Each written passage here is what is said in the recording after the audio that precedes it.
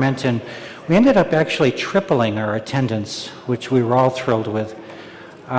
We thought a Saturday meeting would be a lot easier for some of our elder citizens who were afraid. Excuse me, can I have you start to begin to quiet it down, please? We started the Saturday meeting so that it would be a little bit easier for some of our senior members who are, quite frankly, just concerned about driving at night. And we hoped also that, can you knock this down just a little bit? We hoped also that some of our younger families would be able to make it on a Saturday versus working 1 and 2 jobs and then trying to come out at night with kids. I imagine that people will continue filing in. We moved the meeting up an hour to see if that we can move things along a little bit quicker than we did last year. So again, thank you for being here this early. We appreciate it, and hopefully we'll move things right along today. Let's see. We are going to break today at some point for lunch.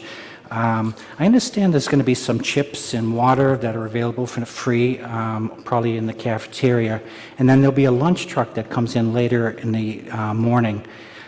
So we'll probably break for about half hour, 45 minutes. From what I understand, the line for the lunch truck last year was pretty long, so you may want to send somebody out a little bit early and see if you can avoid that long line and have something ready to go when we take the lunch break. If I could, if there's somebody who is aware, when you find out the lunch truck is here, just give me the heads up so that I can see. Oh, it's already here. Do they do donuts and coffee too? Wonderful. All right. So feel free to step in and out of the meeting and grab a cup of coffee and a donut. You can't eat anything in the auditorium, but I think you're fine out on the gym floor if you want to do that. We got any newcomers here today? I want to thank you guys for coming. I know in the back we have some kids from the charter school. It's always a pleasure to have them with us. It's always kind of neat to have young people who are learning civics and get to see a town meeting in action. I've invited them to come up a little bit closer if they want, but appreciate the teachers that bring them here. And I invite any of the young people, if you have any questions, to talk to me after the meeting, and I'll try to help you. Do we have any distinguished visitors? Do we have anybody? I know we have a few people out front that are running for elected office. I hope you got a chance to say hello and introduce yourself. I imagine that some of them will be making their way into the auditorium. So again, go over. They are intending to work for you at some point, so I'd encourage you to go over and let them know what's on your mind. Voters. The people that are seated here in the audience, you know who you are. You need to have this yellow voter tag. Otherwise, you should not be seated in the audience seats here. If you're a visitor, most welcome. Have a seat back on the gym floor. You're absolutely welcome to be with us. We thank you for your attendance. But in order to vote, the only votes that I'll be recognizing this morning and this afternoon will be votes that are taken from the seats. Even if you're standing up. So if you wish to have your vote counted, please have a seat. Okay. We're going to be working today from this white packet, which contains the warrant information. It has all of the 38 articles that we'll be dealing with today. It gives a lot of additional information too, the different motions that can be made. It tells you a little bit about the financial summaries that are involved and some recommendations of the various boards, the Board of Selectmen, the Finance Committee, the Planning Board, etc. So just browse through that as we're going, and if you have any questions, again, any questions regarding the town meeting at all, a lot of our town representatives and employees and experts are over here and to my left and to your right of the audience toward the front section. If you have any questions at all about anything that's going on in the town meeting, any articles, please feel free to make your way over there and ask some questions ahead of time so that if you wish to get up and speak to a particular article, you may have a little bit more information than you did prior there too.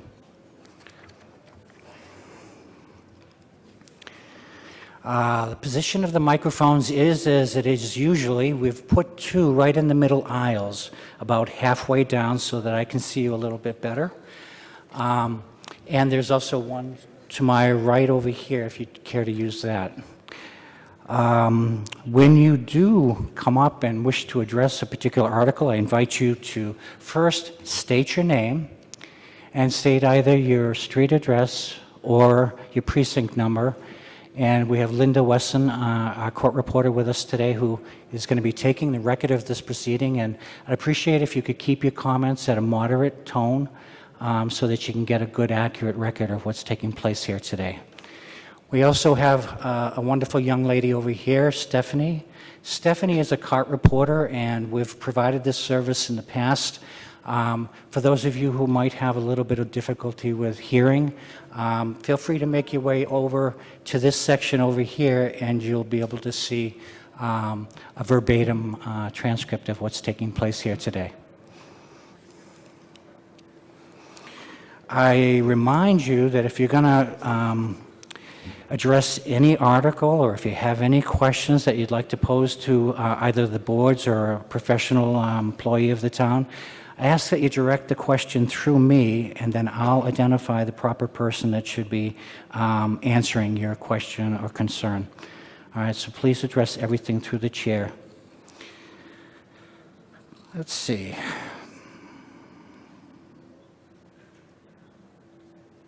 I'll require today that the initial presenters make their motion within the allocated 10-minute time span. There are a couple people that have spoken with me previously, and that's allowed, to give me a heads up that their particular presentation might take a little bit longer. In most cases, that's because the information is somewhat detailed and the ramifications of the article are significant. So I usually give leave for people to have an extra long presentation if the import of the article is worth the added time that we spend on it. I want to just, if I could, make a personal appeal. There are people sometimes who wish to get up and speak to just about every article that we have on the warrant. And that is absolutely your right, and I will not prohibit that. But I just ask that you use a little bit of common sense. Sometimes less is more. And if you get up and speak to every single article, you actually, at least in my perception, weaken your voice rather than strengthen it.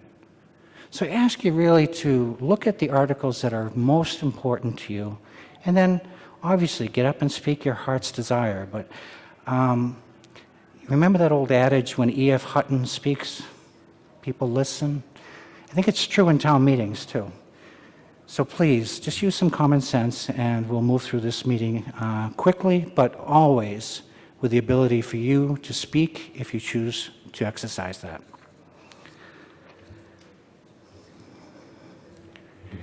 Again, I remind all of the voters here tonight that when I call for a vote, I need you to raise your hand as well as saying aye or nay. That helps us see with our eyes what the vote is in the auditorium as well as hear with our ears. So make sure to raise your hand when I call for a vote. If you're going to present an amendment to one of today's articles, I ask that you take a moment and put it in writing. It makes Phil Gaudet's, our town clerk's job, a lot easier, and it protects the record. So sometimes when we're just writing on the cuff, we don't get it as accurately as we'd like. So please, if you're going to present an amendment to one of the articles today, write it out so that we can be sure that we've got it accurately for the record. All right, I want to go over the basics of one of the more well-used motions that made in a town meeting, and that's a motion to call the question. Most of you are pretty familiar with it. There are times in the audience when people have just had enough. They feel like the issue's been beaten to death and there's no real question where the vote is going. And yeah, it is appropriate at that time for someone, if they wish to get up and call the question. What you need to know is that that cuts off debate. It ceases debate entirely. I have no discretion at that point. I simply move for a vote. Because we're cutting off debate of people, because we're limiting your ability to speak, it's a 2/3 vote. But if the 2/3 vote passes, then we go and we vote immediately on the article that's on the floor at the time. So I just simply ask that you be judicious with your use of calling the question. These meetings educate all of us. I learned things from hearing you speak to articles that I was not aware of. And I'm sure that you also get to learn things as well, whether you're for an article or you're against it. It's good to have both sides of the story before you take your vote. Additionally, there's an awful lot of people, as you can tell, that aren't here today for one reason or another, but a lot of people actually do watch this on television. We've got a vote coming up in 10 days, and some of the issues that are going to be discussed here tonight are important, and they should be given the opportunity also to hear both sides of the story before we take a vote. If you do feel so inclined, however, it's your right, it's your privilege, simply approach a microphone, say, Mr. Moderator, I call the question, and we'll proceed in the following order. We'll try to get a 2/3 vote, and we'll go to the article. All right? Any questions about that? All right.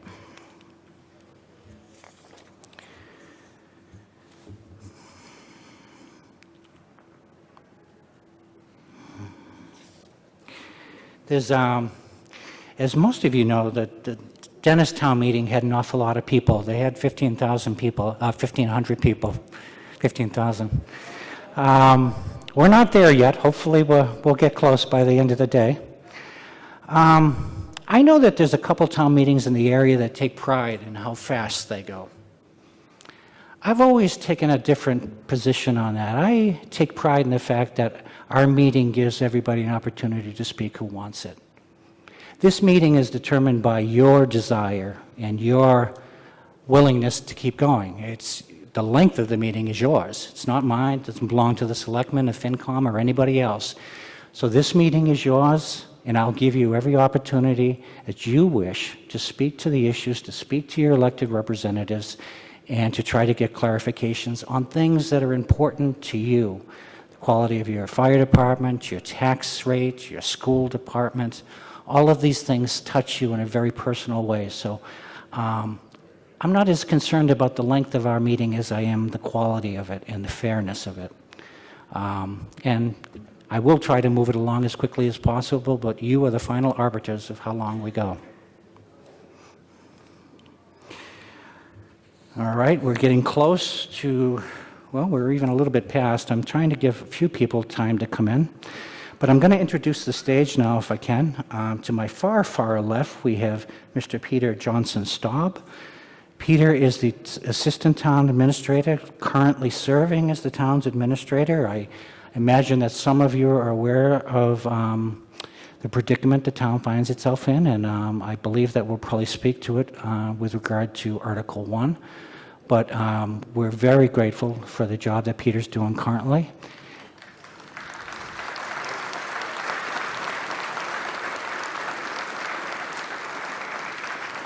To my immediate left, we have the Board of Selectmen with Eric Tolley serving as chair. Unless you've ever sat in one of those seats, you have no idea of the amount of work these people do for the small pittance that we pay them. And it's not for the pay, I guarantee you. It's for love of this town and a real concern to make this community as welcoming and as efficient as it can be. So, as always, we are very grateful for the Board of Selectmen and the amazing amount of work you do for us.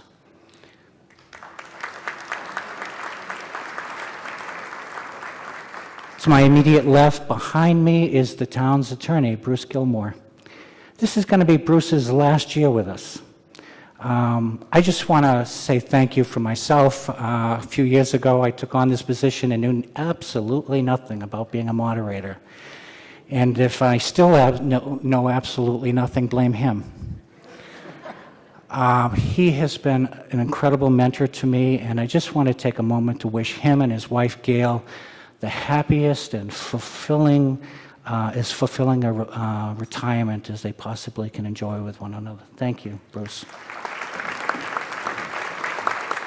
Absolutely.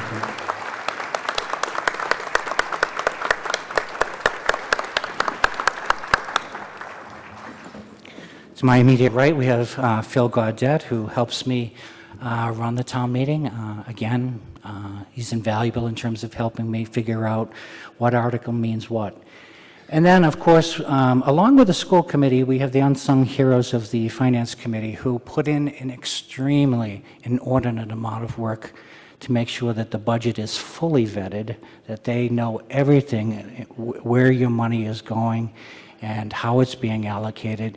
And again, if you never sat on one of those seats, you have no idea the amount of work these people put in for nothing. And so thank you, Joe and the Finance Committee, for all the work that you do for us.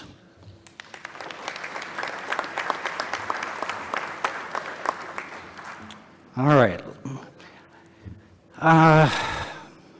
It's appropriate that we start the meeting with the Pledge of Allegiance. Would you join me, please?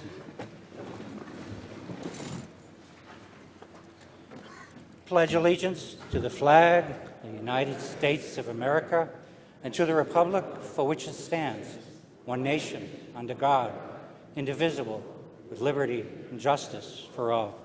Could I ask you, please, just stay standing for 1 minute? I'm going to do an invocation. I personally think it's appropriate to do an invocation at the beginning of a town meeting. We've lost an awful lot of dear friends and volunteers in this town this year.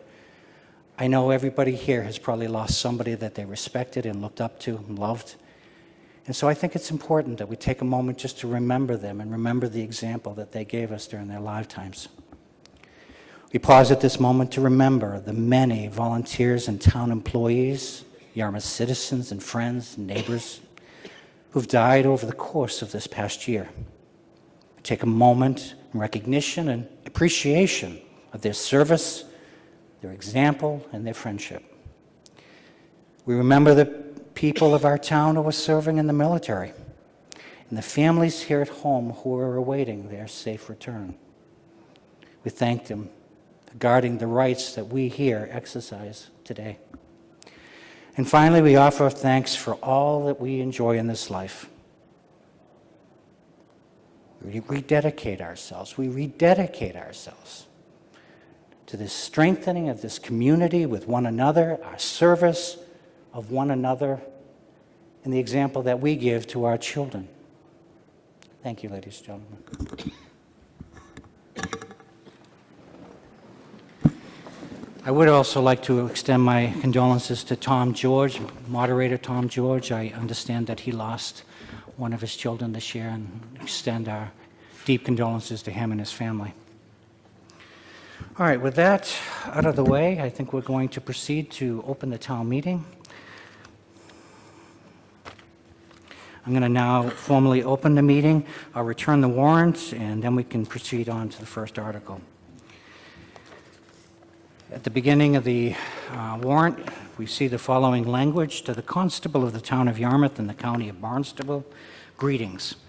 In the name of the Commonwealth of Massachusetts, you are hereby directed to notify and warn the inhabitants of said town qualified to vote in town affairs, to meet at the Mattakese Middle School building in said town, Saturday, the 7th day of May, 2016, at 9:00 a.m. in the morning, there and then to act on the following articles. The warrant then spells out the 38 articles which are under consideration for today and ends with this customary paragraph. And also, in the name of the Commonwealth, you are hereby directed to serve this warrant by posting attested copies at 4 public places, 1 on the north side of town and 3 on the south side of the town, and also by publication in the Yarmouth Register at least 7 days before the time of the holding of said meeting aforesaid. Fail not hereof and make return of this warrant and the doings thereon at the time and place of said meeting, given under our hands and the seal of the town of Yarmouth, hereto affixed the 29th day of March 2016, and it's signed by the 5 selectmen. Then we have the return by our, what's his name? Leslie Campbell, Town Constable.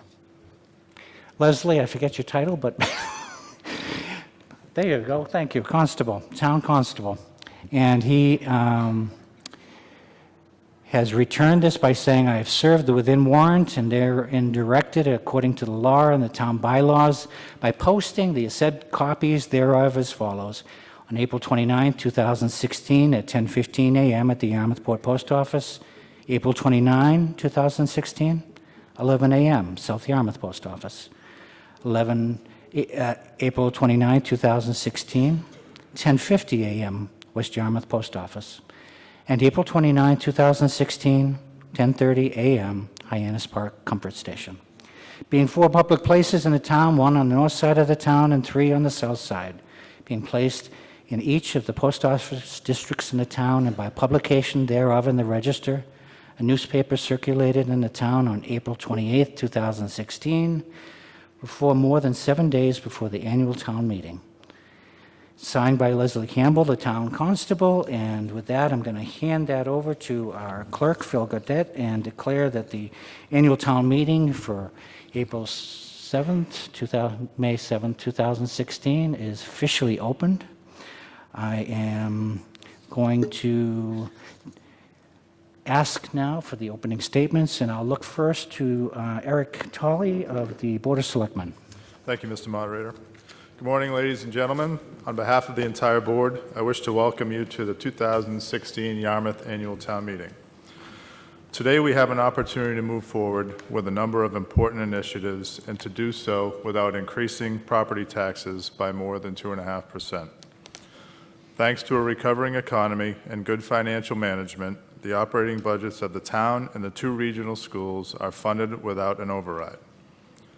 Among the 38 articles to be addressed today are proposals to invest in economic development, affordable housing, and environmental protection.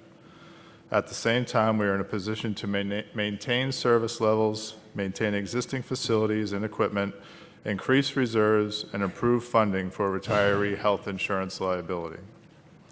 The only proposed spending item that requires a ballot vote is $272,000 debt exclusion for capital improvements at our schools under Article 15.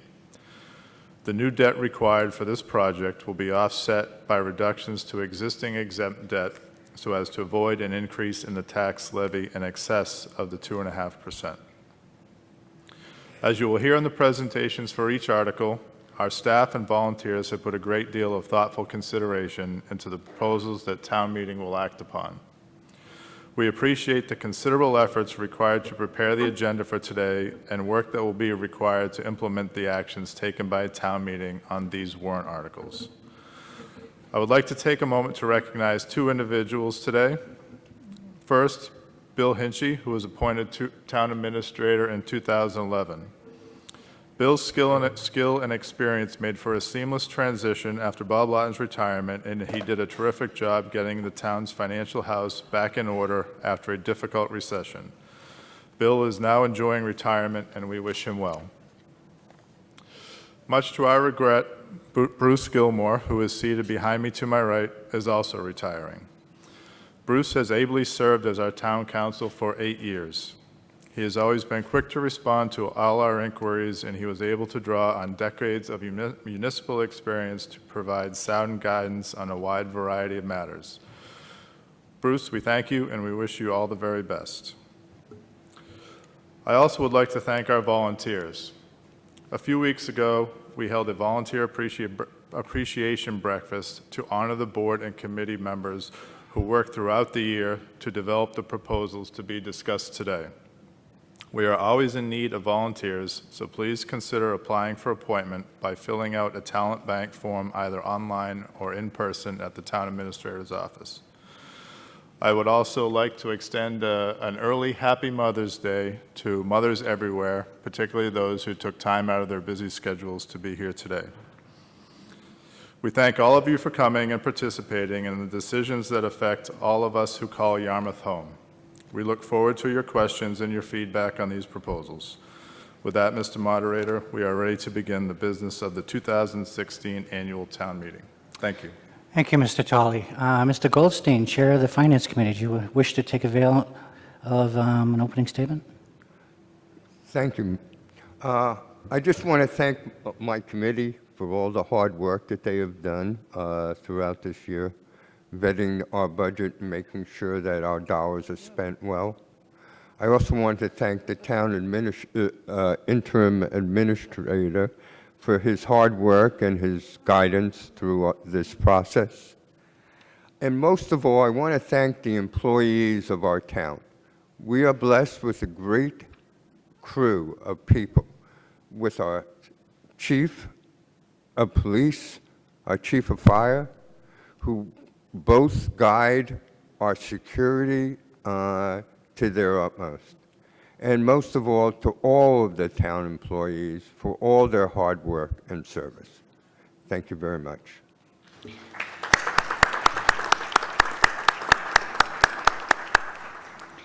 And I have provided an opportunity to the school committee. There's nobody at the school committee that wants to make an opening statement? Okay, thanks very much. All right, ladies and gentlemen, those are the opening statements. That will bring us now to the first article of the morning, and that is being moved by Selectman Jim Quirk. Sorry. Good morning. I move Article 1 for the town to vote to transfer from free cash and appropriate the following sums for fiscal year 2016. $180,000 for snow and ice, $20,000 for town administrator recruitment and selection costs. Article is moved.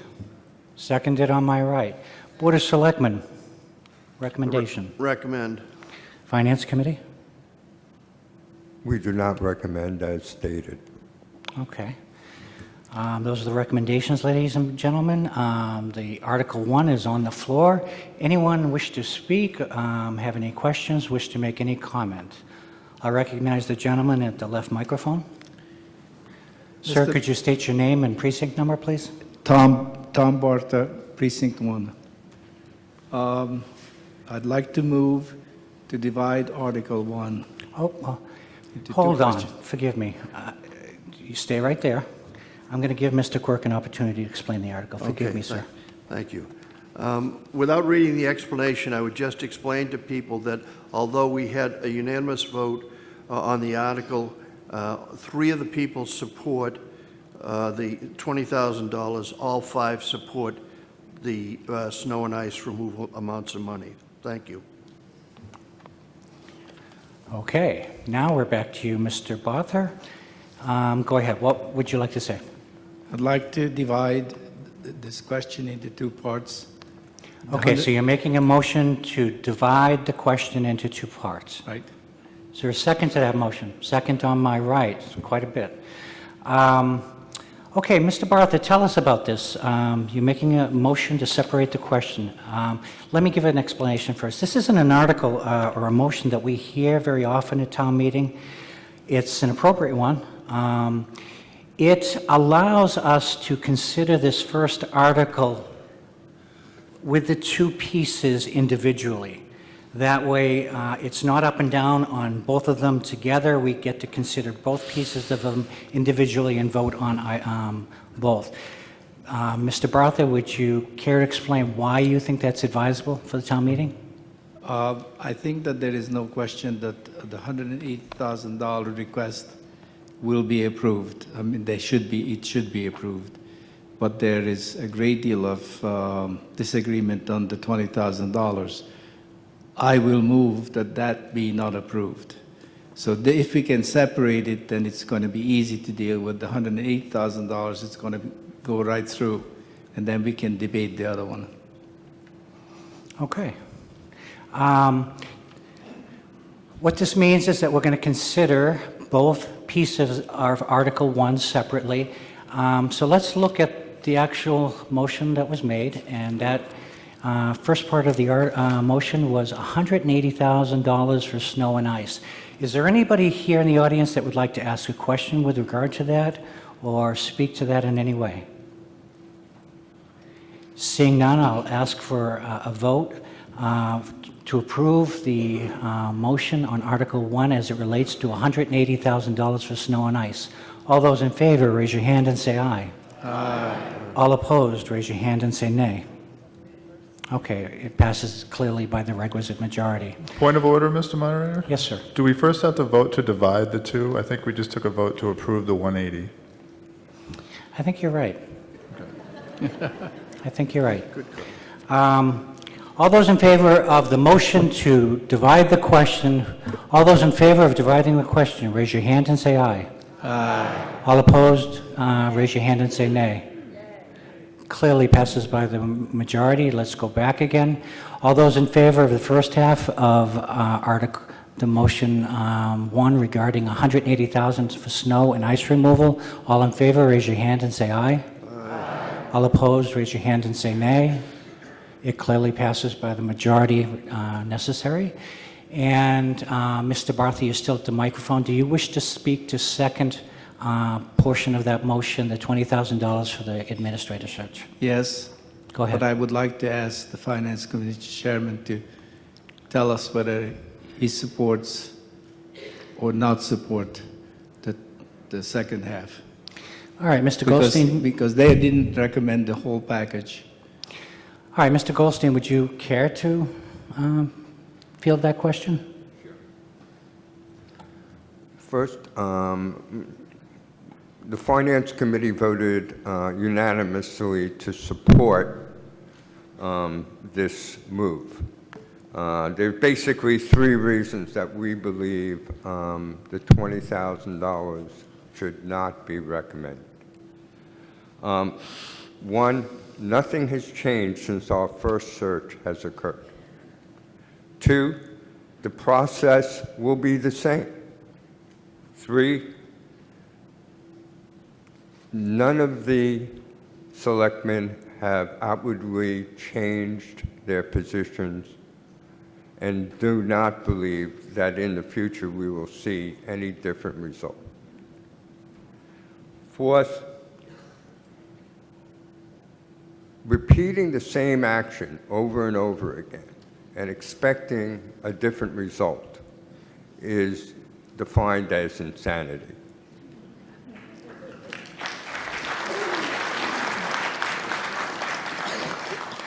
We have never taken a position on the candidates themselves, nor will we. That is still very much the province of our selectmen. But we call on our selectmen to use common sense in following the guidance that has been given to them by our charter. Thank you. Mr. Bartha, any follow-up? Yes, I'd like to say a few words. The first one is sort of a joke, but if you don't like the results of the general election in November, can we retake that too? And how many times? Obviously, it's a different story, but okay, so my point, but let me make it absolutely clear. I don't know nearly enough about the workings of the town intimately. I do know Peter well enough to have faith in him. I know he's always straight, he always gives his time. He guided us always to the right places. But I have no idea how the budget is being spent or anything else. So a lot of what I have to say is basically other people's comments and observations. And I have some in terms of the selection process. So very briefly, I will try to talk in bullets so that I'm not here for 10 minutes. Last year we had a search for the town administrator, and it was conducted according to, as far as I know, all the accepted rules. The search committee, the town search committee, was made up of distinguished and knowledgeable citizens, former town administrator Bob Lawton, former selectman Kurt Sears, economic development director Karen Green, and businessman Dude Davenport. I know two of them, and I would believe that all four of them did the best job on behalf of the town. The search committee passed on to the selectmen 4 final candidates, 2 of whom immediately dropped out. So it was left for between Peter and a town manager from Connecticut by the name of Salomon. The selectmen voted 3-2 in favor of Peter Johnson's Taub, but 4-1 or 5-0 vote was necessary. The other finalists immediately dropped out. So basically, the search process resulted in one person. And in my opinion, that's the person we should hire. A sort of footnote, because most of you, I don't think you know this. If we hired the other candidate, Salomon, we would have regretted it on several fronts. First of all, he was 64 years old, and not that he couldn't have done the job, but in 5 years, 6 years, he would have retired, and we would be doing this all over again. Peter is not ready to retire, I don't think. Secondly, he had a very rocky relationship with the Newington Town Council. As somebody pointed out, in Connecticut, there are politicians, Republican council members and Democratic, so probably some of it came from that. But basically, he was criticized for not submitting information to the council in a timely manner, and he was criticized for the way he dealt with the public. And that's the last kind of town administration I'd like to see here, who doesn't get along with the public. Furthermore, he didn't bother to inform his own town council that he was applying for this job. So the vote was December something, I don't remember. By January 7th, he was gone from that job. He was sort of helped out. Yes, he resigned, the usual package and so on, but obviously they didn't want him. Okay, in my opinion, and in the opinion of more important people, townspeople, town workers, feel that Peter is the best qualified person for the job. Both previous town administrators endorsed him. If we redo the search once or several times, what are the chances of finding somebody better than him? Well, if people be able to bring back Lawton, I am sure that might work. And I have a deep down bad feeling about it. We ended up with a candidate as a result of the first search, happened to be Peter, and some selectmen didn't like him. The reason I say that is because the two, Mr. Stone and Mr. Quirk, have never said exactly what they are opposed to. What is wrong with Peter, why he shouldn't get the job.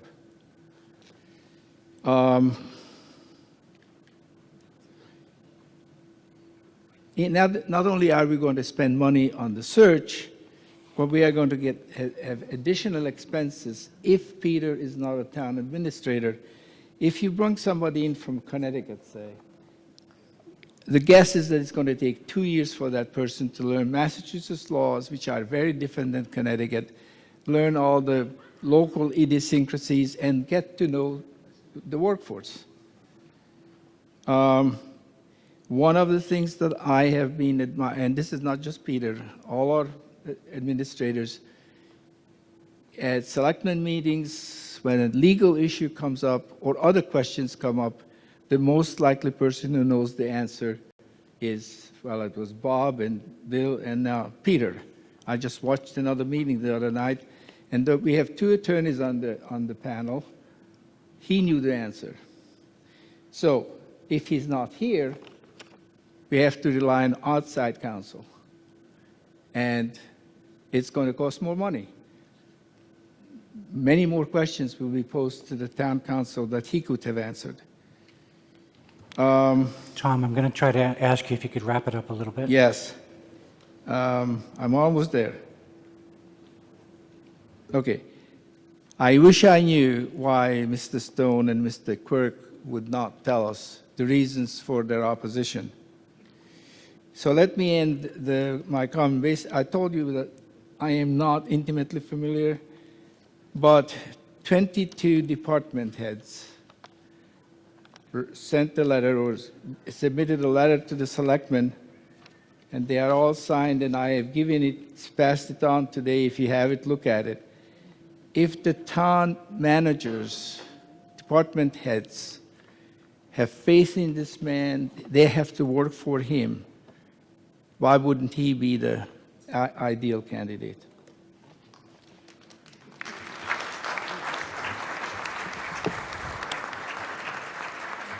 Thank you, Mr. Barther.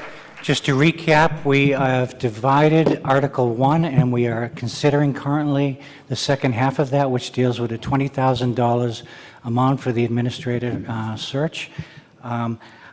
It's hard for me sometimes to see the Board of Selectmen, so if there's somebody over there, make sure you get my attention if you wish to speak. I'll take the gentleman right here at the left microphone. Is it me, sir? Yes, sir. Thank you, Mr. Good to see you Moderator. again. All right, my name is John Howard, Precinct 7. I'm here to speak on this article because I am in favor of the Finance Committee's decision, and what the chairman of the Finance Committee said I agree with. I think it's time we bit the bullet and did the job. Our present, excuse me. Thank you. Our present Assistant Town Administrator, if you will, now doing the job as administrator is, we've been together for a long time. I was a selectman in the 1990s and getting on in age, but we've had our differences, Peter Johnson, Staub, and I, but you know, I still like the guy. He does a nice job, and I'm in favor of what he's doing. But if we're going to appropriate $20,000 for a search, might I suggest that instead of for a town administrator, that we do it for an assistant town administrator rather than go and keep the present town administrator as it is and go on from there. I thank you very much. Thank you, Mr. Howard. It's Ms. Morris, right? Yes, Ms. precinct, Morris, I'm going to recognize you in the right microphone. precinct 1. I just want to respond at least to one point that the first speaker made. Mr. Salamone resigned his position to take a new position for, that he had been selected for in another town. He was swept up pretty quickly after he indicated that he would no longer be interested in the position here. And I think to go around saying that he resigned under some kind of cloud or something is getting a little bit below the belt there, I think.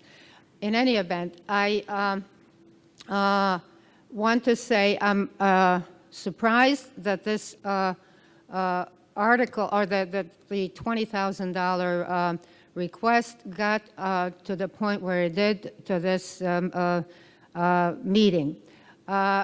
Using an analogy that one of the finance committee members made to compare the setup of the town administration to a corporate administration. It would, the Board of Selectmen are the equivalent of the Board of Directors in a corporation. The Finance Committee is the Chief Financial Officer, so to speak. So the Board of Selectmen voted to continue this, the selection process or to renew it, whatever. And they asked the Finance Committee, i.e. the Chief Financial Officer, to okay a certain amount of money. Now, by their actions, not just that they had a perfect right to vote on the request, but to go out and advocate ahead of time constitutes what in the private sector would be sassing, by the Chief Financial Officer sassing the Board of Directors. It is totally inappropriate, and the comments that they have made also don't give any legal basis for, I think they are totally out of their purview in having done so. And in fact, I would like to ask through the moderator if the town council would comment on that. because they have been out going to the selectmen's meetings and advocating basically on political grounds, on value judgments and what have you. I've spoken with the town council, and he doesn't feel that it's within his purview to speak to that. Not to comment whether it was appropriate for the members of the Finance Committee to go around advocating, instead of just voting for the, and as I said, in the first place, this shouldn't be at this town meeting. Where did you hear of an issue like that where the shareholders in a private corporation would have a say, which is what we are. We are the equivalent today as the shareholders of a corporation. Thank you, Ms. Morris. I'm going to recognize the gentleman at the left microphone. Good morning, and thank you for the opportunity to speak. My name is Dave Howard. I'm in Precinct 1. I'm a homeowner. And there's a couple of things I'd like to address. First of all, the $20,000 is offset by the $6,000 that was left from the last search. Secondly, a lot of people make multiple attempts to climb Mount Everest. Doesn't mean they're crazy. Well, maybe they are in some sense. Also, I'm 67 years old, so I take offense to the fact that somebody 65 is not capable of operating in a town environment. The qualifications of the alternate applicant for this position far exceeded Peter Johnson Staub's qualifications, and that was the issue that was brought up. Nothing negative about Mr. Johnson Staub. However, as a citizen of the town, there's a number of things that I was not happy with. I was not happy with the cemetery issue, with Coach Hoare, with the condition of the DPW buildings, with the attitudes of the town employees that I've spoken to. So I feel that as representatives of us, the selectmen should promote those positions of all the citizens in the town. I'm glad to see everybody that turned out today. It's probably not even 10% of the people in the town. But I hope everybody here understands that a lot of the rhetoric is untrue. You have to dig through and find the truth of it. And the truth of it is, we should support an additional search. I call the amendment, Mr. Moderator. I'm pretty sure I mentioned this at the beginning of the meeting. If I didn't, I'm going to mention it now. You can't, it's just not fair to get up and to have your say and then to call the question on everybody else. It's just not fair. If you're going to call the question, you have to just approach your microphone and say, Mr. Moderator, I call the question. Otherwise, it's just cutting off everybody else's chance to speak while you get your last shot in. So I will not recognize that last comment or motion, and I'm going to actually, Mr. Goldstein from the Finance Committee had grabbed my attention. I'd like to give him an opportunity to speak, and then I'll go to you, Tom. Thank you, Mr. Moderator. I just want to respond to Ms. Morris's comments as it applied to the Finance Committee. We had a motion, and it is a public meeting.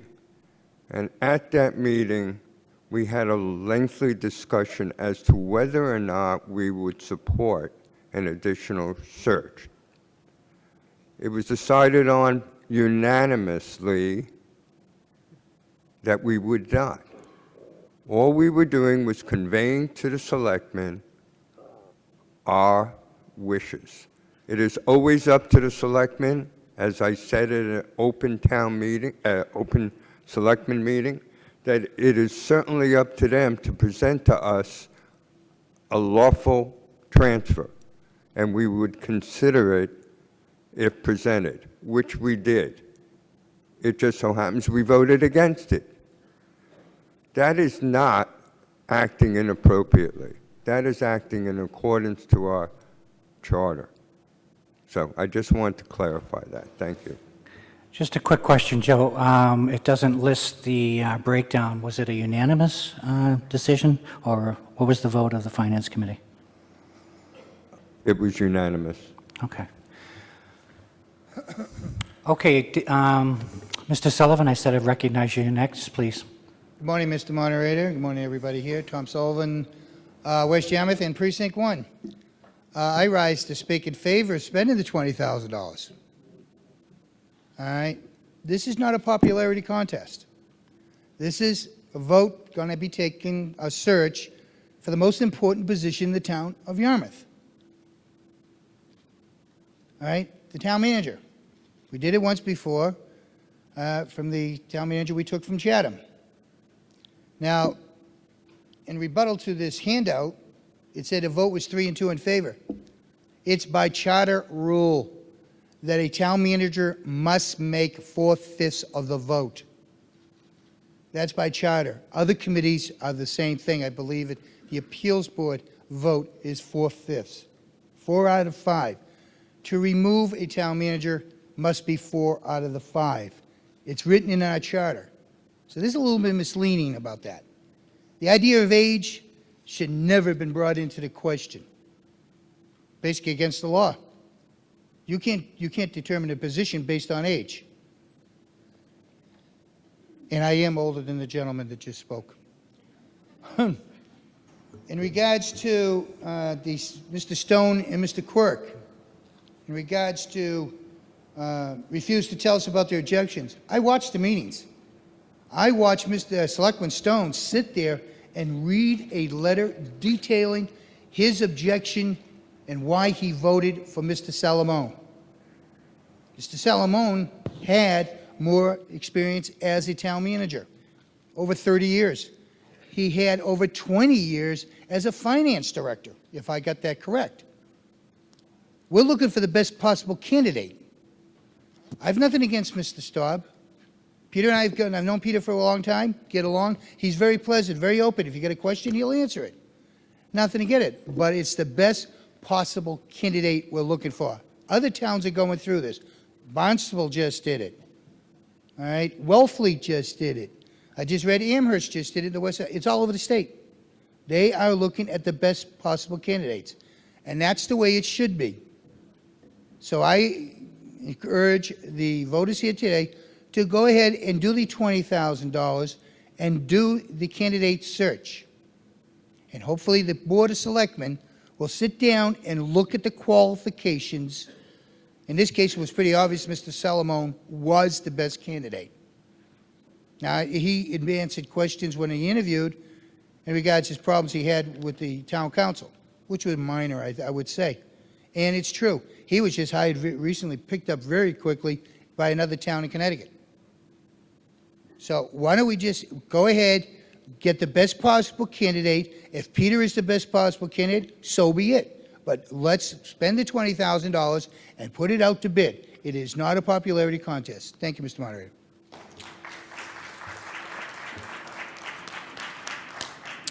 Thank you, Mr. Sullivan. Yes, ma'am, I recognize you at the left microphone. Good morning. Thank you very much. I'm Carol Wall. I live at 50 Ancient Way. I'm one of the ancient walls on Ancient Way in Yarmouthport. I support the amendment. I support the Finance Committee.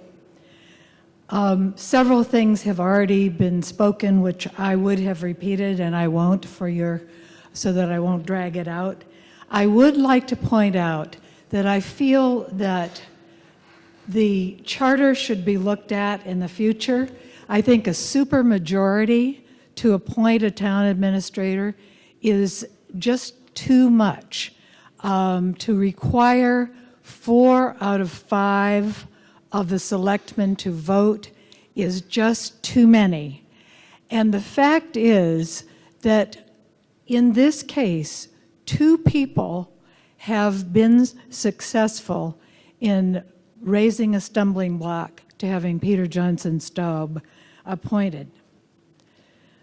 Mr. Johnson Staub has served our town admirably for more than 15 years under 2 town administrators who support him and value him highly. I served the Capital Budget Committee myself for more than 10 of those years and found Mr. Johnson Staub always professional, well-prepared, patient with us volunteers, and as you have seen, highly respected by the town staff and by elected officials. Peter is an excellent leader. The Town Finance Committee is not recommending this second search, and now we voters today finally have a chance to weigh in and speak out on this issue. Let us vote for the amendment. Thank you.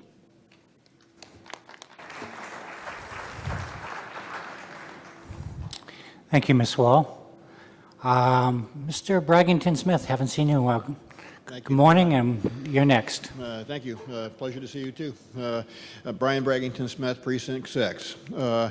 Regarding the charter, and if we vote not to approve this $20,000, do we end up in a catch-22?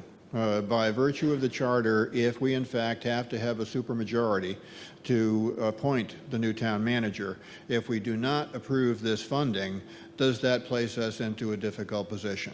Number one. Okay, hold on that. I want to see if we can get an answer to that. Is there someone on the Board of Selectmen or Town Council that would like to address that?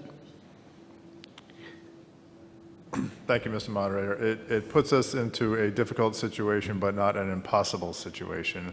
We do have approximately $6,000 remaining from the previous town administrator search that we would use in the absence of a supermajority vote for Peter to conduct whatever type of search we can afford for $6,000. So that will be the end result should this motion fail. Any follow-up, Mr. Smith? Yes. The second question is it possible to put a motion forth to exempt the Board of Selectmen from having to achieve a supermajority in this decision? That's not possible. I'm going to let the Town Council handle that. Yes, Mr. Braggington Smith, that would require a charter change.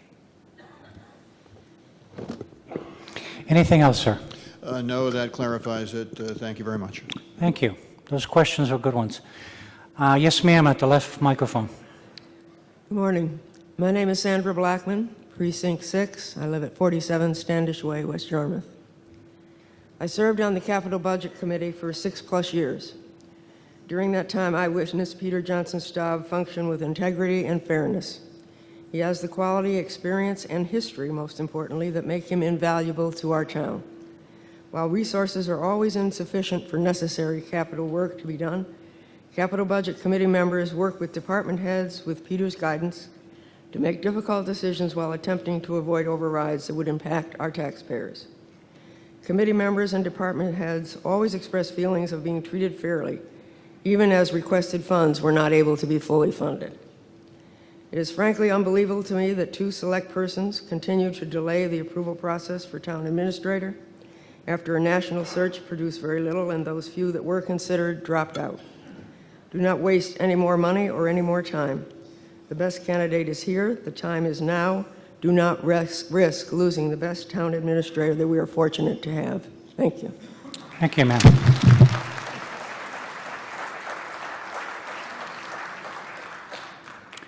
Yes, ma'am, at the right microphone. Hello, I'm Jan Hively. I live at 121 Camp Street, Unit 100 in West Yarmouth. I've had the privilege this last few years to work with Director of Aging Services here and the Age Friendly Community Project, which now has Age Friendly Yarmouth for all ages, as you well know. I hope you know. I just wanted to say one comment and one question. The comment is, it seems to me that we really have 2 different perspectives on the meaning of leadership here.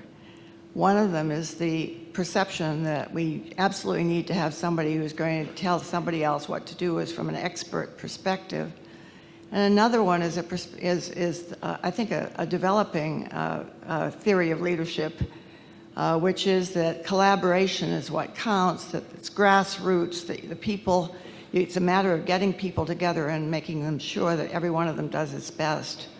I've had the privilege of working with people from different departments libraries, parks, recreation, and so forth, who are all concerned about the older adults who are their residents. And what I find is that collaboration, which is expressed by the information given to the Board of Selectmen by the police chief, signed by the various department heads supporting Peter Johnson Staub, is really expressing this new kind of leadership, which is much more sustainable in the face of the challenges that we face, whether we're talking about climate change or working across the region of Cape Cod in collaboration with others. My question is it possible to put forth an independent motion that would say that can we vote to express the will of the people here attending the town meeting, the residents, to move ahead, advise the Board of Selectmen to move ahead and approve the appointment of Peter Johnson Staub. Is that feasible to have an independent motion? It's an interesting question. What I'd like to do is go forward and finish this particular part of the article, and then sure, I'm open to taking a sense of the meeting. It has no import or ramifications on what the Board of Selectmen does, but at the same point, it might be an interesting piece of information for the Board of Selectmen and Finance Committee to consider. Thank you very much. Remind me to do that after we conclude. I'd like to try to wrap this up soon, so I'm not going to I was hoping for about an hour on this article, so I'll give the gentleman and lady who are up the opportunity, and then let's see if we can agree on moving to a vote at that point. Yes, sir. Left microphone. Mr. Moderator, to identify myself, my name is Kevin Callahan. My wife Linda and I own our home in South Yarmouth on Charles Street. I wasn't going to say a word, and then it started to dawn on me that without putting pressure on the school committee, the Board of Selectmen, thank you. My memory is much better than it appears to be, I think. My experience before the Board of Selectmen is somewhat limited. I went to one meeting. I am trying to stay away from anything political for the rest of my life.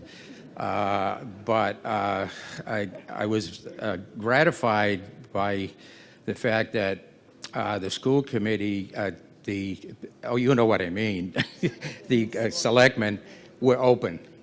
They had open minds, and this was everybody. I'm Irish Catholic, so you can imagine I'm not anything other than very stubborn.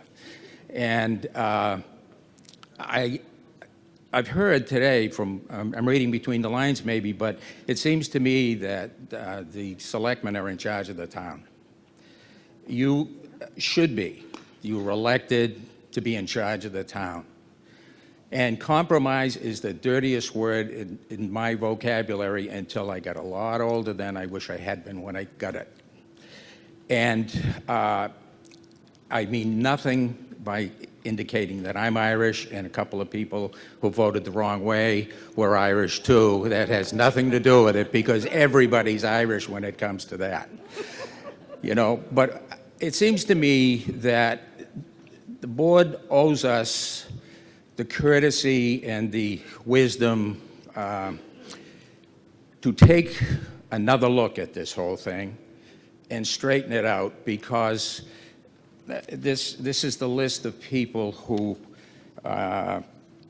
from the leadership staff, that gave a message to the leaders of the town, the elected leaders of the town, and you represent us. And I've heard an awful lot of people here leaning in one direction. I'm against putting any more money into this because, first of all, I don't think the man from Connecticut is going to come back. He's got a job, and we have somebody here that can probably do this job better than anybody else around in a broad area, and we need to be given the chance to have him do it without any reflection at all on people who were against it or for it. That's what I hope will happen out of what people have said here today. Thank you. Thank you, sir. Yes, sir, the right microphone. Good morning, everybody. Ken Cadron from South Yarmouth, Precinct 4.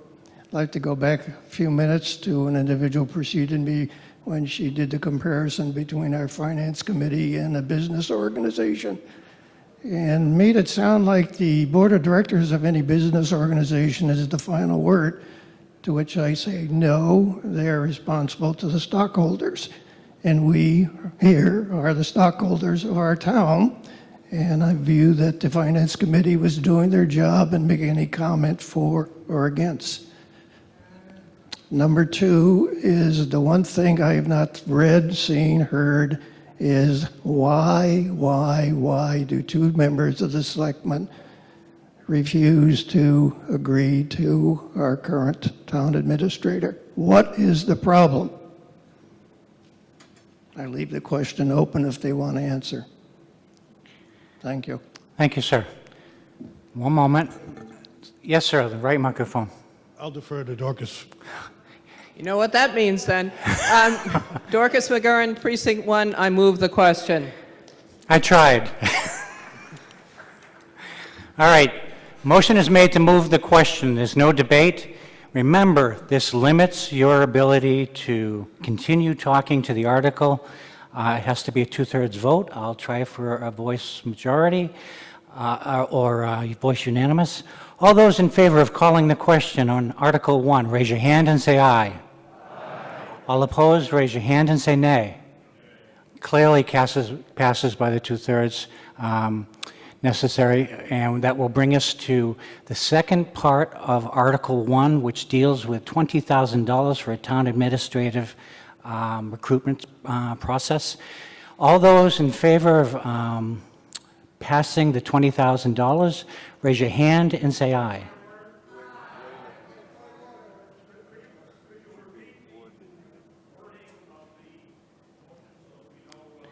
Yes. Okay.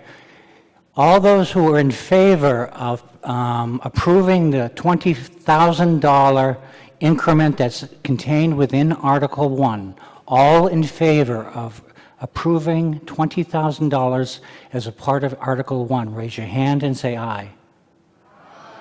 All opposed, raise your hand and say nay. Okay. The Article 1, Part 2, dealing with $20,000 does not pass by the requisite majority. And that brings us now, and that it may be duplicitous, but let's just do a quick sense of the meeting. I'm not going to take any comment. All those who are in favor of Peter Johnson Staub being appointed to the administrator's position. This is just a sense of the meeting. It has no legal import whatsoever to the town, either the Board of Selectmen or the FinCom. But all those who are in favor of it, please raise your hand and say aye. Aye. All those who are opposed, raise your hand and say nay. Okay. That's just a sense of the meeting, but obviously your elected representatives are here and taking note. All right, that brings us to Article 2, and Article 2 is the town operating budget. Operating budget is being moved by Eric Tolley of the Board of Selectmen. Thank you, Mr. Moderator.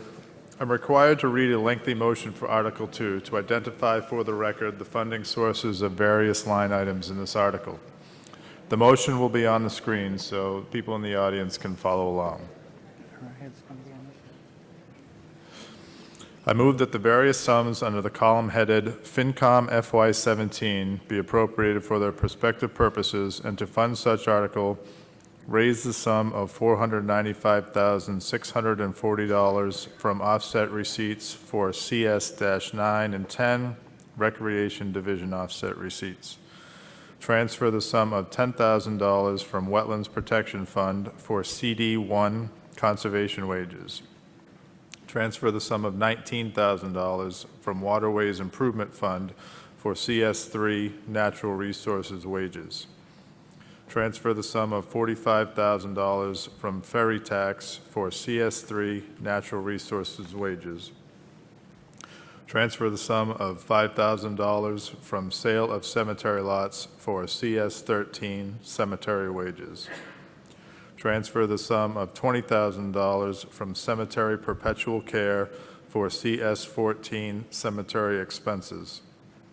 Transfer the sum of $1.2 million from Fire Department reserve for appropriation for PS6 Fire Department wages. Transfer the sum of $8,000 from Walter Gifford Fund for PS13 cemetery wages. Transfer the sum of $18,000 from recycling account for PW15 recycling wages. Transfer the sum of $10,000 from Recreation Facilities Fund for DS1 regular debt. Transfer the sum of $21,000 from Septic Betterment account for DS1 regular debt. Transfer the sum of $150,000 from Overlay Reserve for DS1 regular debt. Okay, ladies and gentlemen, that's the motion. Do I hear a second? Second on my left. Board of Selectmen. Recommend. Recommend. Finance Committee. Recommend. Mr. Tolley, would you like to explain this article? Thank you. The long-standing direction that the Board of Selectmen has provided to the town administrator is to prepare a balanced budget within the fiscal restraints of Proposition 2.5, and to provide the best possible services and facilities within those constraints. I am pleased to report that this year we are able to present a balanced budget without an operating override and without service reductions. In order to absorb the DY school assessment increase of 4.3% and avoid an override, the town reduced its original request for energy and health insurance by a combined $200,000. The town's total fiscal year 2017 budget under Article 2 is 0.7% more than fiscal year 2016. This budget is based upon reasonable revenue estimates and does not rely on one-time funding sources to pay for recurring services and expenses. All budgets have been reviewed in detail by the Finance Committee, which has recommended the budget as presented in the column on the far right of your warrant. In summary, this is the budget we can afford, and the Board of Selectmen asks for your approval on this article. Thank you. Thank you, Mr. Tolley. Okay, Article 2, the operating budget for the town, is on the floor. For you veterans out there, you are familiar with how we do this. For some of our newcomers, I just want to explain that we go through this section by section. For example, the budget starts on page 2 of the warrant, and we will go forward and vote elected general government first, E1 all the way down to G14. The process is this. If you have any questions or concerns about anything that's contained within that section under elected general government, if you have any questions or concerns, just shout out from your chair, hold, and give me the particular number that you want to have a question or a concern about. We'll vote the rest, and then if you've yelled out a hold, I want you to make your way to a microphone so that we can find out exactly what your concern or question is, and then we'll vote on that afterwards. All right, so we'll go through this. The budget starts on page 2 and makes its way all the way over to page 9. Nope, page 8. No, 9, okay. All right, so first, under the first section, elected general government, anyone have any questions or concerns with regard to E1 down through GG14? Any questions or concerns? Hold what number? GG7? Anyone else? Mr. Howard? E1, E2. Anyone else? Okay. Moving all of the components of elected general government other than E1, E2, and GG7. All those in favor, raise your hand and say aye. All opposed, raise your hand and say nay. It carries by the requisite majority. I'll take Mr. Howard first on E1 and E2, sir.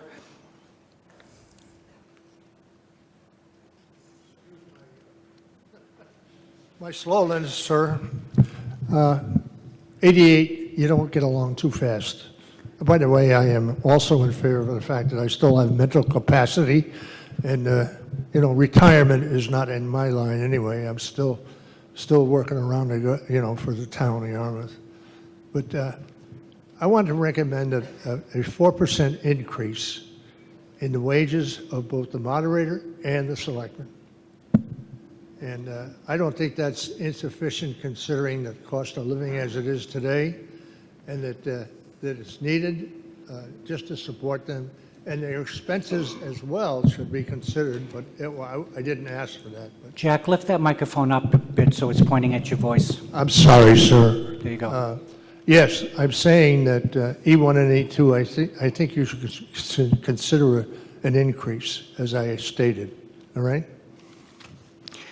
Jack, are you making a motion at this point, or is just... Yes, I am making a motion. I move that we increase the selectmen's and the moderator's wages and by 4%. by 4%. Okay. Yes, sir. There's a motion on the floor to amend E1 and E2 by 4%. Do I have a second? Seconded on my right. Jack, do you have any further explanation? No, I just think that the cost of living increase and the work that the selectmen do and that you do deserve more compensation. And it's such a small amount compared to our budget that I think that everyone should consider that the work that they do, and I was a selectman, so I know how much work goes through those people's daily load. Not only do they work as your town administrators, so to speak, they are your town administrators. The town administrator is their advocate and sort of their secretary, and that's the way the system is set up in the charter, and I'm so sorry about me dropping the microphone. But at any rate, I think that they deserve more compensation. And in the past, this has been static for so many years. I think it's time to consider a small increase in their wages. Thank you. Okay, thank you, Mr. Howard. Okay, there's an amendment on the floor now to sections E1 and E2 to increase by 4%. Does anybody wish to speak to the particular amendment? And I'll recognize Peter Johnson-Staub at the table at the left. Thank you, Mr. Moderator. I don't want to speak in favor or against.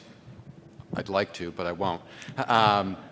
I just would like to say as a matter of practice and balance that we would need to find an offsetting decrease.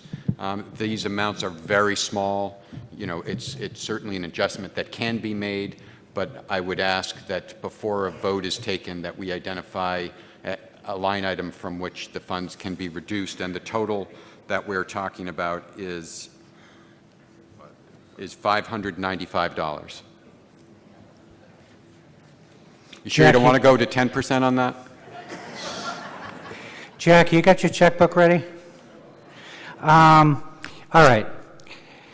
I want to look at the Finance Committee first because any time that we tinker with the numbers that have been presented on a budget, it's important that we understand that there are ramifications, and I think Peter just spoke to that. But I'd like to recognize Joe of the Finance Committee. Do you have something that you might like to say on this? I don't think it's an outrageous amount of money. I just feel as if, as Peter has mentioned, you need to present that kind of amendment with an offset. Also, I'm not sure we've had a second to the motion either. Have we? Okay. Mr. Sullivan. Mr. Moderator. This is on the amendment. Yeah, I would like to make a point of order, I guess you could call it. Okay. Since this involves you, nothing personal, and the Board of Selectmen, that I move that the town clerk handle the vote on this to avoid any appearance whatsoever of a conflict, because it raises your salary. I'm just being a friend, but I really think that maybe the town clerk should handle this to avoid any appearance of conflict. I'm informed by the town attorney that the conflict of interest law does not apply to town meeting. Oh, okay. The other thing is that this increase is not to me personally, it's to the position as well as the Board of Selectmen. So it's not to them individuals as people, but it's to the position of Board of Selectmen and your moderator, whoever that be. Anyone else? Mr. Moderator? Yes, sir. Mr. Goodwin. Brad Goodwin, Precinct 6. It's not the money. At the beginning of today's meeting, the moderator said how the selectmen and we all work here for a pittance because of our love of the town. There are a lot of volunteers in here that don't get paid, and they work hard. A lot of our selectmen started on the planning board. They didn't get paid. They worked hard. I think it's not the money, and every time I see Mr. Howard get up over the decades, it's like he's going to make a motion to increase salaries, and he did again. Again, it's not the money. I really don't think this is the time or place to increase salaries. We're here to take care of the town, not the people who run the town today. Thank you. Thank you, Mr. Goodwin. Let's take a vote on that. This is to vote yea or nay on the amendment to our to categories E1 and E2 to increase them by 4%. All in favor of the amendment to increase by 4%, raise your hand and say aye. All opposed, raise your hand and say nay. And I will not take that personally. Okay, GG7, a woman spoke to that. Yes, ma'am. Oh, wait a minute.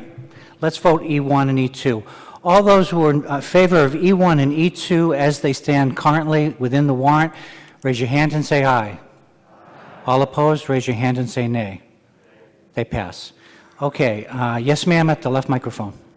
I'm just curious why there's such a large increase in the legal expenses. Okay, Peter, you want to handle that? Sure. It was mentioned tonight that unfortunately we are losing Bruce Gilmore to retirement.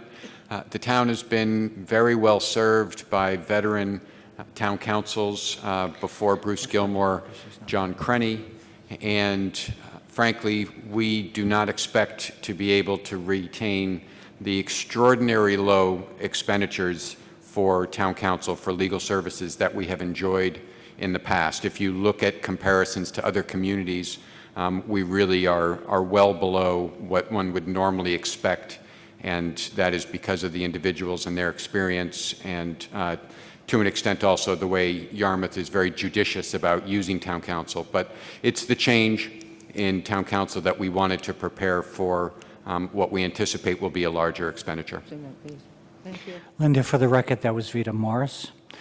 Okay, seeing no other people at the microphones, let's move Article GG7 under elected general government. All in favor of that amount, please raise your hand and say aye. All opposed, raise your hand and say nay. It passes unanimously. Okay, ladies and gentlemen, that brings us to the second category, page 3, municipal finance. For Articles MF1 all the way down to MF12, anyone have any questions, wish to make any comment regarding any of these expenditures listed under MF1 through MF10? Seeing none, we'll move MF1 through MF10. All in favor, raise your hand and say aye.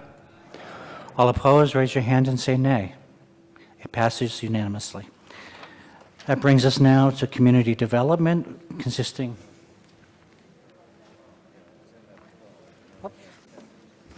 That was hidden. Okay. We missed collector and treasurer. Thank you, Bruce. At the bottom of page 3, there are two things underneath collector and treasurer. Anyone have any questions on MF11 or MF12? Yes, sir. Yes, ma'am. Which one? MF11. Okay. Anybody else? All right, let's move MF12. All those in favor of the amount allocated on the MF12, raise your hand and say aye. All opposed, raise your hand and say nay. It carries unanimously. MF11, yes ma'am, make your way to a microphone, please.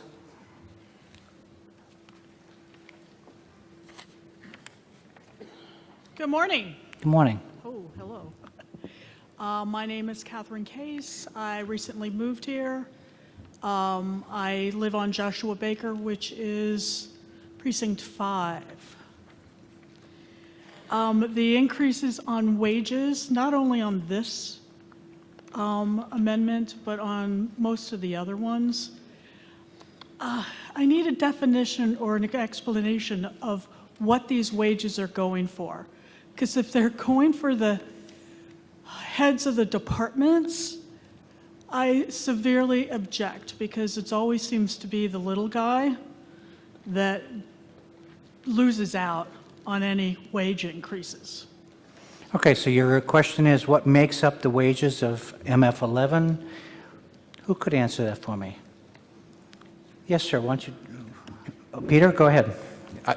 Thank you. Yeah, these are the entire wage budgets of the department that are represented here. If you notice, in parentheses, there are some numbers next to the wage line. That represents the number of full-time equivalent employees that are included in those salary lines.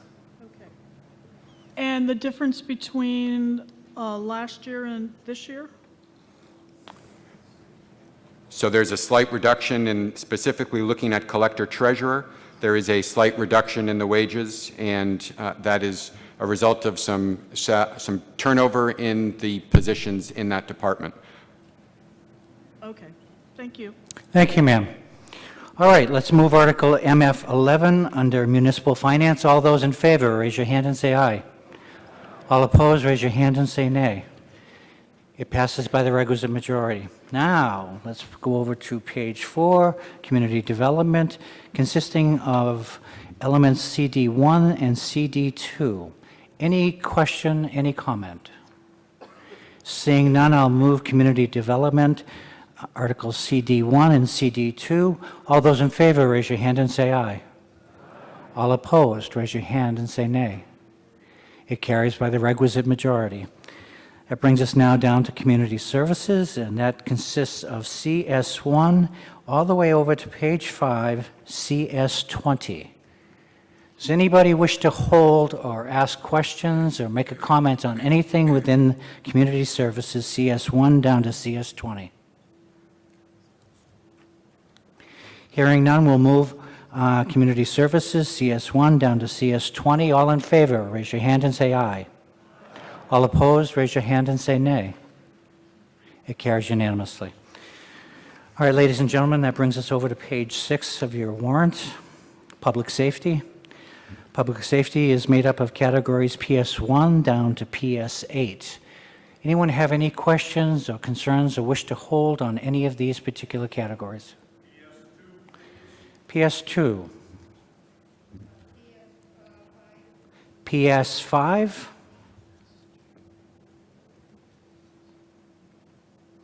Okay, Public Safety, PS1, PS3, PS4, PS6, 7, and 8. All in favor of those particular amounts, raise your hand and say aye. All opposed, raise your hand and say nay. It carries unanimously.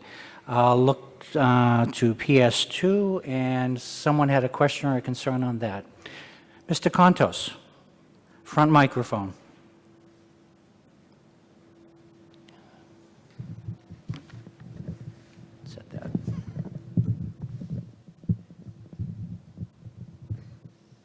Harris Contos, Precinct 3. With regard to PS2, could we get an estimate either in dollar terms or in hours expended for the training of police officers in the enforcement of motor vehicle noise control laws?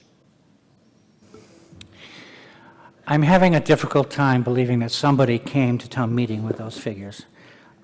If I'm mistaken, is there anybody here, Chief, Deputy Chief, anybody who can respond to this question? Go right ahead, sir. Very minimal. Very minimal. Chief, will that be the case next year as well? Most likely. Thank you. Thank you, Mr. Contos. Anyone else on PS2? We'll move Article PS. Oh, sure.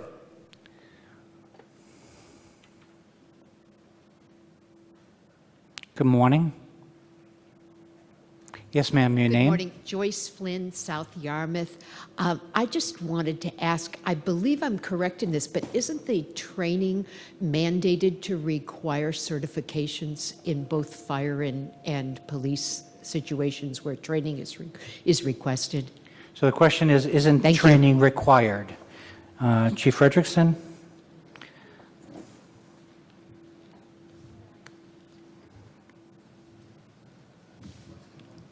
I didn't get the full context of that question. Isn't training required as part of ongoing duties as There's a police department? a lot of training. There's 40 hours mandated by the state, as well as certifications in all types of equipment, such as breathalyzer, taser, firearms. It goes on and on. Quite frankly, the $100,000 printed in here does not cover our training costs, so we have to dip into our regular overtime. As of right now, we already overspent our training budget and have to dip into our regular operating overtime to do the rest of the training for this year. Okay, thank you, sir. Yes, sir. Right microphone. Ken Cadron, South Yarmouth, Precinct 4, regarding PS5. At what point... Hold on. We're still on PS2. Oh, I'll be back. Will do. Anyone else on PS2? All right, seeing nobody. All those in favor of Article PS2 into public safety, all in favor, raise your hand and say aye. All opposed, raise your hand and say nay. Passes by the requisite majority. That brings us now down to PS5. And yes, sir, I'll invite you back to the microphone. Probably an academic question, but it has to do with the amount that is given to overtime. At what point do we say we're putting thousands of dollars into overtime? Maybe we should hire some more personnel to offset that. Academic question. Okay, good question. Chief Frederickson or Mr. Staub? Oh, this is fire. Okay. Chief, come on up. I can take a crack at it, and if we want to get into further detail, we'll certainly have Chief Simonian speak to it directly. It's an excellent question. It is a question that the Board of Selectmen has asked, and we've done an analysis to look at if we hire new officers, how much overtime would be saved and what is the net cost. And I believe the result of that calculation the last time we did it was that there would be a net cost of, I believe it's $55,000, Chief, is that right? So it was a little over $55,000. So yes, there would be significant overtime savings if we hired additional firefighters. No, it wouldn't totally offset the cost of wages and benefits. Ms. Morris, left microphone. Vita Morris, Precinct 1. So, Peter, what you just said, the $55,000 saving would be every year, or That would be a cost every year, a net cost of hiring the officers. So when you add up the overtime savings and you add up all of the wages and benefits, the wages and benefits would be $55,000 greater than the overtime savings on an annual basis. I actually would like to ask the chief, what exactly has he been doing to try to get the overtime under control? Chief Simonian, you...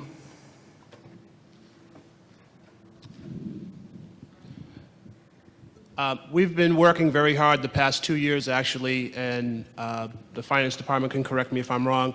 We've actually turned back $80,000 to $90,000 each year, and a lot of that has been due to the members of the department, and also we've been fortunate the prior 2 years we haven't had a lot of injured on duty firefighters. This year we expect a small return as well from that budget. But we have several members out injured and 2 actually pending retirement on disability.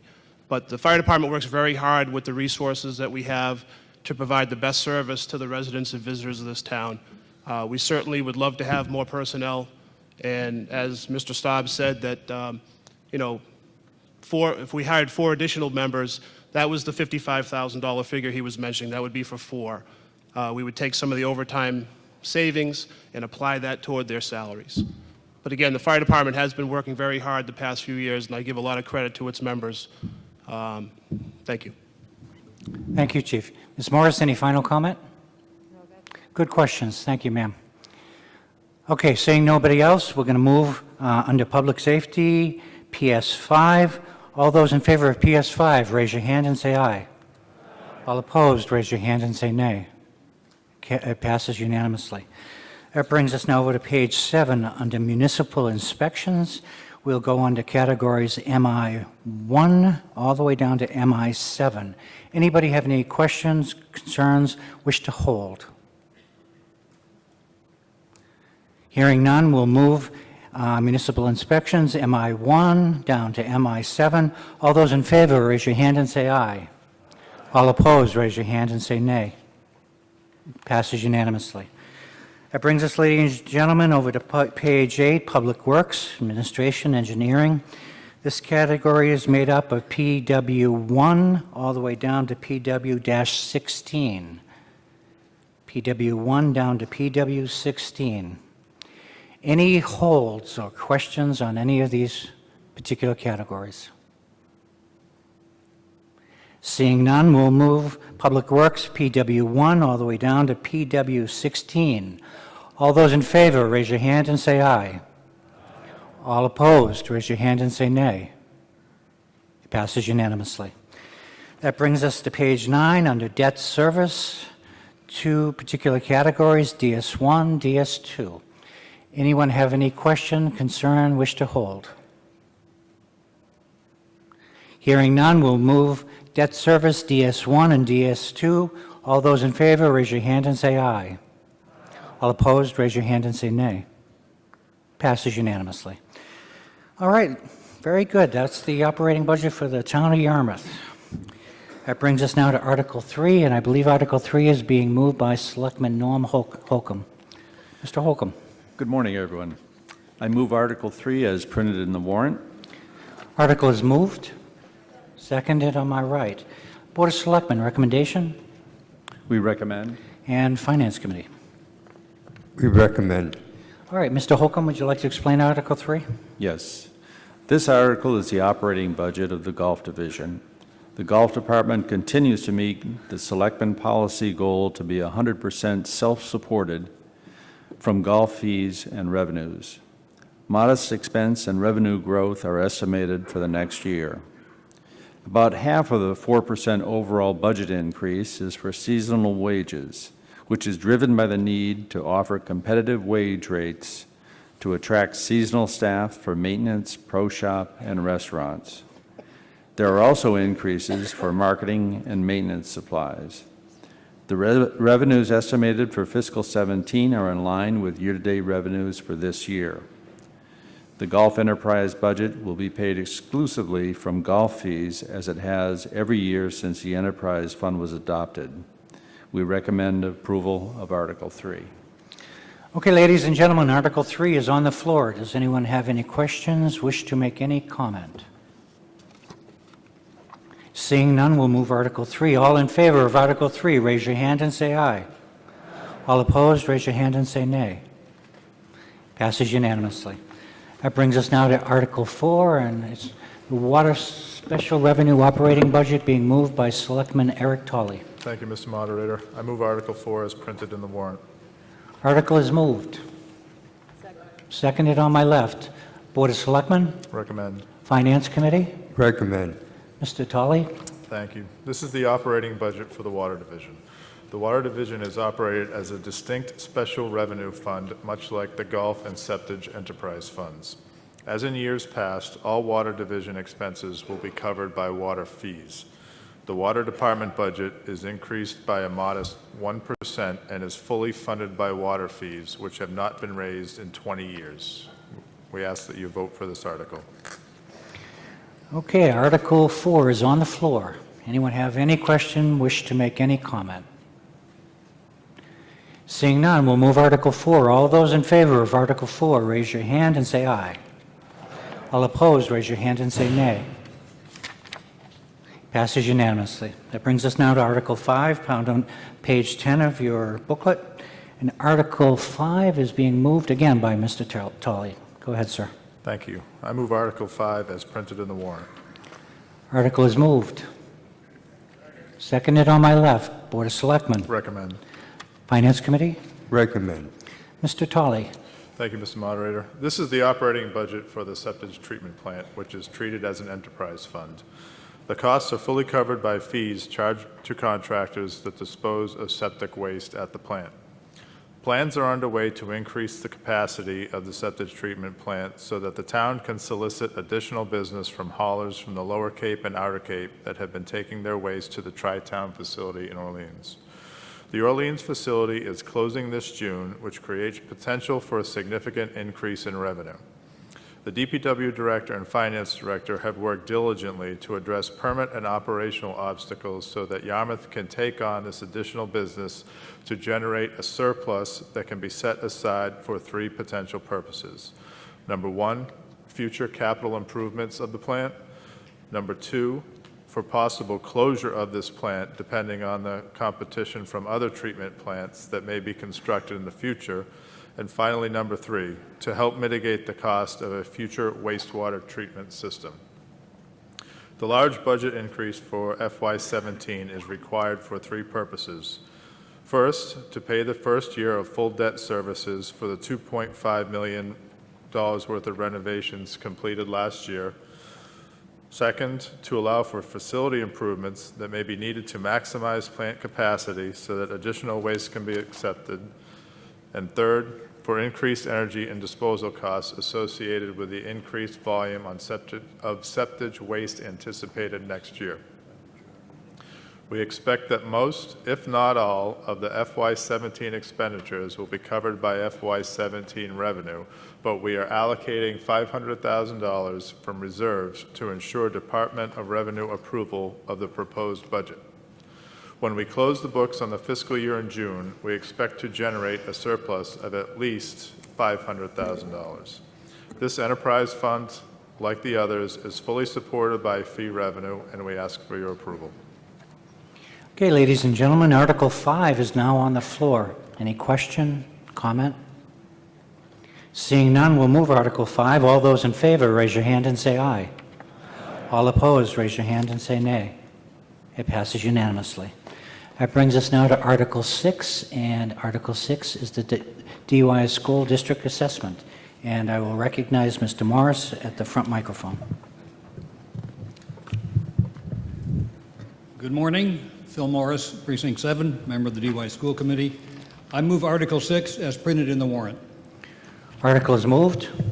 Seconded on my right. Board of Selectmen. Recommend. Finance Committee. Recommend. Mr. Morris, could you explain this for us? Yes, sir. Thank you. And good morning again. On behalf of our students, the school committee thanks the residents and taxpayers of Yarmouth for their ongoing support for our schools. The total budget increase for the schools is 2.02%.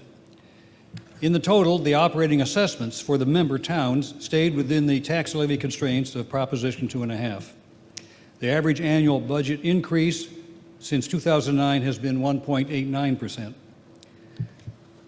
We are proud of all of our students in our schools, and I hope you had a chance to pick up the green school budget flyer today, this being a copy of it. In the back page, in the last page, are the highlights of many of our staff and student accomplishments. I will not read it, but I will highlight the fact of the marching band and color guard, the winter percussion, winter guard, speech contests, advanced placement classes, tools of the mind, the athletic programs, and the Boston Globe All Scholastic.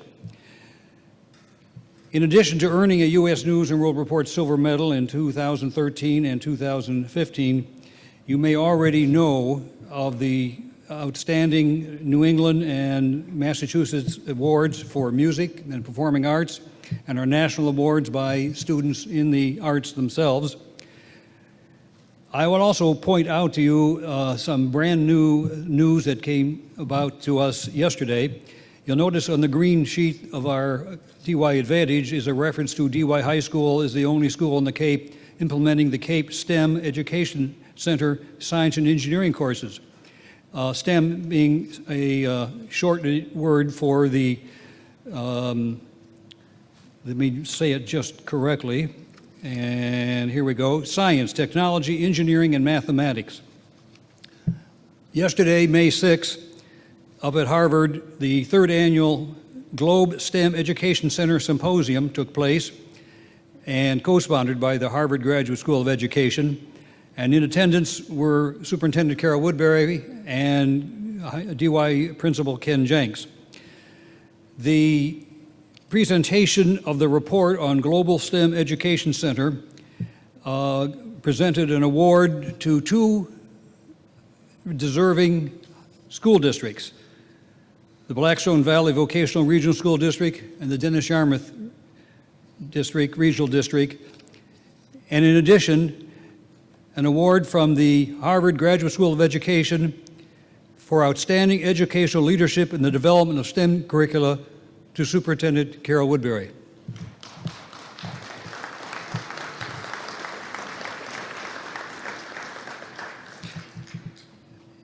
All of this, of course, is for our students, and they have learned, in addition to their academics and their co-curriculars and their sports and their performing arts, they give back to the community through a variety of community service projects, and they are often recognized by the community groups for their contribution. We are keeping more students in school to graduation than ever before, and our dropout rate has been cut by 73% from the academic year 2003. Typically, 85 to 89% of our students continue their education on the avenue of additional college or career development. These accomplishments would not be possible without your support for the young people in our town. On their behalf, I thank you again and ask for your support for our budget today. Thank you. Thank you, Mr. Morris. Article 6 is now on the floor, the DY operation budget. Anyone have any questions or wish to make any comments? Mr. Moderator? I Yes, apologize. I'm sorry, that's right. May I make a comment? Mr. Tolley of the Board of Selectmen. Thank you very much. The Board of Selectmen voted unanimously to support the DY school assessment. The total DY school budget proposed for next year is only up 2% more than last year. Unfortunately, Yarmouth's enrollment went up and Dennis enrollment went down, which caused Yarmouth's assessment to go up by 4.4%. This assessment increase is considerably higher than what the town can normally afford without an override. That's the bad news. The good news is what was a $559,000 budget shortfall has been closed without an override and without service reductions.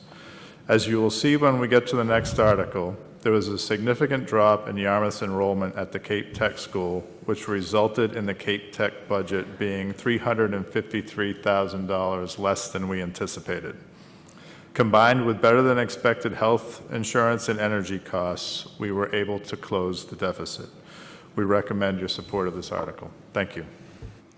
Thank you, Mr. Tolley. I'll recognize the gentleman at the right microphone. Yes, sir. Ken Cadron, again. Sir, could you spell your last name for me? Yes, C-A-D-R-A-N. Thank you. Good French name. I ask that you allow me a little leeway in what I'm going to say because I'm not speaking to the finances, I'm speaking to the youth of America. I'm amazed to read this list of accomplishments by our students and those associated with.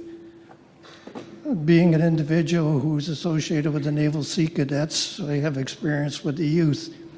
And I know in this day and age, you watch the news, the papers, the magazines, television, all we hear about is the rotten people we have. The youth of America is taking us in that proverbial basket to that place called H-E-L-L. To which I say, no, no. Get out there and see the youth of America, see what they're accomplishing. My association with Sea Cadets, who some are from the Cape and some from off Cape, is that they have goals and they're working on them. They're intelligent, they know what they want to do. You could admire them. And again, this page on what DY Youth's accomplishment, I say, is wonderful, because it is these the people who are going to be sitting here not too many years in guiding our local town and our state and our government. To them, I say, well done. Thank you. Thank you, sir. Mr. Howard. Yes, sir. John Howard, Precinct 7. A question for Mr. Morris regarding the budget itself. I'd like to know how the budget was determined, whether it was bottom line or estimates. Can you clarify that again? Say it one more time. Yes, I'd like to know if the budget was bottom line, determined by bottom line, or whether it was determined by estimates. Okay. Mr. Morris, do you understand the question? I am assuming he's asking, in the budget preparation, do we use real figures or rounding off numbers? I'm being a little uncertain as to by rank. There's approximately 2,900 line items in the DY budget that administrators, meaning principals and directors, as well as the superintendent, go through. We are privy to all of that, but we sit down after the estimates of the needs are, and then in the case where this year the request for items was greater than the revenues we projected, we basically had them whittle it down and do the options of consolidation, not hiring those who are retiring, but revamping the programs.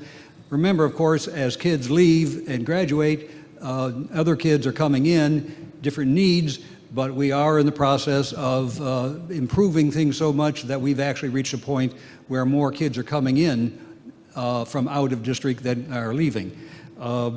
But the estimates that are made for what things are going to cost is usually settled by town meeting. If we're overestimate, we have to make cuts if they're not enough revenues. The reality is that we have used our savings, our E&D, excess and deficiency, to meet times when we will have a surge in some function, such as a surge of special needs kids coming in or some additional capital needs. You'll see later in the budget there's some capital needs in a couple articles. So by and large, we're working with hard numbers based on the experience of the administration and our perception of what would be acceptable as a bottom line. Town meeting, we owe to you for the bottom line figure, and sometimes people say, well, why did you do such and such? We thought you couldn't afford it. We've made cuts other places. If there is any need to make adjustments, we can't come back to the town to make increases. I hope that answers your question in more specific ways. Mr. Howard, a follow-up? Oh, I think that he's answered my question quite well. I think that the audience should be privy of how it's done. And thank you very much, Mr. Morris. You're welcome, Mr. Howard. Thank you. Ms. Morris. Vita Morris, Precinct 1. So what are we getting for those $1 million annual? Still mired in level 3 for the third year and no end in sight. The superintendent has not accounted for the state of affairs, and the current school committee has shown no interest in finding out why. Then we have the total mismanagement of the teacher-student affair by the superintendent, who then proceeds to use fantasy excuses why, such as not wanting to tip off the teacher that he was under investigation, or that he could possibly raise a lawsuit against the district, and so forth and so on. In the meantime, these are total fantasies that the Dennis police chief laid out a timetable of just exactly when the teacher knew he was being investigated, which was within less than a week of the matter being referred to them, for one thing. For another thing, as far as the lawsuit goes, on what grounds would the teacher have sued? When we take a look at how such matters have been handled in other districts, a question arises, and what happens is there's an immediate suspension, and after an investigation, in cases that we have seen recently, the teacher is dismissed. So then the question arises, is DY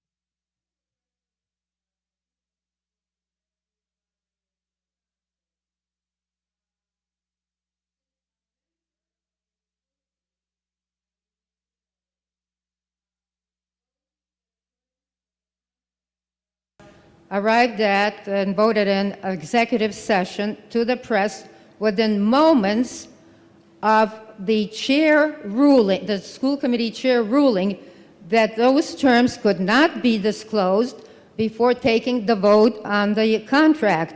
But the question that was raised by another school committee member, Michelle Conover. So now my question is any other member of the school committee free to disclose anything else from that executive session to the public? I'm going to rule the question out of order, ma'am. Continue. Well, that's it. Thank you. Anyone else? All right, we're speaking to Article 6, the DY School District Assessment. All those in favor of Article 6, raise your hand and say aye. All opposed, raise your hand and say nay. It passes by the requisite majority. That brings us now to the Cape Tech Technical High School budget, and that is being moved by Ms. Chris Greeley at the front microphone. Hi, I'm Christine Greeley, Precinct 6. I'm a school committee member for the Cape Cod Regional Technical High School, and I move Article 7 as printed in the warrant. Article 7 is moved and seconded on my right. Board of Selectmen recommends, and Finance Committee? Recommend. Ms. Greeley. Thank you. With me this morning are fellow school committee member Jack Hannon and the superintendent of schools, Bob Sanborn. Jack and I are the Yarmouth members of your vocational high school, Cape Cod Tech, conveniently located off Route 6, at Exit 10 in Harwich. We're here today to discuss this year's assessment, which is actually $278,940 lower than last year's assessment, a 5% reduction to you. Our mission is technical education with a priority on academic achievement to support our students and their goals, whether for employment, college, or post-secondary training. Our graduation rate is an impressive 88% with an identified 48.4 high-need student population. This February, we were invited to the State House to receive a $312,500 Massachusetts Skills Capital Grant presented to us by Governor Baker. The award is being used for equipment purchases for both our engineering technology and our horticultural programs. We invite you to meet our chefs of tomorrow while enjoying lunch in our Hidden Cove restaurant on Tuesdays to Fridays, to visit our future cosmetologists in our salon, or use our auto technicians in training in our full-service automotive shop.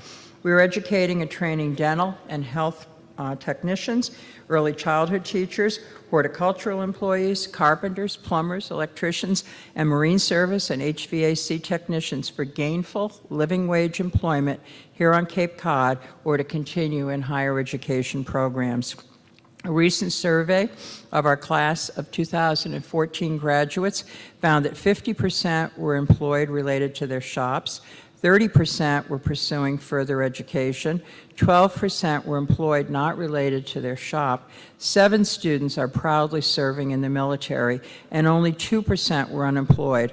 We are proud that their Cape Cod Tech education is allowing them to follow their dreams. Jack Hannon will now discuss some awards earned by Yarmouth students this school year that should be recognized. Mr. Hannon. Thank you. My role here today is to publicly recognize the academic achievements of a number of our students. I'll start with the John and Abigail Adams recipients. They are Nathaniel Frost, Brittany Ludwig, Liam Obermeyer. Jack, move the microphone down so we can hear you better. There you go. Catherine Green, Jacob Montero, Ann Ramirez, and Evan Surratt. This scholarship provides full tuition to all state schools, any state school from 4Cs to UMass schools and Mass Maritime Academy. Secondly, Skills USA. This is a competition where our students show their skills and compete with other schools, with other districts. Within the districts, Nicholas Gardner got a silver medal in Teamwork Electrical. Ryan Peterson, a silver medal in Teamwork Carpentry. And Andrew Silver, a silver medal in Masonry. Skills USA state winners. We had one from Yarmouth, and that was Victoria Atkinson for the bronze medal in chapter display. Future Farmers of America, we had 3 students from Yarmouth. We had 1 team from Yarmouth. Tristan Shaw, second place in Power Systems Agricultural School Fair. Benjamin Caprio, third place in Turf Management. Benjamin Caprio again in State Convention Courtesy Corporation Recognition. It's a mouthful, that one. National Technical Honor Society, we had 17 students achieve this honor. They include Keith Crapo, Nathaniel Frost, Christopher Harbour, Sean Jones, Brittany Ludwig, Anna Ramirez, Evan Surratt, Aurora Sumner, Hannah West, Christopher Dickey, Catherine Green, Christopher Ellis, Christopher Ladner, Liam Obermeyer, Trevor Reed, Andrew Silva, and Matthew Vonderschmidt. So these young people have achieved an awful lot in their careers, and hopefully they'll go on to very productive futures. Thank you. Thank you, Mr. Hanna. As you can tell, we're very, very proud of all of our students, but we felt it was important for you to hear about the significant achievements of some of our own town neighbors and friends. And so we do encourage you to learn more about us at www.capetech.us. And now our superintendent, Bob Sanborn, has some additional information, particularly about the article to talk about today. A lot of trouble with microphones today. There you go. There we go. We're not trying to put on a hard sell when our assessment goes down by $278,000, but we only get a chance of this once a year. First, I want to thank Chris and Jack. You are very well served by their representation of Yarmouth on my school committee, our school committee.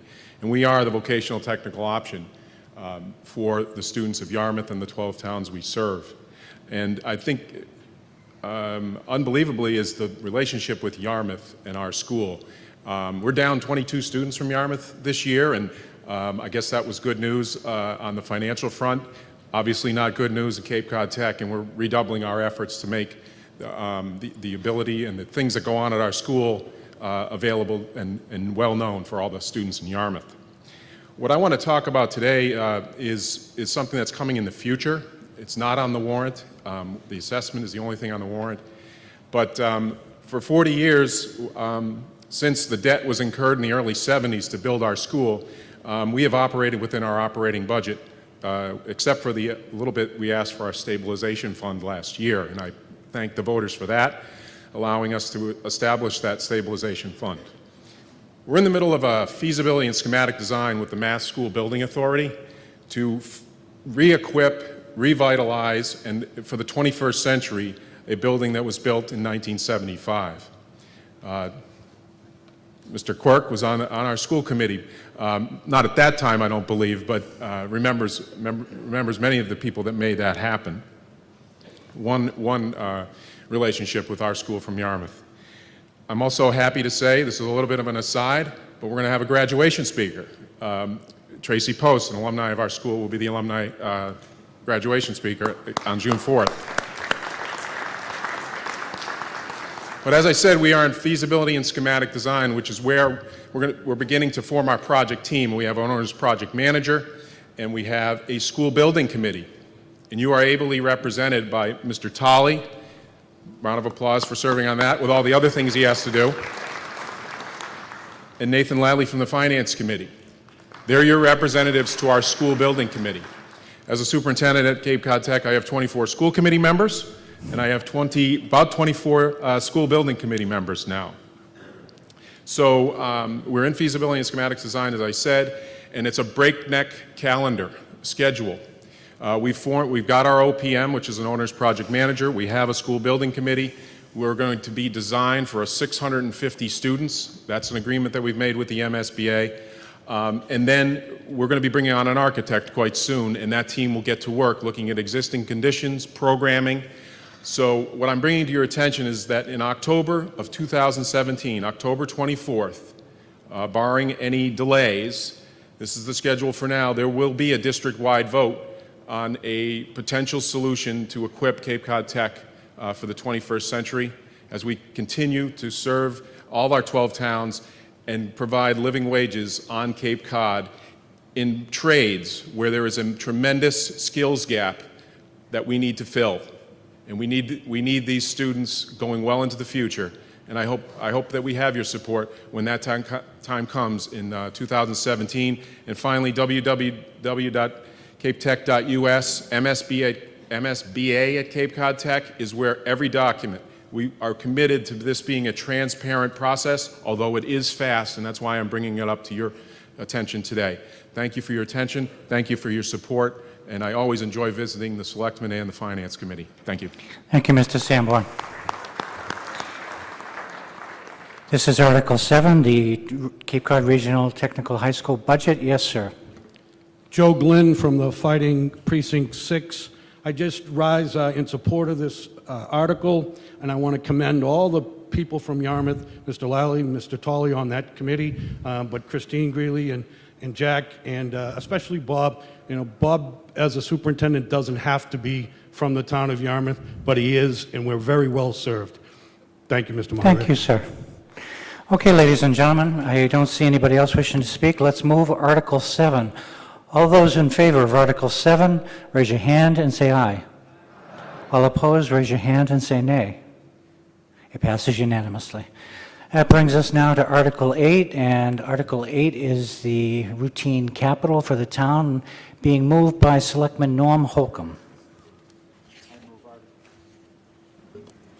I move Article 8 as printed in the warrant, and to fund such article, transfer and appropriate from Fire Reserve for appropriation the sum of $590,000, transfer and appropriate from free cash the sum of $813,768, raise and appropriate the sum of $2,879,580 for a total appropriation of $4,283,348.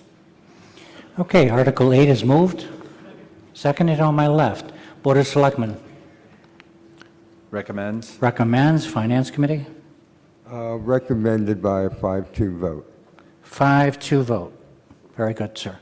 And we have an explanation by Sharon. Where? Up. Front microphone. Good morning. Good morning. Pull that mic down so that's pointing right at your voice. There you go. Okay. The chair and vice chair of the Capital Budget Committee are inconveniently or conveniently out of town, so that it fell to the new member to present this article to you this morning. Article 8 involves vehicle and equipment replacements and improvements to buildings and town property that are recurring in nature and funded without borrowing. The article is broken into 4 categories that are shown as subtotals in bold in your town meeting warrant on pages 12 and 13. The Capital Budget Committee has reviewed and recommended all of these items. The first section is for routine capital and is funded from the tax levy. The goal set by the Capital Budget Committee dating back to 2006 has been to invest $1.5 million per year in these items to avoid equipment breakdown and damage to facilities. The town has not consistently met this goal in the past, but we are pleased that this year not only do we have the $1.5 million in tax levy funds, we also have a free cash supplement of $454,000 to help catch up on the backlog that was built up during the lean years.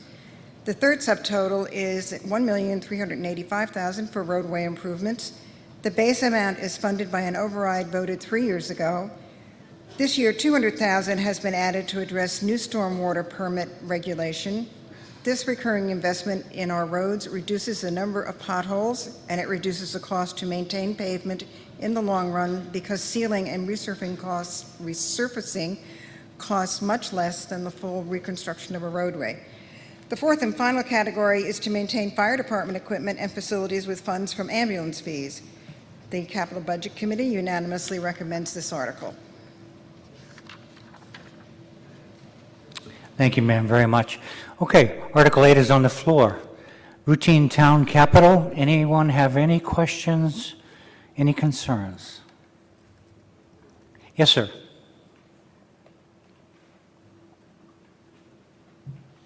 Just a question on the Tony Kent Ice Arena for $22,268. What is that for, and how is it that the town of Yarmouth is paying for a Dennis facility? Okay, first of all, what page is that on, sir? That's on page 12.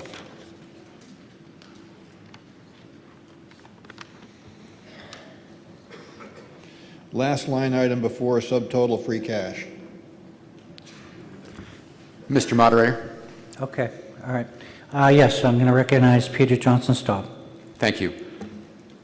The town received a request from the Tony Kent Mid-Cape Ice Arena, and for those of you who may not be familiar with the facility, it was constructed with funds from the town of Dennis and funds from the town of Yarmouth, and the town of Yarmouth actually retains proportional ownership of that facility. It has operated on a self-sufficient basis for decades, and I'll have to defer to those who were actually here when it was constructed to give you the specific dates. But what I can tell you is that the facility is run by a nonprofit organization, and it is used by the DY schools. It is used by Yarmouth teams, Yarmouth figure skating groups. So there is a direct benefit to the town of Yarmouth in the continued successful operation of that facility. We did obtain an opinion from Bruce Gilmore Town Council that this was an appropriate expenditure because the town does get a direct benefit. I would take the opportunity to just add that the Capital Budget Committee was adamant that we not release these funds until such time as they are matched by the town of Dennis. Thank you very much. For the record, that was Brian Braggington Smith. Anyone else have any questions? Yes, sir, at the front microphone. Yep. Joe Goldstein, District 5. I have a concern about one of the items that are in the free cash category. That item being the extension of wireless network to the town beaches. My concern is basically twofold. One is when we're doing this in order to collect revenues using a credit card. Right now, I have heard no reasonable explanation for that other than it's convenient. We will be losing revenues on every dollar that is collected through the use of credit cards due to a credit card fee. Many of you, I'm sure, are aware that every time you charge, the person who you're charging with is paying a fee for that luxury. Number two, it's being provided by Comcast, which means we will not own this extension. We will be paying for it yearly. So there is an additional cost that's involved, a yearly cost in fees paid to Comcast. And I don't know how many of you are Comcast users, but as you may know, they seem to have a habit of raising their fees consistently. So in terms of knowing what the costs will be to us in the future is unknown. And I think there are better ways of using the money than lowering our revenues. Thank you. Thank you, sir. Anyone else have any questions, any concerns? Okay, this is Article 8, Routine Town Capital. From page 11 all the way over to page 13. Seeing no one else, we'll move the article. All those in favor, raise your hand and say aye. All opposed, raise your hand and say nay. It carries by the requisite majority. That brings us now to Article 9. Article 9 is being moved, it's wastewater planning being moved by Selectman Norm Holcomb. I move Article 9 as printed in the warrant. Article is moved. Seconded on my left. Board of Selectmen. Recommends. Finance Committee? Recommend. Okay, Mr. Holcomb. Thank you. This article seeks $200,000 for wastewater planning. The Board of Selectmen unanimously supports this article because there is now a potential to undertake this major infrastructure project in a manner that is affordable to Yarmouth residents and taxpayers. In January, a staff wastewater team presented a concept plan that has potential to meet our affordability goals, address the environmental problem, and stay in compliance with the Clean Water Act. There is still a great deal of work to be done to refine this plan and determine whether an affordable plan can be accomplished. The funds requested under this article will provide the resources required for further analysis and to engage Yarmouth residents and businesses in a dialogue to develop the best possible plan. Given the magnitude and importance of wastewater planning to the community, we have asked the interim town administrator to present an overview of the issue and our approach for developing an affordable, effective plan.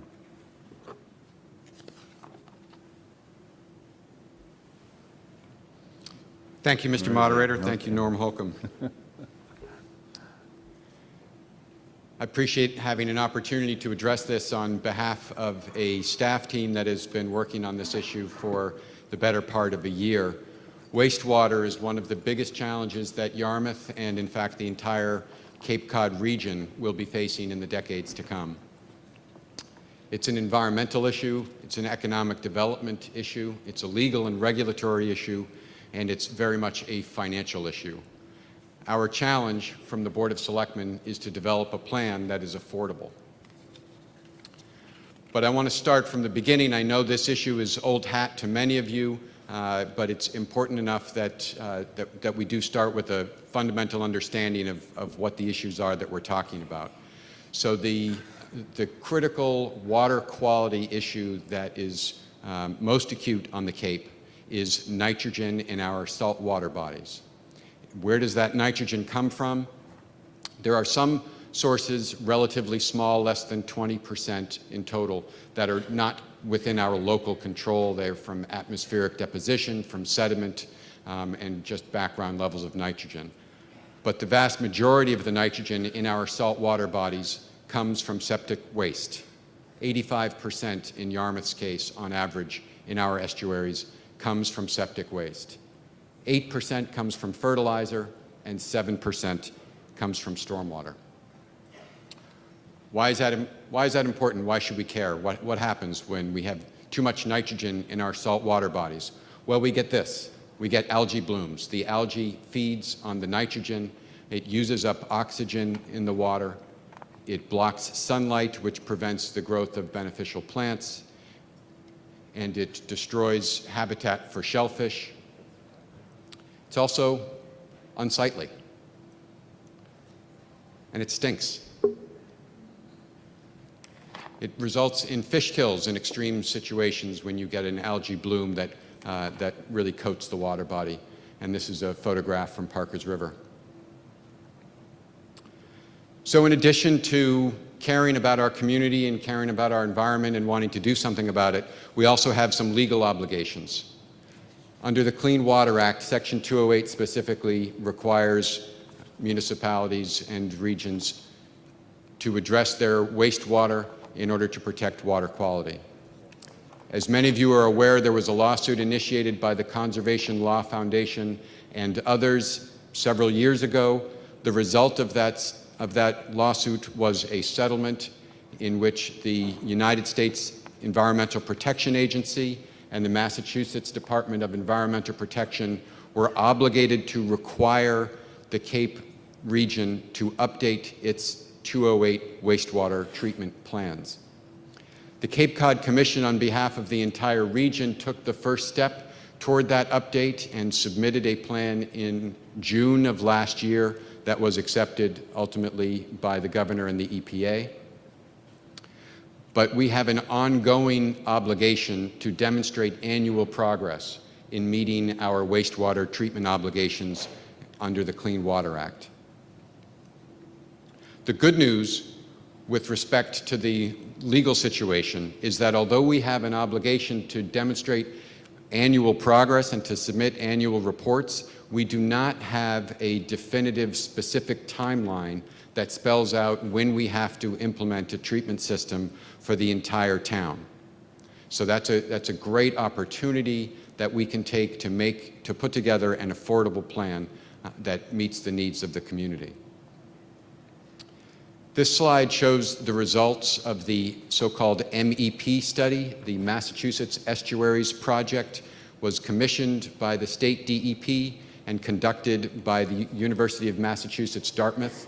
And this slide shows the amount of septic waste that needs to be treated, the amount of nitrogen specifically that needs to be removed from septic waste for Yarmouth's 3 watersheds. For Lewis Bay, we need to reduce 80% to restore the health of that watershed on average. For Parkers River, the percent is 96%, and for Bass River, 59.5%. I should note that there is further delineation within each watershed for sub-embayments, and the requirements for nitrogen removal in some of those sub-embayments, even in the Bass River, is 100% nitrogen removal.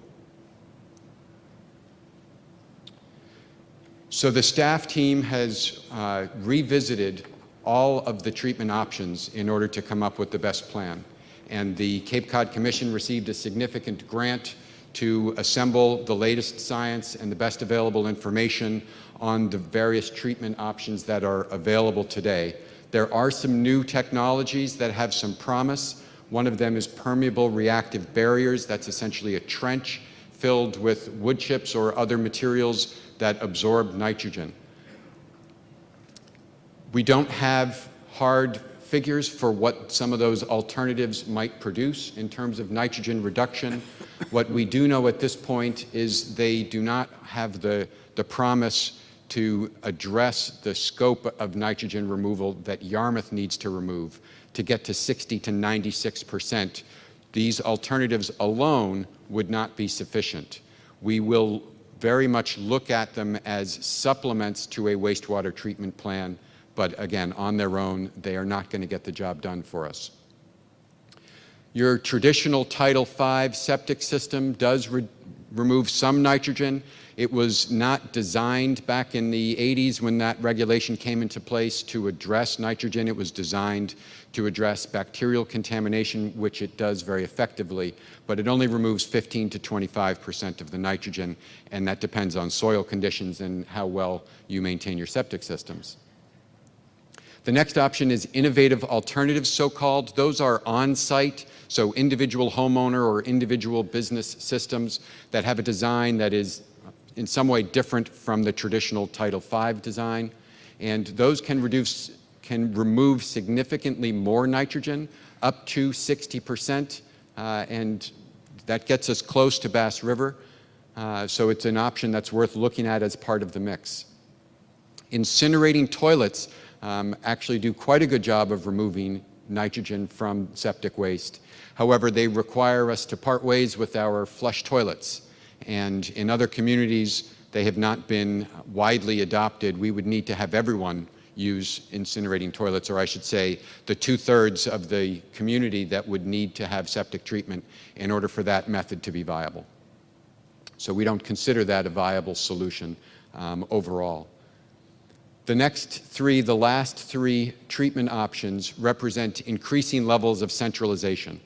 A cluster treatment system is one that's generally designed for a neighborhood, and that can treat to 70%. A satellite treatment system is somewhat larger and can treat multiple neighborhoods. And finally, a centralized treatment plant can be designed and constructed with the capacity to handle an entire town and, in fact, multiple towns. And as you can see, as you go toward larger scale and further centralization, you get a higher level of nitrogen removal. So let's look at those 4 options more closely, looking just at those that remove at least 60% of the nitrogen and are viable, and look at the cost. I need to emphasize that these are illustrative comparative costs only. We use industry standards in terms of the miles of pipe and the gallons that need to be treated, but these numbers will require a lot more design and engineering to get to a reliable cost estimate. But for comparison purposes, to compare one treatment option to another, they give us a good benchmark. And what this shows is that increased centralization reduces construction cost. A centralized treatment is $300 million. It's almost half the cost of a cluster treatment approach. So clearly centralized is better than satellite or cluster. The innovative alternative approach is actually about the same as centralized treatment. So let's look further at those last two options, the innovative alternative and centralized treatment. And now looking at the annual cost to operate and maintain those systems. Centralized treatment is $11 million estimated. Innovative alternatives, almost 4 times the cost for operating and maintaining those individual homeowner systems. So what this clearly shows, this comparison, based on known technologies and the best information available today, for nitrogen removal, centralized treatment is the best approach. With respect to capital cost, centralized treatment and innovative alternative are equal approaches, and for maintenance costs, centralized treatment is far and away the most cost-effective option. Now, that said, this is a project that's going to take many, many years to undertake, and it is absolutely critical that as we go through, we continue to revisit the technology and look for new innovations and new approaches so that we can get the best possible environmental outcomes and we can reduce costs as much as possible. We have included in, actually 5 years ago, the original wastewater treatment plan that was brought forward actually had permeable reactive barrier proposed for the recharge site on Buck Island Road. That is something, along with oysters and aquaculture, that we will continue to look at as a supplement to a central treatment system. We are well underway with grant funding, and you'll hear more later tonight about widening the culvert for the Parkers River Bridge. That is an important element to a wastewater solution. It improves flushing and improves and reduces nitrogen levels in our estuaries. We will continue to look at that and dredging to reduce nitrogen levels so that we can have the scope and scale of any centralized treatment as small as possible and to keep the costs as low as we possibly can.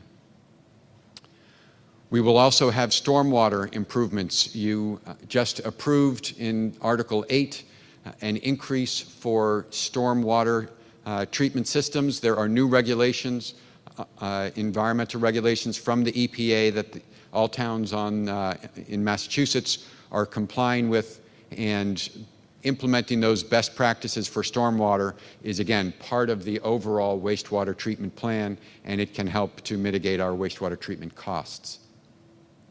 We will pursue a public education campaign to reduce the use of fertilizers. It's only 7%, but it's still 7% and worth pursuing. And finally, as part of our efforts to produce the best outcomes for this large project, we'll look at technologies for generating energy and fertilizer as byproducts of a wastewater treatment process to help keep our costs down. Economic development is one of the top priorities of the Board of Selectmen. It has been for many years, and the reasons for that are probably fairly evident. Number one, no one's real happy with the outcomes that we have on Route 28 today. We'd all like to see some improvements there. And it is also, economic development is an important strategy for helping to keep residential taxes low. If we can maintain or grow the commercial tax base, that prevents more taxes being shifted to the residential sector. So how does wastewater treatment affect economic development? Well, it removes what we are told repeatedly is one of the biggest barriers to redevelopment, particularly along Route 28, and that is meeting current septic regulations with limited space and with the requirements that are in place today. The costs are inordinate. It's also very complicated. It requires annual maintenance of an on-site treatment system that is very expensive. And folks that are in the restaurant business or the lodging business or the retail business, they want to be in that business. They don't want to be in the wastewater business. And it's so complicated and such a large undertaking that it really distracts from the core business that they're looking to pursue. So if we can put in a sewer system for Route 28, we can stimulate redevelopment and blight removal and protect the commercial tax base. You all set, Pete? No. Okay. I'm getting close. No, you're doing great. Go ahead. So our affordability challenge is to try to do this without increasing property taxes, without having homeowners and businesses required to pay a connection fee on top of the cost of the capital cost and the user rates, to keep the sewer fees, the annual utility rates affordable, and to distribute the cost of construction in a way that is equitable. Is it at all realistic to think we can achieve this? Well, we think it is, and we look as an example at the existing water system. Constructed over a 75-year period with a current value in excess of $250 million, this was done within an affordable rate structure. So that 75 years is really one of the keys. We need to stretch the construction project over as long a period of time as possible, over multiple generations, in order to make it affordable. We have some additional cost reduction opportunities that were not available 5 years ago. We are currently engaged in serious conversations with Dennis and Harwich, and to a somewhat lesser extent, Barnstable, with regard to pursuing shared treatment facilities. And that holds the promise, based on preliminary analysis, to significantly reduce all of our costs. There are also subsidies available today that were not available 5 years ago. Through the state revolving fund, there's a 25% grant opportunity for construction costs that will be a big help. The state revolving fund has also adjusted its loan terms. It used to be that there was a 0% loan available for a 20-year period. That loan is now available over a 30-year period. That will again help us to make the project more affordable. And again, as I mentioned before, and it's really a key point, stretching the construction schedule and the costs of the project over a longer period of time is going to enable us to make this project more affordable. So what are the financing mechanisms that we're looking at to pay for this? Well, the first is existing debt drop-off. As some of our existing capital projects are paid for, we can take on new capital spending without additional tax increases. As you heard referenced earlier tonight, we are generating a surplus at our septage treatment plant, and we're putting forward a considerable creative, innovative approach to looking at all possible revenue sources for that septage treatment plant and to minimize our costs of operation at the septage treatment plant. And I want to acknowledge the efforts of our DPW director, Jeff Colby, and our finance director, Ed Sentio. They're doing terrific work in that regard, and we believe we can generate a surplus that will help us not over a 50-year period, but at least for a few years, to help mitigate the cost of a wastewater project.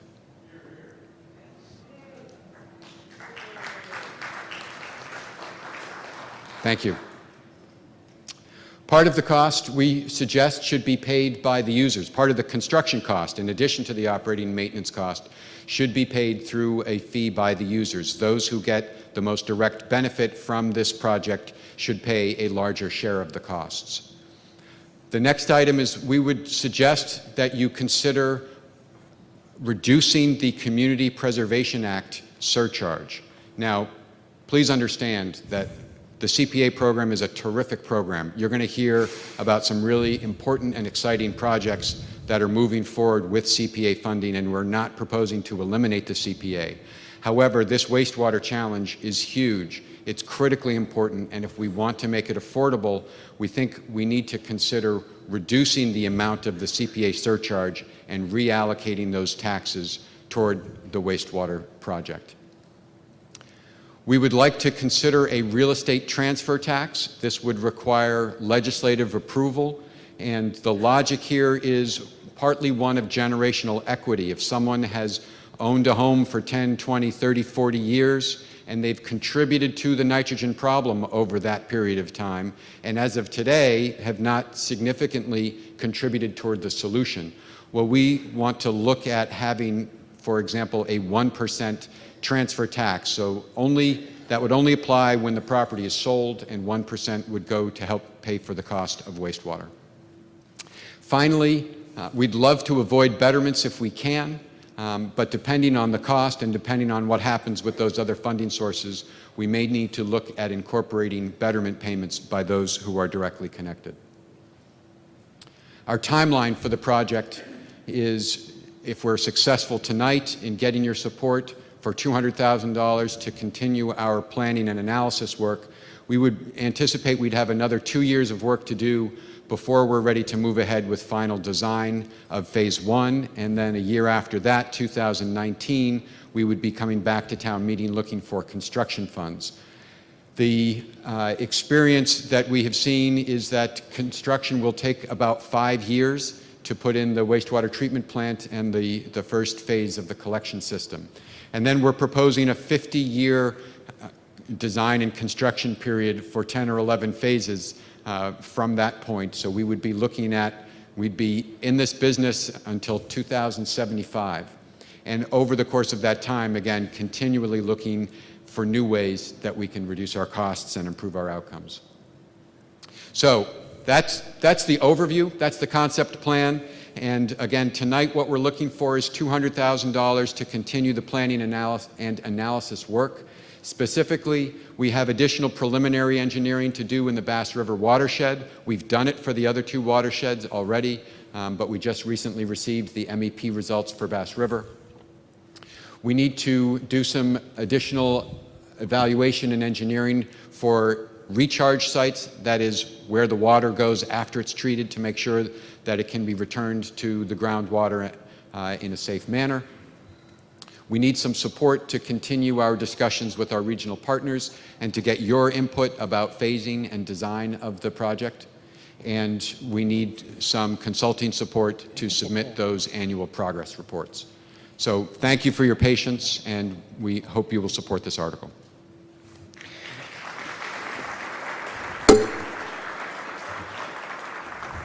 Peter, thank you. That's a wonderful, comprehensive explanation. It's the tip of the iceberg that's coming. It's not a glamorous topic by any means, but significant. Anybody here planning on being around in 2075? Okay. Optimism. That's a good thing. Okay, so Article 9 is now on the floor. Anyone have any questions, wish to make any comments? I recognize you, Mr. Kenny. Go ahead. Good morning. Well, we just learned a whole lot today. We learned that what we were telling the town 5 years ago is in fact true. That the cheapest, most efficient, most effective, and quickest way to deal with this problem is a centralized sewer system. But then this town has a history of knowing that from 30 years ago, when we were compelled in the process of applying for a permit to build our new septic system, our new treatment plant, to submit all possible alternatives, and we said, well, sewer is one, and we could have built the entire sewer system for the town for $60 million, with 95% of it paid for by the federal government, and this town said no. And 5 years ago, many of the same people who were instrumental in saying no to that said no to this sewer plan. Why do we have to spend another $200,000? Not that we could use the money anywhere else. Talking about a plan we already have sitting on a number of bookshelves here in Town Hall and all over the town. I rise to oppose this. Not because we do not have to deal with the problem, but because everybody in this room who's honest with him and herself knows that we will not. Because, oh gee, it will cost money. And I'm going to be dead by then anyway, so who cares? And that's largely the attitude that we on the original Wastewater Implementation Committee ran into. Support for that plan from this board was tepid at best, hardly enthusiastic. Support from the town in terms of town hall and town committees was spotty at best. A man who was the original co-chairman of AWOL, not a man without accomplishments, was cut off in the middle of the presentation of the finance plan. And opponents of the plan were allowed to speak for 15, 20 minutes at a crack. I don't think Yarmouth has the common sense, the wisdom, the honesty, or the courage to support and actually bring online an effective pollution control system. I just don't. And we have proof in this room, and we've had it in this room for 3 decades. So why spend another $200,000 on anything to do with this unless we can prove to ourselves that we'll actually do something before all the eelgrass is dead, before all the shellfish are gone, before all beaches stink in July and August from the buildup of algae, before the continuing degradation of our drinking water overwhelms our drinking water system. My option is, well, okay, Mr. Kennedy, what do you think we should do? I think we should wait for a federal judge to say, here's the plan, now do it, or else. That happened with the MWRA, with 40% of the sewage treatment in Massachusetts and 60% of the drinking water. It'll happen here. And I maintain that is the only way that anything sensible will happen. We have a plan. We have a plant design in 5 modular stages, which allows for including and adding additional treatment and innovative treatment. We have the mapping of the routes. We know how many interconnections. We have all of the embayment studies we needed, all of the watershed studies we needed back then, but we said no. So it's really a simple matter to rise. You're asking for $200,000? No.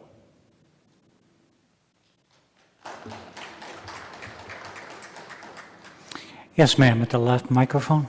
Donna Riley, Precinct 4. Where is this water treatment plant going to be?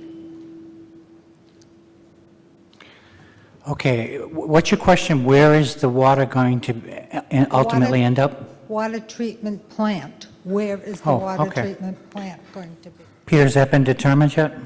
It's a great question, and there are 2 parts to the answer. The original proposal was to put it on Buck Island Road by the water facility, the existing water facility. However, as I mentioned before, we are talking to Dennis and Harwich about a shared treatment approach. So there is the potential that there would be 1 treatment plant located in Dennis and no treatment plant located in Yarmouth. We're very, very early, I need to emphasize, in our conversations with Dennis and Harwich. But in order to achieve the real potential cost savings that are there with economies of scale, we would be sharing 1 treatment plant with 2 or 3 towns. Isn't there a treatment plant off of Station Ave? Off of Station Ave, there is a septage treatment plant. Yes, great question. There is. And we looked very closely at whether we could put expand that to site our sewer treatment plant there. And believe it or not, there just isn't enough room. Any other questions, ma'am? Well, yes, I have more comments. We're going to be, if it's in our area, we'll be accepting sewerage from other towns. And there'll be, wherever it's located, it's going to be a negative impact on that area. You're concentrating too much in one place. And looking at, if you've come from other cities, and for instance, Boston, the sewerage makes more compact neighborhoods, more homes on smaller lots, which makes more problems for the town involved. Boston's sewerage treatment is huge, and wherever you have a sewage treatment, there's the odor, no matter what is going on. I think it's negative. Thank you. Thank you, ma'am. Peter, before I lose you at the microphone, do you have any comment on the $200,000 and why it's necessary currently? Sure. You know, I guess in reference to Peter Kenny's questions. Yes, sir. So we are pursuing a different plan at this point, and one of the big changes, again, is the shared treatment facility. That does require some changes in the design. We're also looking at a different phasing plan. 5 years ago, we did not have the results of the Bass River MEP study, so we need to do some preliminary engineering. If we're ever going to solve this, we will need to do preliminary engineering in the Bass River watershed. And thirdly, we're looking at different phasing to accelerate putting the sewer line along Route 28 so that we get our economic development benefits on the front end rather than dragging that out over a longer period of time. So yeah, there are some new issues to address. I mentioned before the recharge, which relates to both Peter Kenny's comment and the last speaker. We will be required to ensure that any centralized treatment where we put the treated effluent is not negatively impacting that neighborhood, that local watershed. So that will very much be part of our analysis. And again, because we haven't done the Bass River analysis before, we don't have the analysis of that recharge site for the additional treatment for the Bass River watershed. So we do have some new ground to explore. Thank you, Peter. I'll recognize Mr. Sullivan at the left microphone. No, go ahead. Tom Sullivan, Precinct 1. Just like to go back a little bit. A couple years ago, we were here for the same thing. The sky is falling. And it sounds like that's the sell we're getting again tonight. I'd like to straighten out a couple of things. Peter mentioned that there was a lawsuit. That was the big discussion a couple years ago. How they were pressing, well, we had to do it because the judge was going to come down on every one of us very hard. Well, as it turns out, the lawsuit was thrown out of court by the judge. No grounds under the Clean Water Act to make a decision. Anything that's going on today is a agreement between the Conservation Law Foundation and the EPA. EPA is making its own rules, trying to override Congress. That's what's going on down there, and this is what part of this is about. There is no law on the Clean Water Act to change this. Congress will eventually get to it, maybe not in your lifetime or my lifetime, but Congress is working on it. There is opposition on this Clean Water Act for the Midwestern countries because it is costly for them, farms. A lot of nitrogen comes off farms for our food supply. A couple of things, the other thing I'd like to address was Parkers River was mentioned about the nitrogen. Parkers River is jammed. The reason why we don't get a flow in Parkers River is because of sand. Same thing with Bass River. All you have to do is look at an aerial photo of the two rivers. Bass River especially.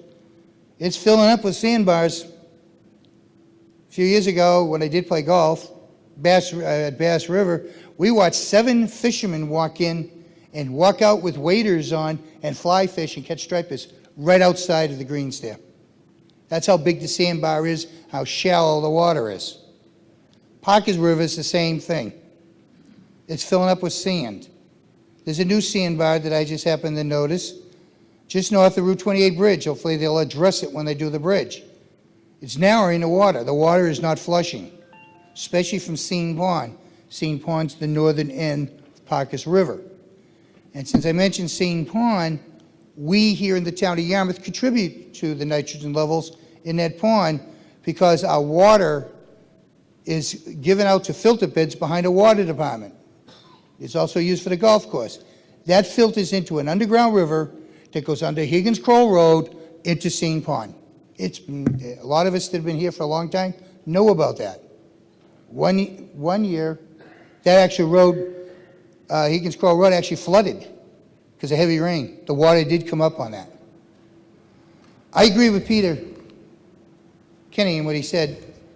I don't think we should be spending $200,000 with this. We've already got a lot of infrastructure in it. We haven't addressed coming down the road what this is going to do for infrastructure in the town. We do not address this, and I've encouraged to say no. Leave the $200,000 in free cash. All right? until Congress comes around and makes a determination what they're going to do with the Clean Water Act. The EPA can't continue what they're doing, making up rules without any foundations of law. And that's what's been going on. You know, we're a country of laws. You have to have a law to do it. So that's where I stay. We'll leave the money in free cash, and then once Congress gets this Clean Water Act straight, then we can address it. Thank you. Thank you, Mr. Sullivan. I'll recognize Ms. Morris at the right microphone. Actually, I want to endorse both Mr. Kenny and Mr. Sullivan in what they said. I'm so glad that the one brought forward didn't mention the amount. We spent $3 million on designs or something, I don't know, and fancy brochures and what have you that, as he said, are probably still lying around on the shelves. So I don't think that in order to, for whoever it is that would be speaking with Dennis and with the town of Barnstable, it is necessary to have designs. You just sit down and have some preliminary discussions. I don't think it's necessary for the designs, and I'm so glad that Mr. Sullivan brought out the fact that we were being scared 5 years ago about, with the courts coming down here and telling us what to do, and it turned out to be so absolutely untrue. And we do have, the Congress is finally sort of bestirring itself to try to rein in the EPA, and our own governor has stepped in on the same question also just recently. So I really don't think that there is any need to extend the $200,000 for any kind of whatever needs to be done right at the moment. I just have a suggestion. We are being given the total cost of the project, the $370 million. Am I correct in thinking that the majority of those funds would have to be needed for the construction of the sewers? Peter, you want to address that? Again, it's a very preliminary estimate, so I wouldn't rely on those as a final figure, as we're not even going to be appropriating it at any one time. So, but the majority of the construction cost is for the collection system. There's a significant treatment plant, but the collection system is the largest component of the cost. Rather than, well. Thank you, Ms. Morris. Peter, while I have you, and I'll get you, Brad, in a second, do the figures include a cost of living increase in terms of what these costs might be? Those are today's dollars. Okay, good to know. All right, Mr. Goodwin at the front microphone. Got a lot of little facets going through my brain after all these years of dealing with this. I know the planning board lost a very valuable member who succumbed to drastic illness, and I think part of Tom's life was cut short because he spent so much time on the wastewater and he went through so much vitriol just trying to volunteer and put together a program. It was just staggering, and I think Mr. Roach would agree with me on that. We both watched Tom slide, get weaker and weaker. But on the reality of things, the great man Bob Dubois once said to me, he said, Yarmouth will never do anything above ground until we take care of what's below ground. I'm a radio salesman. I travel all over the region. The towns that have sewers have great infrastructure. They have affordable housing. They have complexes that I can only dream about because they're not sequestered by setbacks and 40,000 square feet and this much room from a wetland area. It's just staggering, the beauty and the ease of which the town just grows. It's a pleasure to watch. Even Little P-Town is just doing amazing things. And if they saw the dollars that we just spent, what, $35 million for this and this for that, their eyes would roll. They're doing amazing things. But let me sum this up. We have to start this process. We just spent $690,000 for a replacement pumper truck, I believe.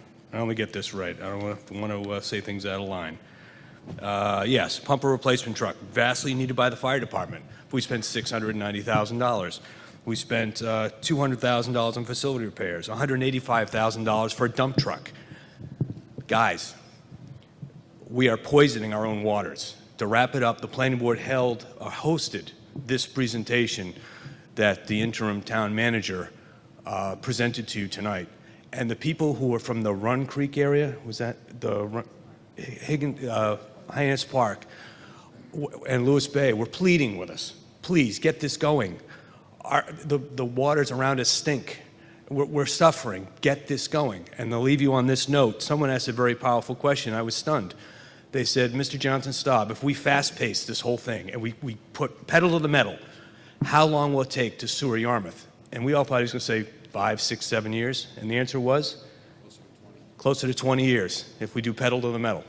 So when we look at 25, 50 years, it's coming, guys. $200,000. Let's get this going. And in memory of Tom, thank you for letting me speak. Thank you, Mr. Goodwin. We've got two speakers at the left microphone, and then I'd like to try to see if we can move this to a vote. I'll recognize Mr. Howard. Go ahead, sir. Thank you, Mr. Moderator. John Howard, Precinct 7. The current town administrator, never mind what was just informed me that he's the... You're losing that microphone. I'm sorry, this microphone and me, we're having a terrible problem. You are. Maybe I could just pick it up? I don't know. No? Yes, I can. I can pick it up and do it this way. But our current town administrator has informed us that this new septic system is going to be developed between Dennis and Yarmouth, and is that right? Or are we going to abandon the water department property to another property for the new system? Am I correct in assuming that? Peter? That's under consideration, yes. Is it? Do you know that I have been the past 4 or 5 years, and you can assert to that I have been studying solar panel systems for the town of Yarmouth. And I need about 30 acres, and I'm assuming that there's that much on that spray field that would accommodate the 9 megawatt system that the state allows. If I could get that property, it would be fabulous. But it depends on your decision with Dennis and whether or not you can make it work. But I would certainly like to appropriate that land for that purpose, to put that 9 megawatts over there and to appropriate it as soon as possible. I'm afraid that I have to agree with Mr. Kenny, which I don't do very often, I'll tell you that right now. But I have to agree with his comments, and it hurts me sometimes to do that, but I am doing it. I wish you would not appropriate $200,000, and thank you very much. Thank you, Mr. Howard. Yep. I'll recognize Mr. Dudley behind you, and then maybe we can move to a vote at that point.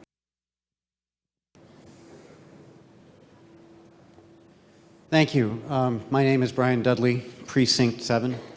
I'm here actually wearing 2 hats today, as a citizen of the town and also as a member of DEP, and I have worked closely with the town on this wastewater issue for many years. First, as a citizen, I would like to acknowledge the frustration that I feel with some previous speakers about our inability to act in past years. I would disagree, however, that we don't need to spend this money because things have changed a little bit. We are looking at, I think, more reasonable, feasible approaches with respect to cooperating with other communities, which will realize cost savings because of economies of scale. And it's also true that we didn't have complete information at the time that we had completed the original study, because we did not have the Estuaries Project report for Bass River, and that now has to be incorporated in our future planning. So while we do have a plan on the shelf, it's a very good foundation, and this $200,000 really will go towards providing the additional information that we need in order to move forward for a comprehensive solution for the entire town, and also perhaps benefit neighboring communities as well, again, with economies of scale and cost savings. So as a citizen, it's important that we move forward on this. As a representative from the Department of Environmental Protection, I would say that we have heard some speakers discuss alternative theories as to why we're dealing with a nitrogen problem or why we're dealing with degradation in our water bodies. And to that I would say our science is pretty well settled. The state has spent $6.5 million on the Estuaries project. That was supplemented by approximately an additional $6 million primarily from communities. So we've looked at $12 million on this project, and in each and every one of them, the primary culprit has been wastewater. That's both on Cape and off Cape. Wastewater contributes nitrogen to our systems. The nitrogen contributes to degradation of habitat and water quality with all the consequences that Mr. Johnson-Staub had provided in his talk. The science is settled. It's the issue that we need to address. With respect to scare tactics, there really aren't any scare tactics that were provided. Yes, there is a threat of lawsuits all the time. There is the threat of enforcement all the time. What the department has done is provide the communities the opportunity to work cooperatively with us, which in large part they have done, so that we don't have to exercise enforcement authority. We don't want to exercise enforcement authority because that takes choices away from the community to provide their own destiny, to look at their own options. But further than that, if we are looking at a third-party lawsuit, which is a very real possibility, then not only does the state lose its ability to control what goes on, you lose your ability to control what goes on, and we have a court-imposed solution that will be more expensive than anything that we would ever come up with. And that's a reality. Now, the other thing that I would probably clarify is that I think it was characterized that the CLF lawsuit was settled. I wouldn't quite say it was settled. I would say it was put in abeyance with the development of the 208 plan and the anticipation that that would result in real action. If real action is not taken, CLF has still reserved its right to continue its action. And that is the real threat that hangs over us. And it is a real threat. It's not an idle one. So we need to move forward. What has been proposed is reasonable. The timelines may be stretched out a little bit beyond our comfort as the department, but it's a first step, and it's a point of negotiation, and it's a way that we can get this jump-started and do what we should have done 5 years ago. Thank you. Thank you.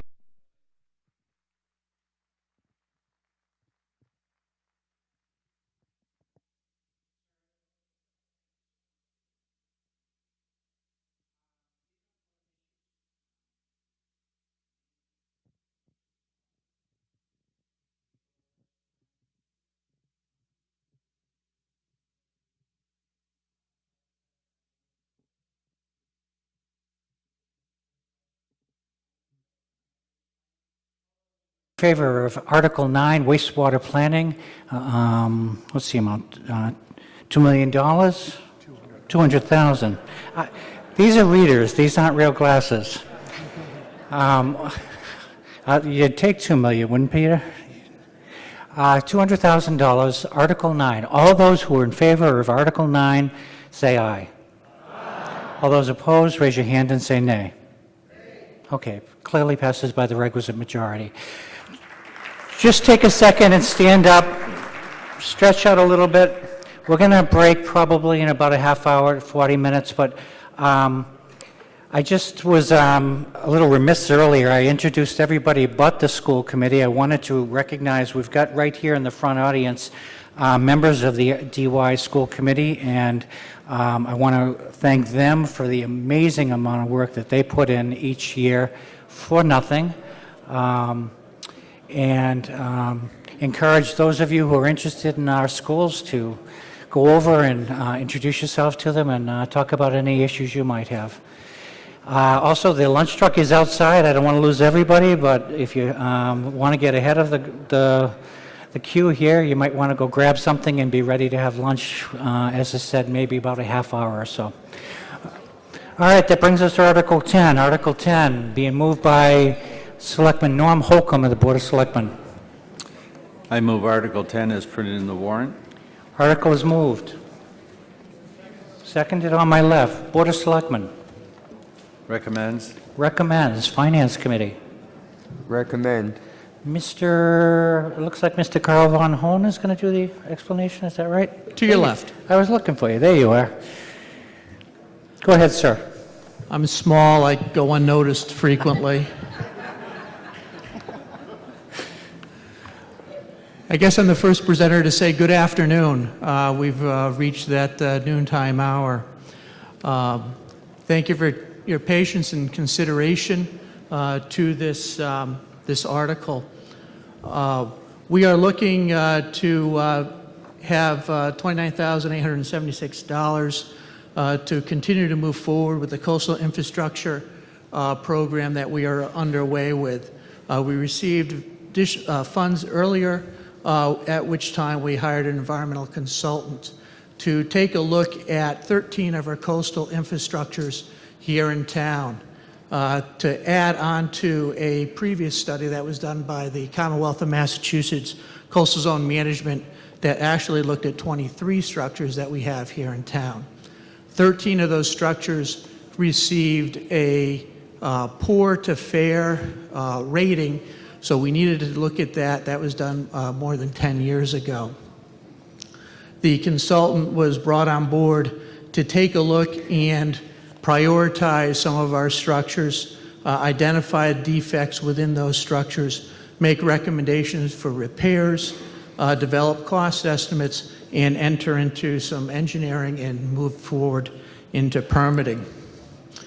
So far, we have developed a criteria for evaluating these structures, mainly taking a look at the safety and the longevity of the structures as they exist now. Hence, we brought up or came up with our priority list, come up with more specific cost estimates for repairs to these structures, a monitoring program, because we know we're not going to be able to do all these repairs right off the bat, so we can keep an eye onto these structures and evaluate them as time goes on and move forward through the permitting and engineering of these structures so that we can make these repairs in as timely manner as possible.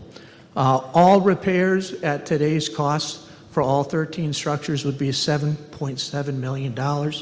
That is quite a price tag. We are talking about primarily revetment walls. These structures are expensive to build and repair. As you can see on the screen now, we have the list of the 13 sites in the order of priorities. Number 13, the railroad bridge, is being repaired due to the Cape Cod Rail Trail expansion, so we can take that off the list right from the start. The first three priorities that will probably be coming to you in the near future for approximately $3 million is Bass River Beach, New Hampshire Ave, and Windmill Beach on Bass River. The rest of those structures will be brought up in the future. Just to remind you, we're not looking for that money. We're only looking at about $29,000. Bass River Beach, as you can see, we have a very, very long revetment wall at that location. In the foreground, you can see how the wall is flaring out. It is sloughing off and lowering in profile because the sediment behind it and below it is eroding. At the end of New Hampshire Ave, there is a walkway that goes from the end of the New Hampshire Ave all the way around to Englewood Beach. We're having the same issues. The wall is sloughing. The only difference is this has a 6-foot-high concrete wall behind it, which unfortunately is now being undermined by this Lewis Bay, and we're having tremendous sinkholes occurring over there that we're filling in and making repairs as needed. And lastly, Windmill Beach, very similar. These walls are starting to lose profile, losing sediment behind it. The difference with this one is that there is an undermining or a breakout in the return of the wall to the north of the property, which needs immediate attention. We've placed Corey rolls there for some interim security for not losing any more sediment from behind and possibly having a failure, and in turn losing part of the park and the historic windmill that's on that location. All these structures that I've listed that you saw on the list were built in either the 1940s or the 1950s. They've served a very long life. However, at this point, we need some attention and repairs done to them to ensure the public safety, to ensure our ability to use our beaches, roads, parking lots, which these structures support and protect. So I thank you for your consideration, your time today, and your support on this article. Thank you. Thank you, Mr. Von Ho. Anyone have any questions or concerns about Article 10? Seeing none, we'll move Article 10. All those in favor of Article 10, just under $30,000 for coastal improvement permitting. All those in favor, say aye. Aye. All opposed, say nay. Passes unanimously. That brings us now to Article 11, and Article 11 is being moved by Mr. Quirk of the Board of Selectmen. Oh, Mike Stone, okay. Good afternoon. Thank you, Mr. Moderator. I move Article 11 is printed in the warrant. Article is moved. Seconded on my left. Board of Selectmen. Recommend. Finance Committee. Recommend. Okay, Mr. Stone. For many years, the former drive-in property at 669 Route 28 was the site of a proposed marina. However, an updated financial assessment completed in 2013 indicated a marina was no longer financially viable, and in April of 2015, the Board of Selectmen formed the Drive-In Site Utilization Committee to investigate other opportunities for the 22-acre town-owned property. The committee worked for 6 months conducting outreach to business and community leaders, identifying relevant policy goals and potential uses, evaluating site constraints, and conducting a survey. The survey showed the 2 highest-ranking policy goals were to energize Route 28 by creating a destination and to allow for open space and ecological restoration of the site.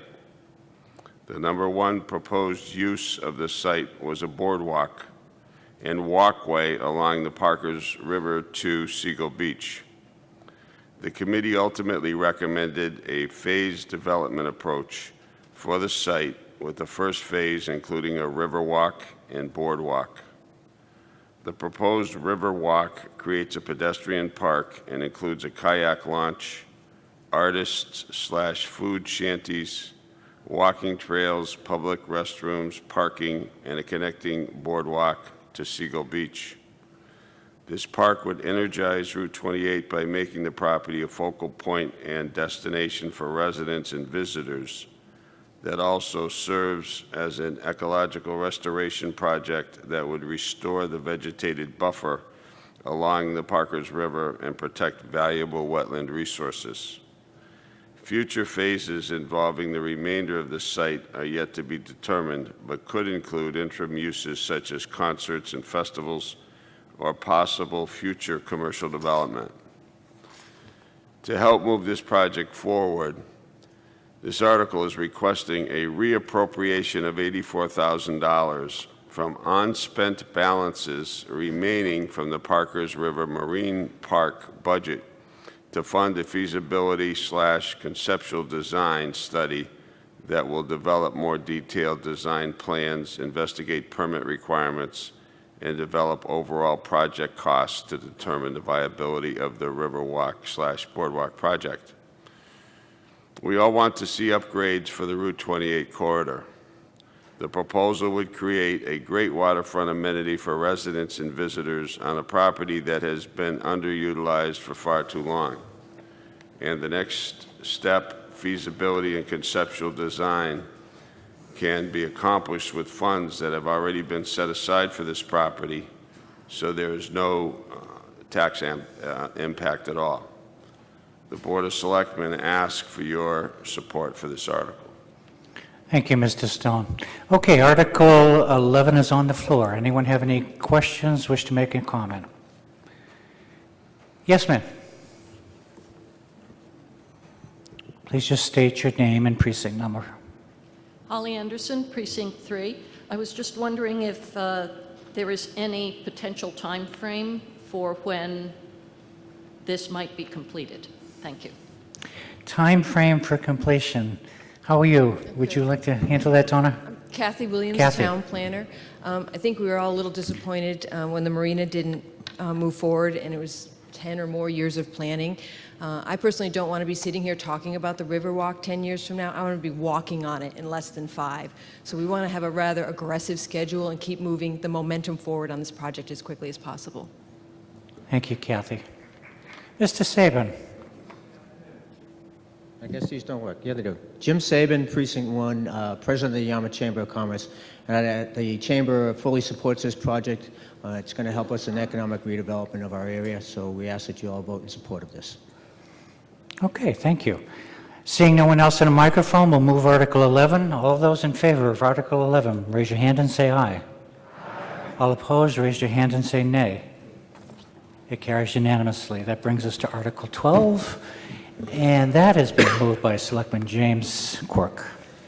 Yes, Mr. Moderator. I move Article 12 as printed in the warrant, and to fund such article, reappropriate and transfer $220,000 from the Water Department tank painting account and reappropriate and transfer $150,000 from the Water Department meter installation account for a total appropriation of $370,000. Article is so moved. Seconded in the second row. Board of Selectmen. Recommend. Finance Committee. Recommend. Mr. Quirk, would you like to explain this one? Yes. This year, the town is seeking to repurpose funds previously approved for water capital to new water capital priorities. The spending proposed for FY17 is to be funded from unexpended balances from prior year's capital articles. The amounts shown in the warrant are the new purposes for which the funds are to be spent. The unexpended balances from which the funds will be transferred are as described in the motion on the screen. And the Board of Selectmen and the Capital Budget Committee recommend approval of this article. Okay, ladies and gentlemen, Article 12 is on the floor. Any questions? Any comment? Seeing none, we'll move Article 12. All in favor of Article 12, raise your hand and say aye. All opposed, raise your hand and say nay.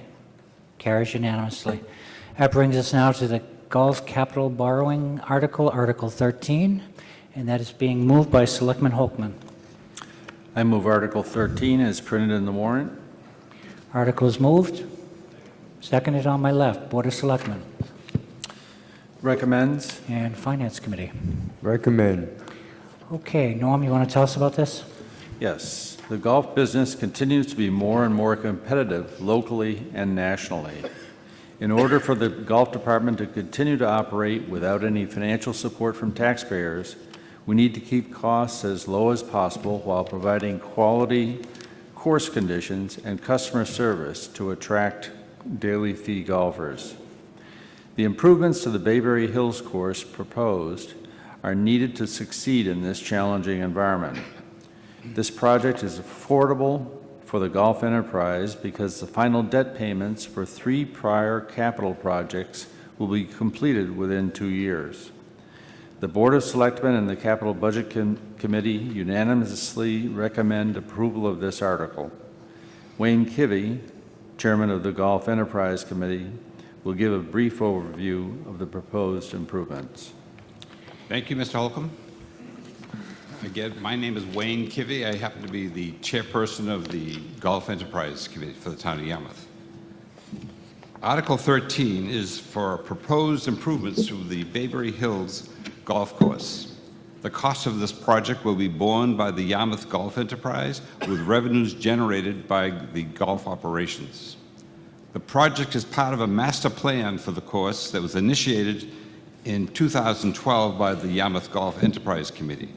The committee recognized the need for the Yarmouth courses to be upgraded and to be maintained at a higher level in order to remain competitive in today's challenging golf market. The initial phase of the master plan is being proposed here includes at Bayberry Hills green surrounds and bunker renovations, golf cart expansion and improvements, and construction of forward tees on several holes. It amounts to 7 different holes on the course. The plan is for renovation work on green surrounds and bunkers to commence in October of 2016, this coming fall. The initial phase of golf cart path work may begin sooner than that.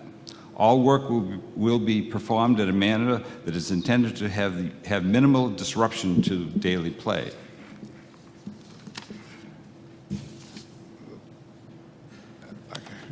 Bunker work will be necessarily completed over 2 seasons. The cart path work is planned for 1 season. The budget is capped at $2 million and will not exceed that amount. There is a real need for these improvements. There have been numerous golf courses built in Massachusetts since 1988, when Bayberry Hills first opened. Many of them are public facilities in direct competition with Bayberry Hills and Bass River. Virtually all have been built to higher construction standards and are significantly newer. As competition for the golf dollar has grown, golfer expectations have grown as well. With non-resident outside play accounting for 2 out of every $3 in Yarmouth golf revenue, we must invest in our golf infrastructure. The committee is mindful of the importance of the Yarmouth golf to the community and to the local economy. As well as dollars that are spent at the courses, visiting golfers stay in our local hotels, eat at our local restaurants, and shop at our local retailers. Much of this play and economic activity occurs in the vital shoulder months of April, May, and June in the springtime, and September and October in the fall, effectively extending employment opportunities in the town outside of the traditional summer season for Cape Cod. The cost of this project will be borne by the Yarmouth Golf Enterprise with revenues generated by the golf operations. The Golf Enterprise has, over the previous 10 years, generated revenue that has not only provided funds to cover principal and interest payments, averaging over $560,000 annually, but also generated annual surplus averaging $40,000. The total debt service levels after approval of this proposed $2 million project will be less than what they have been in the past. We are confident that we can pay for this new debt with revenues in the years ahead. The Bayberry course improvements will result in a facility that is more playable for the average golfer while still providing a formidable challenge to the expert player. The plan has taken into consideration the aging golf demographics and the desire to attract women and young people into the game. In closing, we reiterate, the funds to cover the payment of principal and interest of this borrowing will be provided by the Yarmouth Golf Enterprise operations. And secondly, the $2 million estimate is all that will be expended, with the intent to maximize the amount of improvement to be accomplished within that budget. Thank you very much, Mr. Kivy. Anyone have any questions, any comments? Mr. Howard at the left microphone.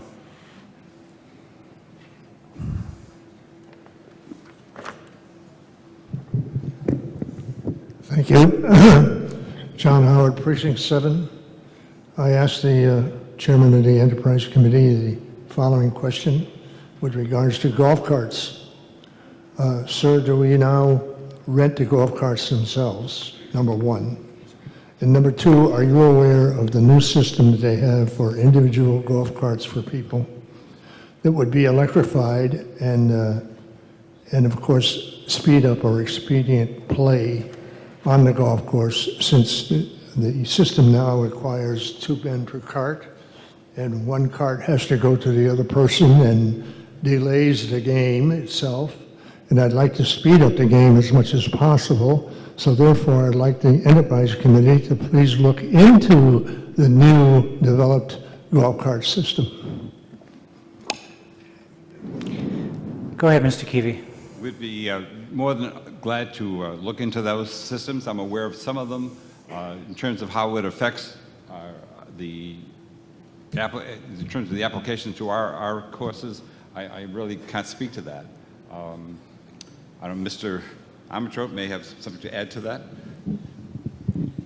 I have certainly seen these, and I'm with Mr. Kivy. We can look into it. It's a matter of economics, cost, and honestly, I do not know of a course that's actually using individual carts exclusively, but we'd be glad to check it out. Well, I assume that we would look into it and at least find a feasibility, and if they're going to be electrified, it really falls into my system of providing 9 megawatts of power through an array, and it would certainly be an advantage to you and your golf cart system, and changing over your cart warehouse, if you will, to electrify it, as well as Bass River.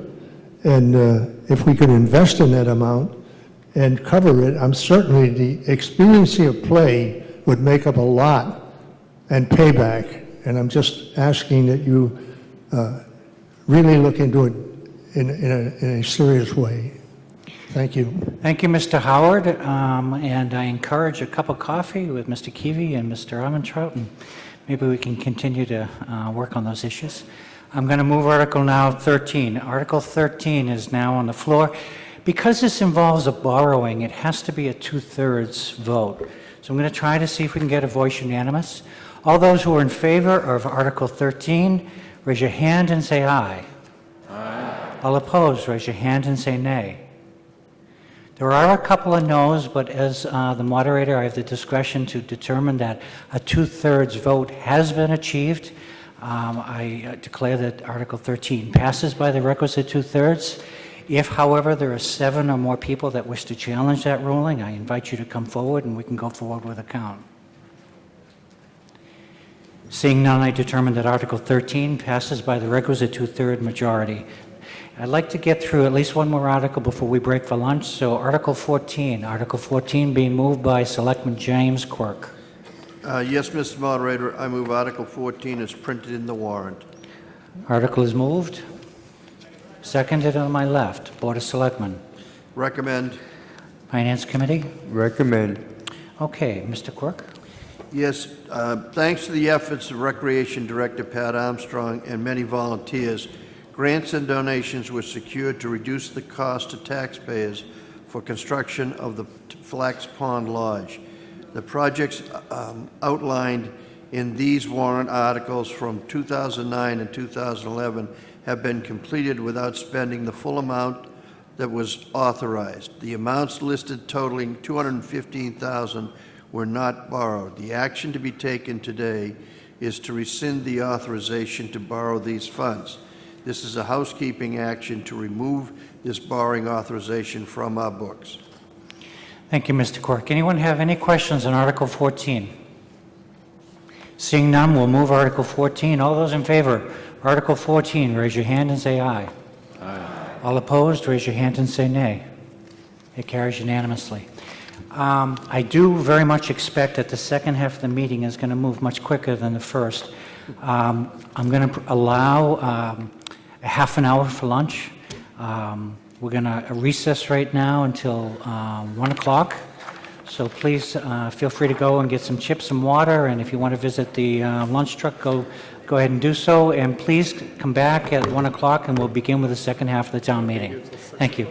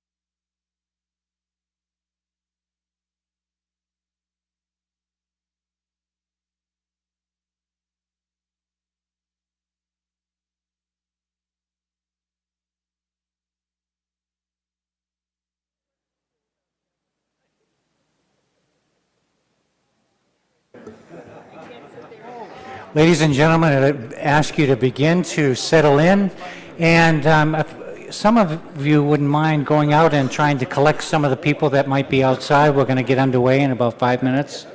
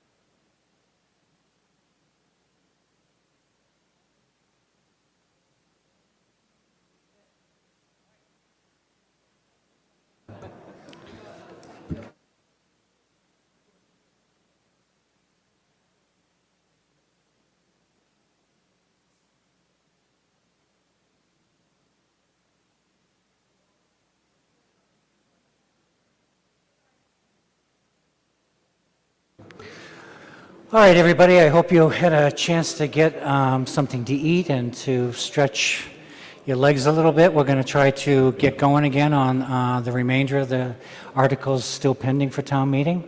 I expect that this will go a little bit quicker than the first half. We're going to pick it up with Article 15, I believe. And Article 15 is being moved by who? Do we have somebody doing 15? Somebody for the school committee, Phil Morris. Well, this was left blank, although I know it's a. This is Article 15, Phil. Go ahead. Yes, sir. I am ready to move that the town approve the indebtedness authorized by the Dennis-Yarmouth Regional School District for the purpose of paying the cost of the telephone system replacement, security system improvements, oil tank monitors, and security fencing, provided, however, that this approval is conditioned upon an affirmative vote of the town to exclude the amounts needed to repay the town's allocable share of this indebtedness from the limitations on local property taxes contained in Chapter 59, Section 21C of the general laws, the so-called Proposition 2.5. Okay, article is moved. Seconded on my right. Board of Selectmen? Recommend. Finance Committee? Recommended. School Committee? Recommend. The school committee recommends, yes. Go ahead, Phil. Tell us about this. I do have a brief explanation. These capital projects are being funded with debt drop-off, so there will be no impact on the tax rate. 3 of the items are joint projects with the town of Dennis that were already approved at their town meeting on Tuesday. The projects cannot be completed without the approval of both towns. The oil tank monitors are to ensure that we keep our environment safe. It is much less expensive to install the monitors than to remove the tanks, and it allows us the option of using oil in the future if necessary. We ask for your support. Okay, so Article 15 is now on the floor. Does anybody have any questions, wish to make any comment? Article 15. Seeing none, I'll move Article 15. All those in favor, raise your hand. Okay, this has to be 2/3, right? This is a borrowing, so we are going to look for a 2/3 voice majority. All those in favor of Article 15, raise your hand and say aye. Aye. All those opposed, raise your hand and say nay. Passes clearly by the 2/3 majority. If anyone wishes to challenge that, I'll accept a motion from 7 or more members of the town meeting. Seeing none, I declare that Article 15 passes by the requisite 2/3 majority, and that will bring us now to Article 16. And Article 16 is being moved by Phil Morris. Yes, Phil Morris, Precinct 7, and member of the school committee. This motion has a legal requirement that I read it exactly as per the financial laws of the state for the purpose that you'll soon be obvious to see what it is. I move that the town approve the $750,000 borrowing authorized by the Dennis Yarmouth Regional School District for the purpose of paying the cost of a preliminary design and feasibility study, including consideration of renovation, new construction, and school consolidation of the Mattokees Middle School located at 400 Higgins Crowell Road, including the payment of all costs incidental or related thereto, referred to as the study, and to transfer and appropriate $418,125 from free cash to pay the town's immediate contribution for said study, provided that the total expenditure shall not exceed $750,000, and for which the district may be eligible for a school construction grant from the Massachusetts School Building Authority, MSBA, said amount to be expended at the direction of the School Building Committee. The MSBA's grant program is a non-entitlement discretionary program based on need, as determined by the MSBA, and any study cost that the district incurs in excess of any grant approved by and received from the MSBA shall be the sole responsibility of the district and its member municipalities. Any grant that the district may receive from the MSBA for the study shall be as set forth in the feasibility study agreement that may be executed between the district and the MSBA. And that concludes the wording on the motion. Thank you, Mr. Morris. Okay, Article 16 is now on the floor. Does anyone have any questions? Wish to make any comment? Yes, sir. The back left microphone.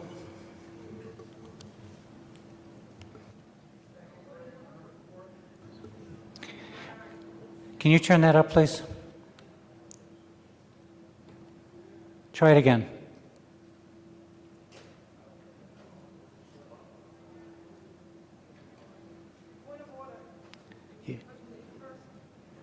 You have a presentation? I do. Okay. While we figure out that microphone, Mr. Gray, I'm going to let them go forward and do a little bit of a presentation. Yep. Go ahead, Mr. Morris. Thank you.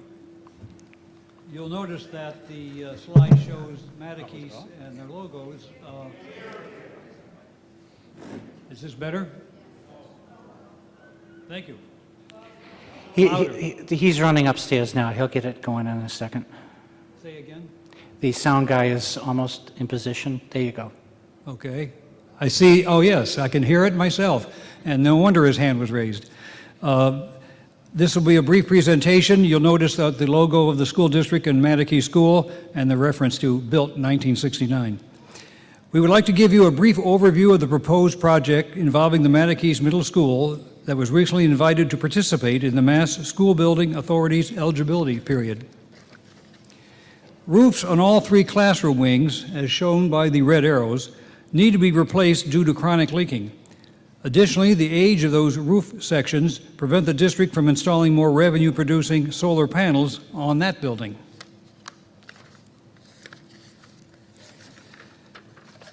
The entire building still has its original single-pane, non-thermal windows, which need to be replaced. The age and condition of the windows creates security concerns. For example, during a recent blizzard, some of the windows blew open and damaged office equipment.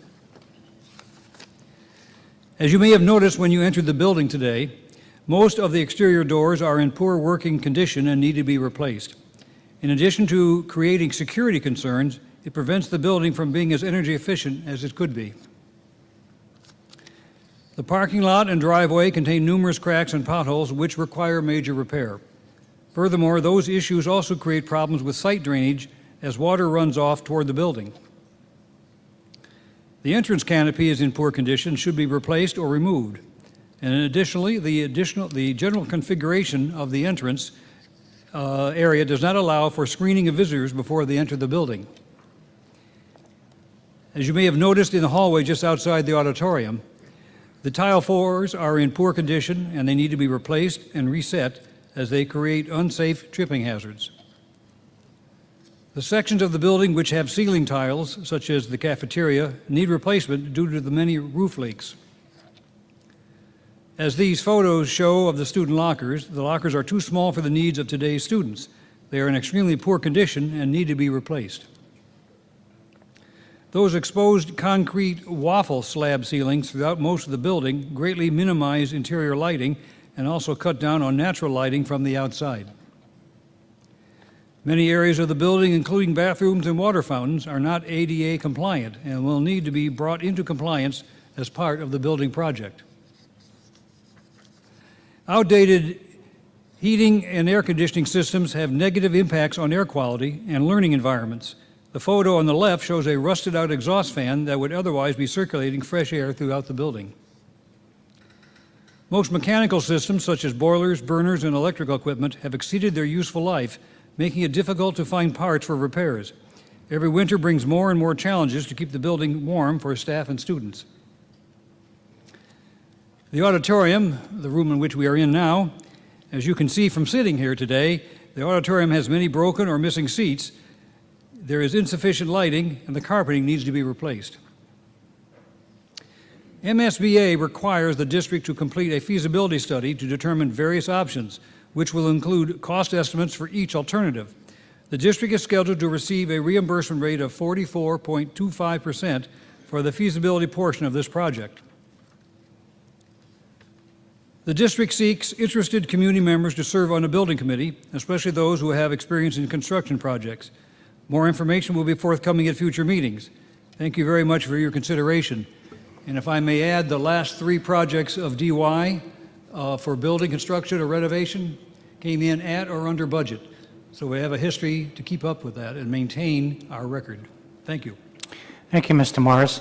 Mr. Gray, before I go to you, I just need to go to the Board of Selectmen, and I'll recognize Selectman Eric Tolley. Thank you, Mr. Moderator. The Board of Selectmen unanimously recommends this article. We are pleased to receive this grant to study the cost of school building improvements.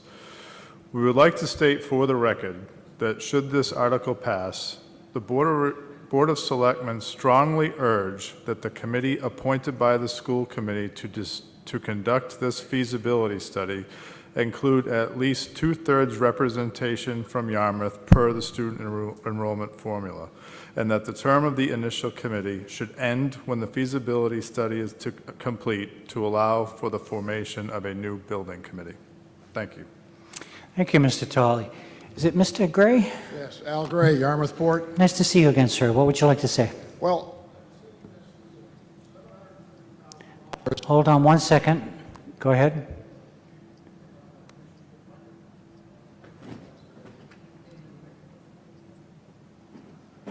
Try it again.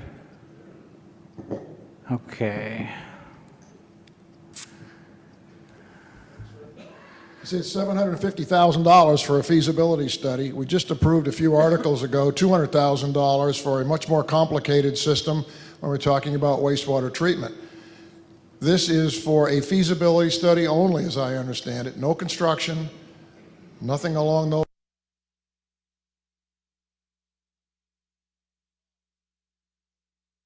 One school where we're talking about some fairly straightforward issues that need to be addressed is excessive, and I would request that the school committee go back and take a look and to see whether this amount of money is really necessary to perform the feasibility study that they're asking for. Thank you. Thank you, Mr. Gray. Ms. Woodbury, would you like to respond to that? Yes, I would. Thank you very much. Mr. Gray, what I'd like to explain to you is that we've been working very closely with the Massachusetts School Building Authority. This is the amount that's recommended by them. What people in the room may not know is that when the feasibility study, which is currently underway for the Cape Tech School, was decided on, the amount that they put aside for their feasibility study was $1 million. This seems to us like a reasonable amount, and speaking with other folks who've done school building projects recently for a building this size and scope. And so we have to work in conjunction with MSBA if we want to receive the 44.25%. So I really urge people to consider this. We will be working with them every step of the way. They have oversight over who we hire as the owner's project manager, all the way down the line, including the architect. So this is not something that is going to be just a group of people deciding to waste taxpayer money. Thank you, Mrs. Woodbury. Anyone else have any questions or concerns? This is Article 16. Seeing none, we'll move Article 16. Again, because it involves a borrowing, we need a two-thirds vote. I'll look for a two-thirds voice majority if I can get it. All those in favor of Article 16, raise your hand and say aye.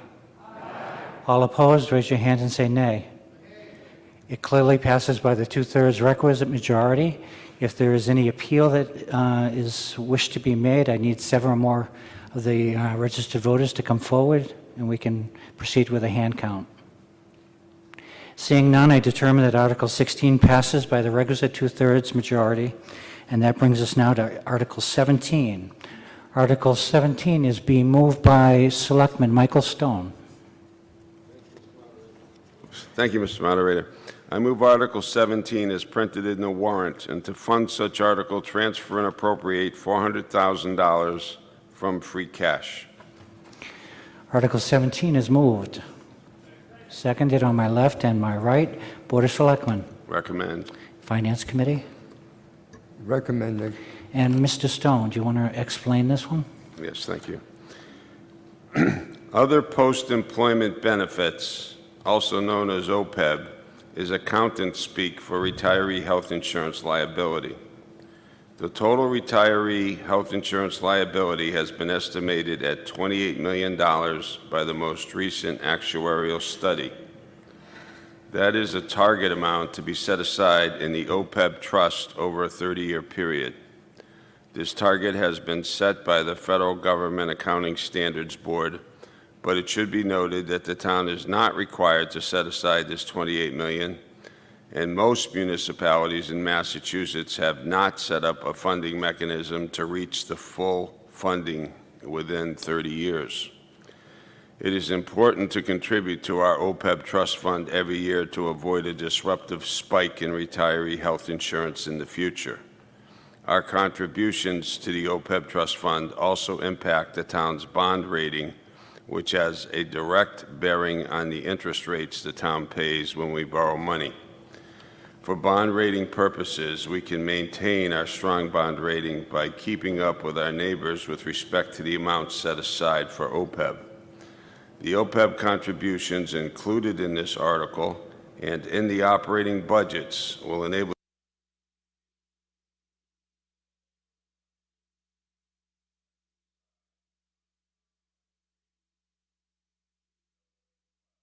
which is the second highest possible bond rating. Thank you, Selectman Stone. Article 17 is now on the floor. Anyone have any question, wish to make any comment? Seeing none, we'll move Article 17. All those in favor of Article 17 as printed in the warrant, raise your hand and say aye. All opposed, raise your hand and say nay. Carries unanimously. That brings us now to Article 18. Article 18 is also being moved by Selectman Stone. Thank you, Mr. Moderator. I move Article 18 as printed in the warrant, and to fund such article from transfer and appropriate $250,000 from free cash. Article 18 is moved. Seconded on my left. Board of Selectmen. Recommend. Finance Committee. Recommend. Mike, do you want to tell us about this one? Yes, thank you. This article provides one-time free cash funding for the 6 purposes listed in the warrant. This spending is not included in the operating budget under Article 2 because we do not have a reliable funding source to support these activities for more than 1 year. We do have sufficient free cash to support this $250,000 expenditure this year and can purchase these services without hiring additional year-round employees. The funds allocated to substance abuse and homeless activities will be administered by the Health Director and Police Chief in support of the activities of the Yarmouth Substance Abuse Committee. The funds for public safety training will prioritize an active shooter training for the police department. The funds for library materials will bring materials spending closer to the target funding established by the Massachusetts Board of Library Commissioners for 1 year. The funds for the tree program will supplement what is a very bare-bones annual budget to prune, treat, and replace trees on town properties. The funds for conservation land management will enable the Natural Resources Division to maintain trails and conservation areas that cannot be addressed with limited funds in the annual budget. The funds for document scanning will allow the Information Technology Division to continue to digitize department records, which allows for more convenient access to these records and reduces paper storage requirements. The Board of Selectmen recommends approval of this article. Okay, Article 18 is now on the floor. Anyone have a comment, wish to ask any questions? I'll recognize Ms. Vita Morris at the left microphone. Thank you. I think my mind wandered just for a second when Mr. Stone was explaining the public safety training. Does this involve the police department or? My understanding is it does. It pertains to active shooter training. So this, in other words, is in addition to the $100,000 for training under Article 2. That's correct. Why are these, well, I guess you explained why this was just a one-time thing, but we keep finding these little bits and pieces all over the warrant, especially for the public safety part of it. And it's, we can never really know what the total amount is for the police department and the fire department and such. Thank you, Ms. Morris. Maybe we could clarify that a little bit. Is there a reason that the various components of the training has been split out this way? Sure. So there are three components, I guess, which are three places where funds are appropriated for public safety training. In the case of the police department this year, there has always been an overtime budget, and we're certainly not required to delineate at the town meeting level the overtime versus regular wages, but we go beyond what's required to show in the warrant the amount that is for overtime versus the amount for regular wages. Now, last year we wanted to put a priority on increasing budgeted funds for training for both the police and fire department because we were really falling behind in our ability to provide training. So we isolated it. Again, not required. We could certainly just include that $100,000 that's separated out now in the town meeting warrant and have that part of the wage appropriation, which would be less transparent. You wouldn't see it, but it would still be the same amount. And then finally, this article here is from free cash, and as Selectman Stone just explained, these funds here are not going to necessarily be repeated in future years, so they're in a separate article. Okay, there's your explanation. All right, we're going to move Article 18. All those in favor of Article 18, raise your hand and say aye. All opposed, raise your hand and say nay. It carries unanimously. That brings us now to Article 19, and Article 19 is also being moved by Selectman Stone. Thank you, Mr. Moderator. I move Article 19 is printed in the warrant, and to fund such article, transfer and appropriate $50,000 from free cash and raise and appropriate $332,250 for a total appropriation of $382,250. Article is moved. Seconded on my left. Board of Selectmen. The Board of Selectmen recommends. And Finance Committee? Recommend. Selectman Stone? Thank you. The purpose of this fund is to enable the town to invest in programs and projects that strengthen the town as an attractive center for tourism. Funding is overseen by the Community and Economic Development Committee and used to stimulate our local tourism economy through funding for special events, marketing, and physical improvements. These efforts support local businesses and benefit local residents by growing commercial property and excise tax receipts. The amount of the appropriation represents the sum of three components. The first, $50,000, is the base amount provided in the special act which created this fund. The second, $278,750, represents 25% of estimated motel tax receipts in excess of $1,585,000 for fiscal 17. The third component, $53,500, represents 10% of the estimated meals tax receipts for fiscal year 16. The total is $328,250. The first two amounts are required by special act adopted by town meeting.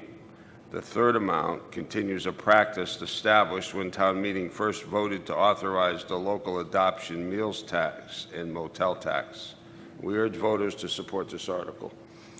Okay, ladies and gentlemen, Article 19 is now on the floor. Anyone wish to make any comments, ask any questions, and I'll recognize Jim Saban. Can you get... Try it again, Jim. It's on. It's got a red light. We are having some difficulties today.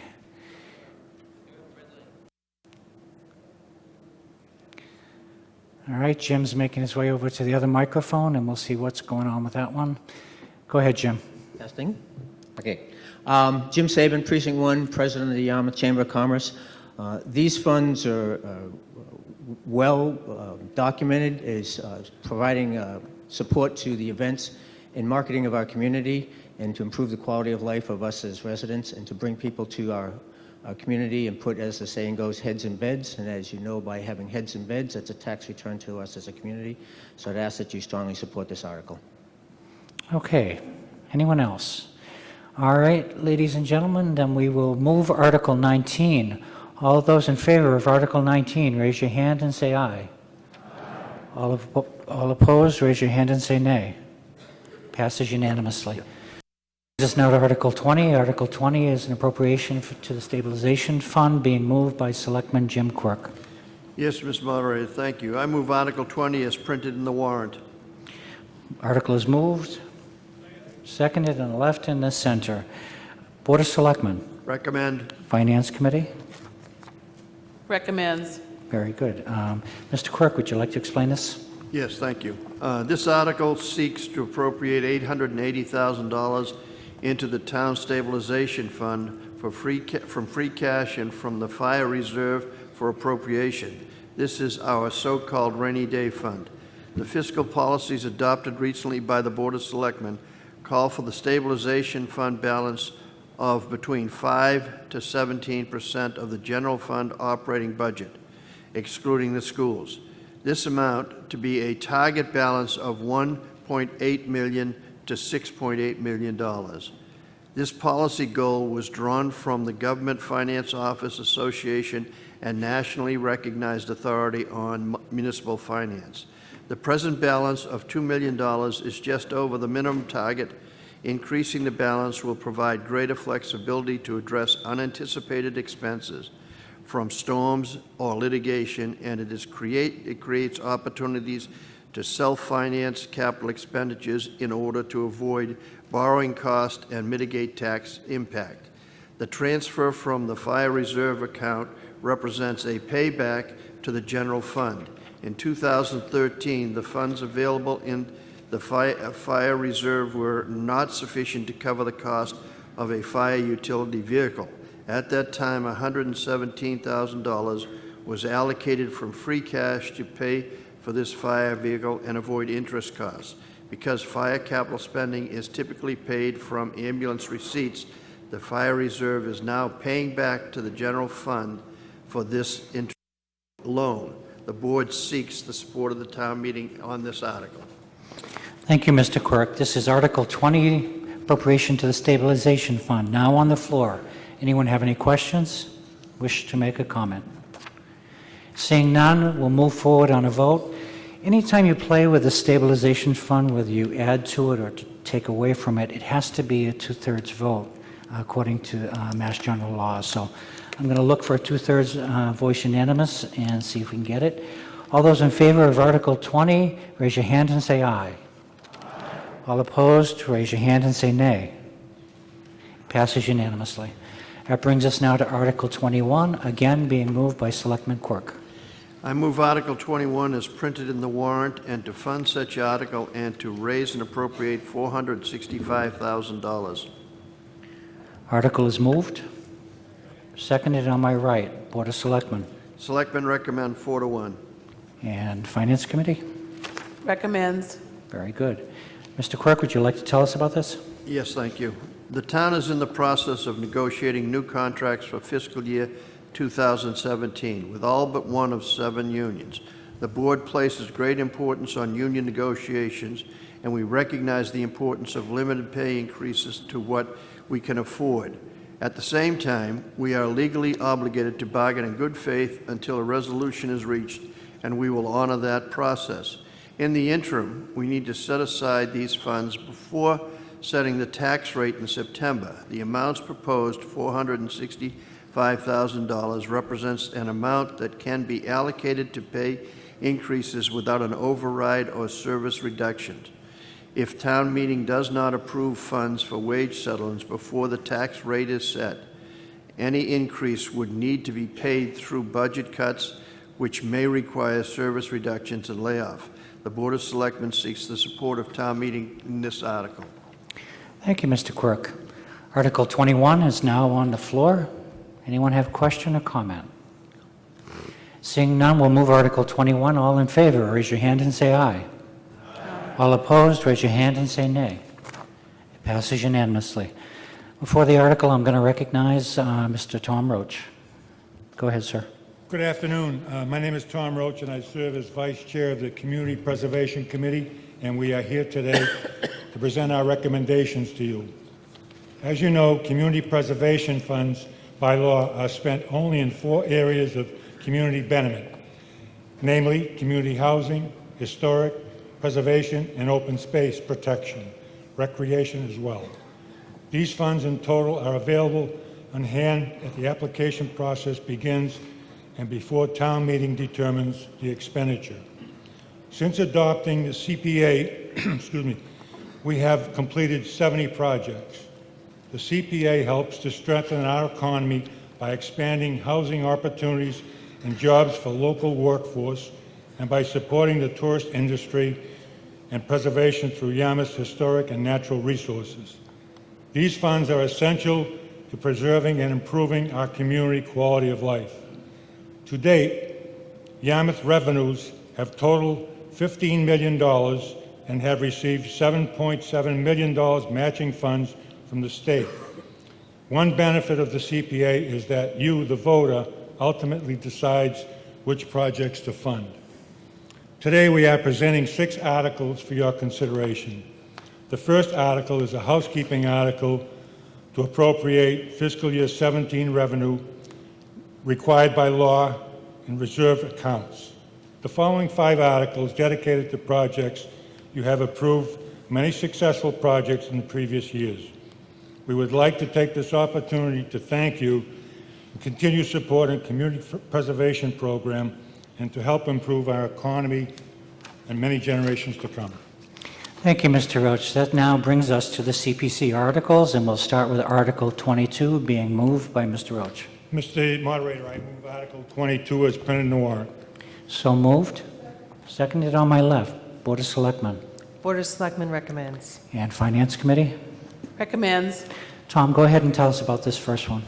This article is a required housekeeping article that appears in every annual town meeting. As required under the Community Preservation Act, a minimum of 10% must be set aside for each of the following purposes: community housing, historic, open space. 5% total revenue is set aside for operating expenses, and the remainder is placed into a budgeted reserve and can be spent upon town meeting appropriation on community housing, historic, open space, and recreation. Okay. This is an article that comes around every year. It's on the floor now. Anyone have any questions, wish to make any comments on this first Article 22? Seeing none, we'll move Article 22. All those in favor, raise your hand and say aye. Aye. All opposed, raise your hand and say nay. Carries unanimously. That brings us now to Article 23, and I have Tom listed, so sir, if you could just introduce yourself, and I'll let you move Article 23. Thank you, Mr. Moderator. Nathan Small, Precinct 2. Mr. Moderator, I move Article 23 as printed in the warrant. Article is moved. Seconded on the left and the right. Board of Selectmen Board of Selectmen recommends. and Finance Committee. Finance Committee recommends. Okay, Mr. Small, could you tell us about this first one? Thank you, Mr. Moderator. This article appropriates CPA funds for community housing projects, with each line item appropriated as a separate project. Line A is a funding for Housing Assistance Corporation to conduct a home ownership preservation program. In 2015, Housing Assistance Corporation began this program to assist low-income residents to ensure that they could remain in their homes. There are numerous Yarmouth residents in need of this program. If funding is approved today, Housing Assistance Corporation would be able to assist 4 or more eligible residents to preserve their homes. Line B is for the Harwich Ecumenical Council for Housing to implement a similar program. They have a proven track record, and they have the capacity to assist 5 or more eligible Yarmouth residents to ensure that they can remain in their homes. Both programs are for Yarmouth residents only. Funds will be provided to eligible homeowners in the form of a 0% interest, 15-year forgivable mortgage. The mortgage shall be made between the town and the homeowner and paid back to the town of Yarmouth Home Preservation Program if the home is sold, transferred, or refinanced. Some examples of improvements are making a home structurally sound and weather-tight, upgrading dangerous electrical or plumbing, and replacement of building and fire systems. Thank you, Mr. Small. Article 23 is on the floor. Any questions? Any comment? Seeing none, we'll move Article 23. All in favor, raise your hand and say aye. Aye. All opposed, raise your hand and say nay. Passes unanimously. That brings us now to Article 24. Mr. Roach. Mr. Moderator, I move Article 24 is printed in the warrant.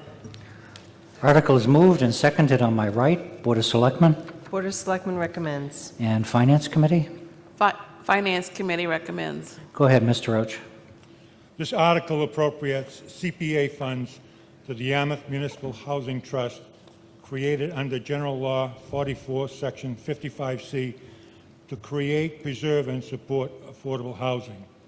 Project A will provide $288,500 to the Yarmouth Affordable Housing Trust to create, support, and retain existing affordable housing units serving households at or below 80% of the area median income. Holding funds in the trust allows immediate expenditure to create and preserve affordable housing. For example, the town may take advantage of unexpected opportunities, such as a unique acquisition opportunity, and resolve unexpected situations such as foreclosure. Trust activities are coordinated and leveraged with funds from other sources. Project B appropriates funds to the Yarmouth Affordable Housing Trust to help create affordable housing units and redevelop motel properties. The purpose of this funding is to create affordable housing and to eliminate blight on Route 28. The funding sought will be used to assist the acquisition of property under or construction for affordable housing. This project builds on past efforts of the Trust to subsidize affordable housing development at a Route 28 motel. Utilizing past CPA appropriations, the town has issued a request for proposal and entered into an exclusive option, the purchase agreement with the Yarmouth Garden Motel Lodge. The Trust is now seeking proposals, qualified developers, to substantially raise existing structures, redevelop the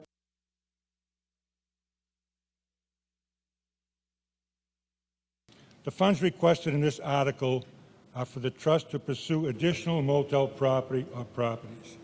The motel redevelopment program has potential to create high-quality, affordable rental housing while removing blight on aging structures. Thank you, Mr. Roach. Okay, that brings us to Article 24. It's now on the floor. Does anybody have any questions? Any comments? Yes, ma'am. Front microphone. Do you have a question, or are you here for the next article? On the next All right, very good. Article 24, all those in favor, raise your hand and say aye. All opposed, raise your hand and say nay. Passes by the requisite majority. All right, now that brings us to Mary Ann and Article 25. Mr. Moderator, I move Article 25 as printed in the warrant. Article 25 is moved. Seconded on my right. Board of Selectmen. The Board of Selectmen recommends. And the Finance Committee? Finance Committee recommends. Very good. Go ahead, Mary Ann. This article appropriates CPA funds for historic projects with each line item appropriated as a separate project. Project A would provide funds necessary to rehabilitate the Captain Bangs House Museum southwest corner wall and supporting beams. This portion of the property is circa 1750s. The floor is sloping down several inches from the room's attachment to the front of the structure, as evident that the rear wall, I might skip something here. Several inches from the room's attachment to the front of the structure, and it is evident that the rear wall and supporting beams are no longer viable. The house is one of the 4 museums on the Common on Route 6A, and it serves as a site historical destination. Completion of this project will enhance a major historical attraction of the town and support preservation of the property itself. Project B will provide funds to complete the 5th phase of the archaeology work done at Taylor Bray Farm to contribute substantially to preserving a unique town-owned property with a rich prehistoric and historic past. This is a slide of the last dig in the fall of 2015 and some of the artifacts discovered throughout the years. Jack Duggan of the Taylor Bray Farm Preservation Association has led this multi-year effort, and at the last dig there were 60 adult volunteers plus 2 study groups volunteering a total of 1,600 hours. This phase uncovered 2 8,000 to 10,000-year-old stone spear points, which is significant because it may be the only time such ancient tools have been found together in a controlled archaeology context of Cape Cod or in New England. Project C is for Taylor Bray Farm Preservation Association to replace the perimeter and interior animal fencing of a 2.5-acre pasture area, which serves 2 Scottish Highland cattle, goats, miniature donkeys, and sheep. Volunteers will remove the existing fencing. Temporary fencing will be secured, and the project is expected to take 3 weeks to complete. The association's 3 annual public events attract approximately 3,500 visitors annually. Okay, thank you, Mary Ann. This is Article 25, dealing with historical preservation. Anyone have any questions? Any comment? Seeing none, we'll move Article 25. All those in favor, raise your hand and say aye. All opposed, raise your hand and say nay. It passes unanimously. That brings us now to Article 26, and that is being moved by Mr. Durkin. Go ahead, sir. Thank you, Mr. Moderator. Mr. Moderator, I move Article 26 as printed in the warrant. Article is moved. Seconded on my left. Board of Selectmen? Board of Selectmen recommends. Recommends, and Finance Committee. Recommends. Go ahead, Mr. Durkin. Thank you. This article appropriates CPA funds with each line item appropriated as a separate project. The Parker River Tidal Restoration Project will improve tidal flows to the Parker River Swan Pond estuary system by replacing the existing 18-foot wide bridge at Route 28 with a new 30-foot wide bridge. The project has numerous public benefits, including rebuilding a healthy ecosystem, improving water quality and preserving open space, improving habitat, marshlands, and fish passage, replacing an important piece of transportation infrastructure, improving streetscape amenities with bike lanes, sidewalks, and decorative lighting, as well as reducing nitrogen loads in the Parker River estuary, a vitally important component in our wastewater solution for this estuary. The project is currently in the design and environmental permitting phase, with the start of construction anticipated for the late fall of 2016. The bridge construction will be phased so that 2 lanes of traffic will remain open along Route 28 during the reconstruction. $3.4 million of grant funding has already been awarded for the project through Hurricane Sandy funds from the United States Department of Fish and Wildlife. While other supplemental grants are actively being pursued, the 2 CPA requests proposed here allow for the project to be constructed should these efforts to seek other funding be unsuccessful. The first CPA allocation is requested in line A for $800,000, which will be utilized for construction of the bridge and as matching funds for other grant applications. The second application request in line B for $800,000 will be utilized for construction, but only if other supplemental grants cannot be secured at a later date. Thank you. Thank you, Mr. Durkin. That's Article 26, and we all know now where our federal dollars are going. That's quite an amount of grant money that we're going to receive. Article 26 is on the floor. I see Mr. Sullivan at the back microphone. Go ahead, sir. Tom Sullivan, Precinct 1. I can't question why we're even spending money at all. Isn't the state supposed to be fixing this bridge starting in October? This is a state project, isn't it? Good question. I understand that the actuaries, yes, but as far as the bridge goes itself, that's supposed to be done by the state of Massachusetts. Why are we doing it? It's a state highway. Kathy? It is a state highway. Unfortunately, Mass DOT does not feel that it is in condition where it needs to be replaced anytime in the near future. So if we want to move forward with this project, and obviously U.S. Fish and Wildlife was successful in getting this Hurricane Sandy fund, so a lot of people feel it's an important project that needs to move forward very quickly. We may not be able to get Mass DOT to pay for this for 10, 15, 20 years, depending on their schedule. And I was remiss, I should introduce, this is Kathy Williams, the town planner. Thank you, Kathy. Ms. Morris, I see you at the microphone. I just wanted to ask a question.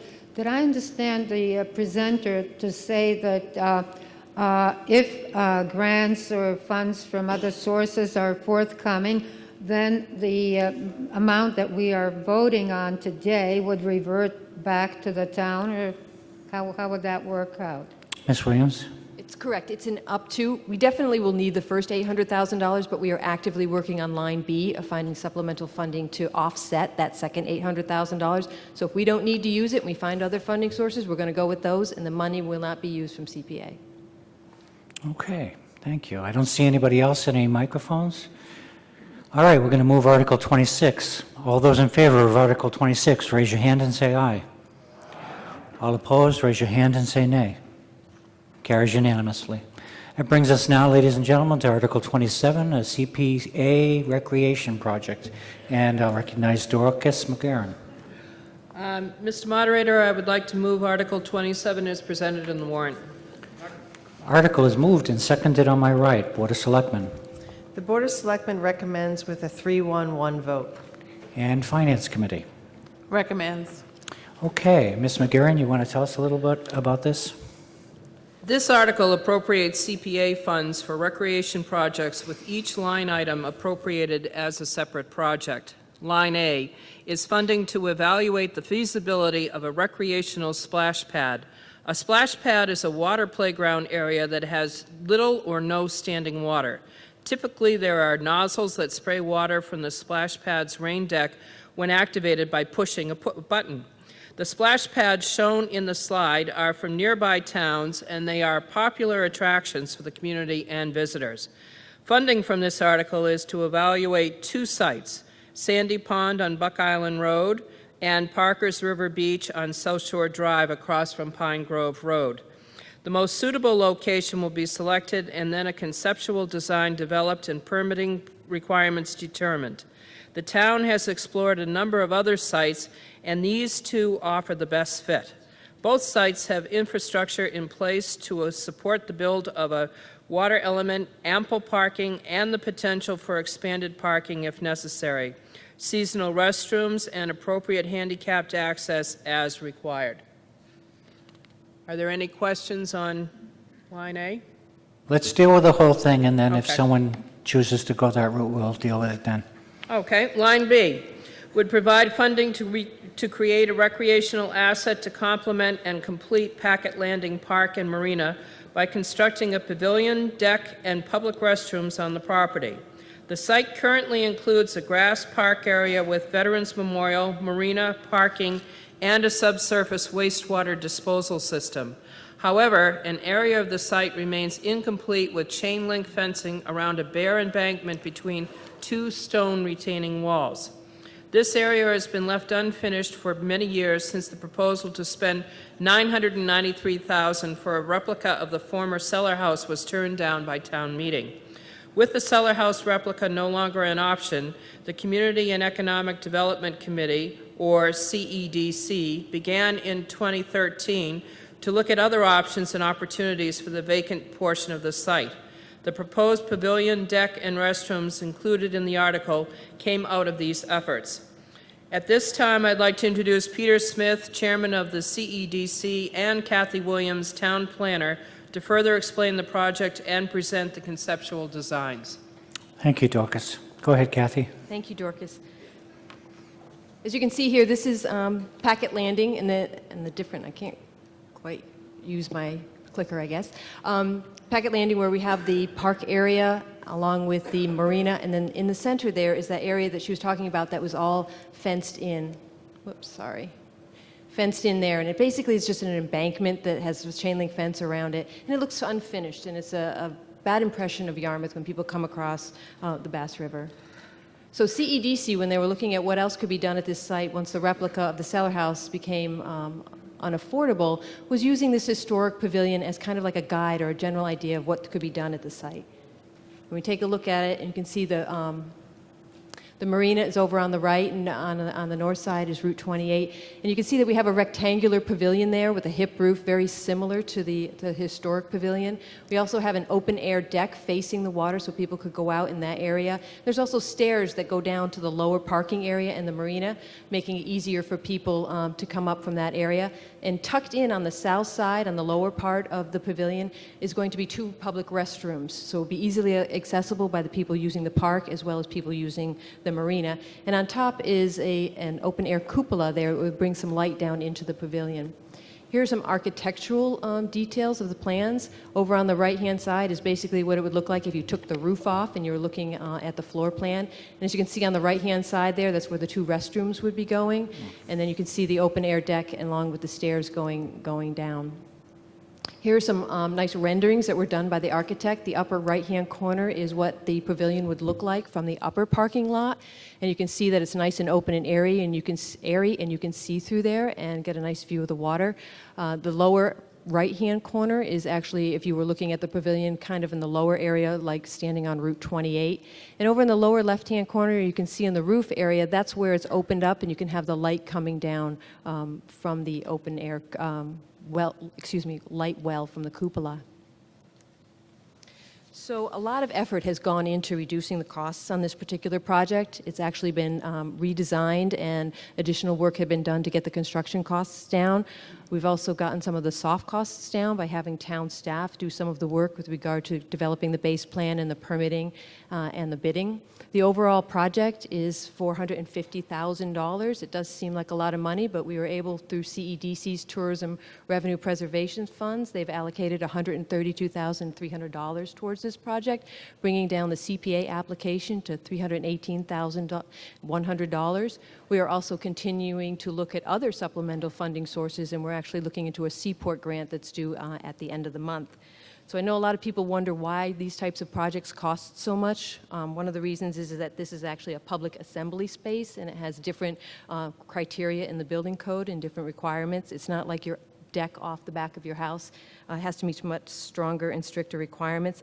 It's also a relatively small project that has a lot of different trades involved, so we don't get that economy of scale for larger projects. We'd have to have 2 public restrooms, and they both need to be handicap accessible, so they need to be larger. We also want to be using high-quality materials, so we don't have an issue with maintenance costs in the future. And then the biggest one that comes involved with any type of public project is the need to use state wage rates, which can increase the cost from 25 to 30% or more. So the town staff, along with CEDC and the architect, we've worked very hard in getting these project costs down, and there are a great number of public benefits that I'm going to let Peter Smith summarize for you. Peter Smith, go ahead, sir. My name is Peter Smith, Yarmouthport, Chairman of the CEDC. We've spent a lot of time to reduce the overall expenditures and the cost for this project, starting with the town meeting not allowing to go forward with the cellar house, which was close to $1 million. This project is coming in at a little over $300,000. It will also use an existing subsurface septic system that's already on site that the town has spent close to $100,000 for. CPA funds are available for this, as are CEDC funds, and these funds, especially the CEDC funds, do not come out of the tax rate. They come out of the CED funds that are in the Tourism Preservation Fund, which are paid by our guests and visitors to the town. And these funds will improve and finish the Packet Landing, making it a great gateway to the town. The park right now is greatly used, and this will enhance the use of the park. We've tried to design it to meet the historical setting, and this will also create a great gateway and a visual entrance to the town. We will also eliminate a series of porta potties that are currently located at the site with the public restrooms. It will also help handle and make the center of the town, center of Bass River Village, a walkable village. And it shows a willingness by the town to invest in our town, both for visitors and for residents. And the merits of this project have been well supported by a number of people and a number of organizations within the town. Thank you. Thank you, Mr. Smith. Article 27 is now on the floor. Ms. Morris, would you like to speak to this article? Yes, I have a question. CEDC, is that a town entity? The town committee, go ahead. Community and Economic Development Committee was founded roughly 12 years ago as a committee founded by the selectmen. But didn't you say that the funds that you are proposing to give to this project do not come from taxpayer money? That is correct. It's allocated from the Tourism and Economic Preservation, and those funds comes from the Tourism and Economic, which is paid by the visitors to the town in room tax and meals taxes. Well, I thought when we were first voting the rooms and meals taxes, they were going to be almost dedicated to the safety group, the police and the fire department. Now it's spread all over town.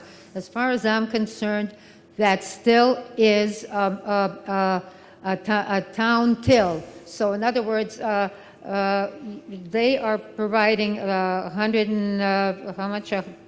$200,000 towards, I guess now you have reworked the $515,000 initial project to $450,000, is that it? Ms. Morris, it might be advisable to go back into some of the town records, and you can see exactly how the committee was formed and why, where the funds... I'm moving on. As far as I'm concerned, this still is, the motels are taxpayers also. So it's a taxpayer funded entity, and just because, not all of it is coming from CPA, it's coming from another till, and it makes it sound as though it came, from above or from off Cape or something like that. I mean, it isn't that. The thing is, also in terms of the proposed addition of the pavilion and the 2 toilets, it not only doesn't enhance, it detracts from what is there right now, because the pavilion will be taking up so much space. What you're left, if you're sitting on one of the benches that are there right now, you're left with a very, very narrow view towards Dennis, whereas right now, you're seeing a wonderful vista. There seem to be a lot of relatively nice houses and trees and everything, and this thing will be like a barnacle there instead of an enhancement. And I took a friend over there to take a look at it, the site, not long ago, and the first words out of her mouth were about the pavilion, that it will be a great gathering place for the druggies. So that's something else to be considered. It's not, just an amenity, I think. Thank you, Ms. Morris. I'm going to recognize Mr. Saban. Good afternoon. Jim Saban, President of the Yarmouth Chamber of Commerce. Chamber of Commerce fully supports this project. The Packet Landing is a gateway to our community with a chain link fence right there that's been there for a number of years. It's rather unsightly. We have a charter fishing fleet that operates out of the marina, and the ability to provide adequate toilets for our visitors to use when they come off and go to the charter fleet is greatly needed. We recognize that this money comes from the Tourism Preservation Fund, and we think it's an excellent investment in our community, presenting a positive image of our town, and we fundamentally disagree with most of what the previous speaker said. Would ask you to fully support this project. Thank you, Mr. Saban. Yes, sir, at the left microphone. Charles Adams, Precinct 3, 289 Old Main Street. This project is such a great project for the town. Apparently, some people don't know where it's located, or they wouldn't have made the comments that they did. This is an outstanding project. It brings in tourism. If you lived in the neighborhood as we do, we can tell you the type of people that go down there, and it is an asset to the community in all regards. So I hope you vote 100% for this because it is well needed. Thank you, sir. And I see Mr. John Smith making his way to the front microphone. John, forgive me. John Sears today, maybe Smith tomorrow. I need my wife behind me telling me the names. She's off at a graduation today. Go ahead, Mr. Sears. John Sears, South Yarmouth. I try very hard not to jump up and talk on every article that I may have an opinion on. Once in a while, something comes up that I have a passion on, and I can't sit still. Long bothered me that we had unfinished business at Packet Landing. I probably go down there 3 or 4 times a day when I take my afternoon ride down Pleasant Street. I've played around that area probably for nearly my 80 years, so I probably have seen as much of it as anybody in this room, but somebody will challenge that, I'm sure. It bothered me enough so that I went in and I talked to Kathy Williams at the planning board and said, where do we stand on this? What can happen and what is in the works? She showed me a picture and then said, would you like to see what you said 15 years ago at the town meeting on this same piece of land? I said, really? I can hardly believe what I had for breakfast yesterday morning, let alone decide what I said 15 years ago. They printed it out, and when I read it, I don't think I would have changed a word. The town did not start the day that I got here or the day that any of you got here. There were things that were left to us that we had no hand in. but we have had them passed to us. We have beaches, we have golf courses, we have the boardwalk, we have things that are pleasures in our lives today that somebody else put on the table for us. And this is something that we can pass on and preserve this piece of land. Not just a piece of land. On this spot was the last and oldest building in South Yarmouth, the Cellar House. It was much too expensive to kick the powder post beetles out of there and do what needed to be done, so we lost it, and it is gone. This was the last Indian-owned piece of land in South Yarmouth, and probably the town. It was where the 1939 Centenary Bandstand was. It was home of the library. The post office was there. So we're not talking about just a piece of land that has no history. This is as historic as any piece of land in the town.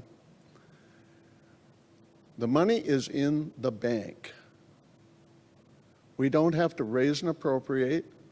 There is nothing there that is not already about to be paid for. The money that is there would be spent for something else if we don't spend it for this. The plan envisions open. I was concerned that when you look there, it would block a view. That's why it's opened. That is why there's a deck on the front of it. You can step out there and get a better view than being down on the lower part where there are much more activity. It's been said maybe there'll be drug use there, or they'll be selling pot. They're not going to hide in open.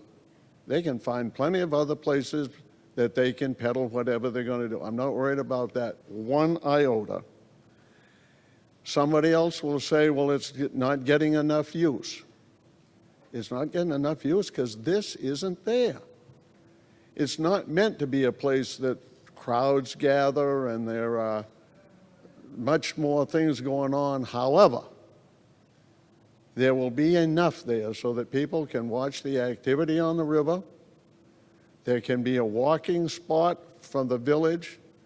If you go down Pleasant Street on any afternoon, there will be at least 15 or 20 people walking on that road. So it is a walking destination.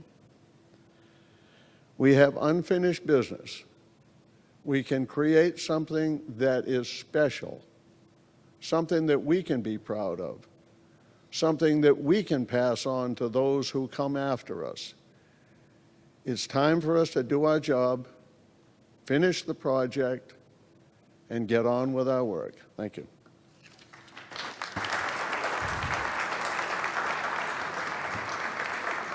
Mr. Moderator? Yes, sir. Go ahead, Okay. Mr. Roach. This is our gateway to the West. We've talked about that for years and years and years. This is the last piece of the puzzle. What really impresses me is the fact that I've seen so many letters to the editor in the Cape Cod Times from folks who reside in Dennis praising our efforts in Yarmouth for our park and criticizing Dennis's efforts for what they've got over there. Just compare the two. It speaks for itself. This also acts as a veterans memorial. From time to time, we have events over there to honor the veterans that have served valiantly in our country. I think if you look at the traffic from time to time, it's approximately 18,000 cars on Route 28 adjacent to that area that pass on a daily basis.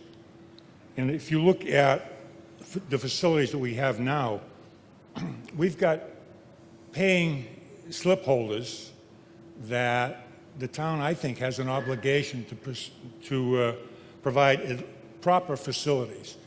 And I think all of these things combined, again, we're at the last piece of the puzzle.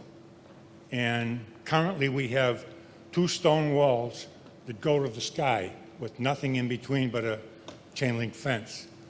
So this particular pavilion, and if you go down 28, either direction, east or west, and you look where the proposed pavilion is going to go, you'll be able to see right through that. You'll be able to see the boats, you'll be able to see the water. So there's not going to be any major obstruction. I wholeheartedly support this project, and I hope all of us do. Thank you. Thank you, Mr. Roach. Okay, so we've had some good comments on both sides of the issue, and I think we're ready to vote at this point. So Article 27 is now on the floor. All those in favor of Article 27, raise your hand and say aye. Aye. All opposed, raise your hand and say nay. It passes by the requisite majority. That's the conclusion of the CPC articles for this annual town meeting, and I want to thank the committee for the amazing amount of work that you put in, the time, the hours, the research. Thank you so much for all that you do for protecting our town's monies and resources. We move now into the zoning portion of the town meeting, and I'll recognize Mr. Brad Goodwin for Article 28. I just have to say a quick note. You were looking for your bride behind you to help you out with names. I'm glad my bride's not behind me because today's my anniversary and she's not happy. So tomorrow's going to be a very special Mother's Day. Wow. Mr. Moderator, I move Article 28 is printed in the warrant. Articles moved and seconded on my right. Board of Selectmen Board of Selectmen recommends. and Finance Committee. Anyone on the Finance Committee, are you going to defer to Planning?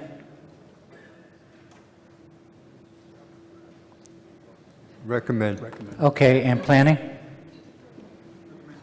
Planning recommends. I was just waiting for Finance. I apologize. That's okay. Go ahead, Mr. Goodwin. Thank you, Mr. Moderator. This is a bookkeeping article, no taxation, no fees. We put it forth to correct the use table to accurately show the Planning Board is a special permit granting authority for both the Yarmouth Hotel and Motel Overlay District voted for in the motel bylaws. Number 2, we added a reference to existing lighting standards. And number 3, we clarifies that building height regulations in the overlay districts apply to all projects, not just those dealing with housing or motels. Finally, we've included modification to some uses in the overlay districts to be more compatible with developments that include residential and commercial projects. Okay, thank you, Mr. Goodwin. Article 28 is on the floor. Any comment? Any question? Seeing yes, Mr. Kinney. The right microphone. In principle, I support this, but in fact, the way, and it's probably not just this town, but the way this town approaches subsidizing, which is essentially what we're doing, private development or private redevelopment, causes my curious bone to vibrate a little bit.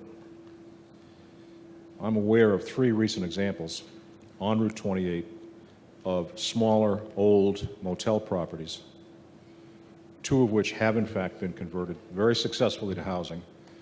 And in one case, the third case, the proposed developer walked away from it because Yarmouth seems to believe that we should give large amounts of money to larger developments for all new construction. Bulldoze what's there and build something new. And we should make it as difficult as possible for smaller developers to do smaller developments, rehabbing and reusing existing properties. It seems to me that there's a lack of equity here because 1 unit is 1 unit. 1 unit times 20 is a bigger project, 1 unit times 40 is a bigger project still. But if somebody has the money only to do a 12 or 15 or 20 unit project and not raise what's there, but reuse what's there, why do we punish that developer? Why do we have rules that make it impossible for all but the major developer even to consider doing anything on Route 28? Well, if that's going to be the way we go, then we are only going to have large-scale, urbanized development. Same amount of money. These units cost roughly the same from one project to another. I've heard economy of scale mentioned. Yeah, well, okay. There's something wrong with the way the system's going. I'm not saying this to oppose this article. I support this article. But I'm making these comments to try to get people to think about what are we doing, and more importantly, how are we doing it? Are we shooting ourselves in the foot? 20 years from now, are we going to look at the urban stretch of road that starts in Hyannis and ends at Bass River and shake our heads and say, how the hell did that happen? This is how. So I would urge planning departments, boards of selectmen, citizens, think about this and ask yourself the question, why do we do it this way? Why do we punish the small developer and basically price them out of the market and only support, only subsidize the large developer who least of all needs the subsidy? Thank you. Thank you, Mr. Kenny. Just a I clarification. will give you an opportunity, Mr. Goodwin, if you'd like to address any of that. I apologize profusely. I thought I made a motion to move Article 28. Article 28 has nothing to do with funding or money. I accepted the comments in the general spirit that they were offered. But you're up there. If you care to respond, fine. If not, we can just move the article. You move the article. Okay, very good. Article Excuse me. 28 is on the I floor. have one question, Mr. Moderator. Tracy, Board of Selectmen. Oh, great. I have one question, Brad. Yeah. I know years ago we talked about the use table, and at the time, the P7 use for family home daycare was protected by state law. Is that no longer the case? I'm sorry, I think I can't hear my planning director, so I'll refer to the hardworking and brilliant Kathy Williams. You're correct, but the underlying zoning still allows this. This is an overlay district, so every use doesn't have to be allowed in an overlay district.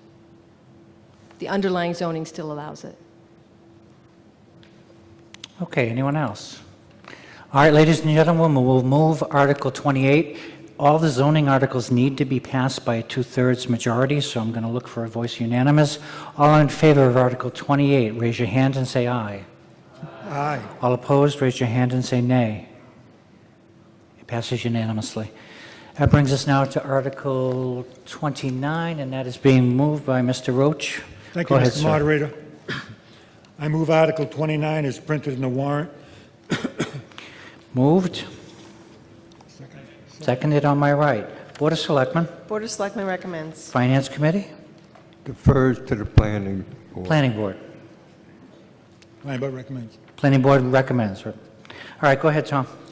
This amendment modifies various sections of the bylaw related to employee housing at non-motels, hotels, by setting parameters and standards for type of housing, by setting maximum density levels in B2 zoning district at 1 unit per minimum lot size or per legally pre-existing non-conforming lot, with a maximum of 4 units per property.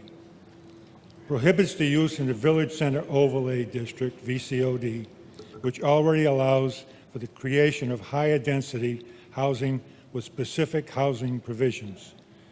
Changes the definition of employee housing at non-motels, hotels, to set a minimum 300 square foot unit size and require units to meet the definition of housing and a dwelling unit, and modifies excuse me, the definition of top-of-shop housing to be more generic and eliminating references to applicable properties outlined in the motel bylaw.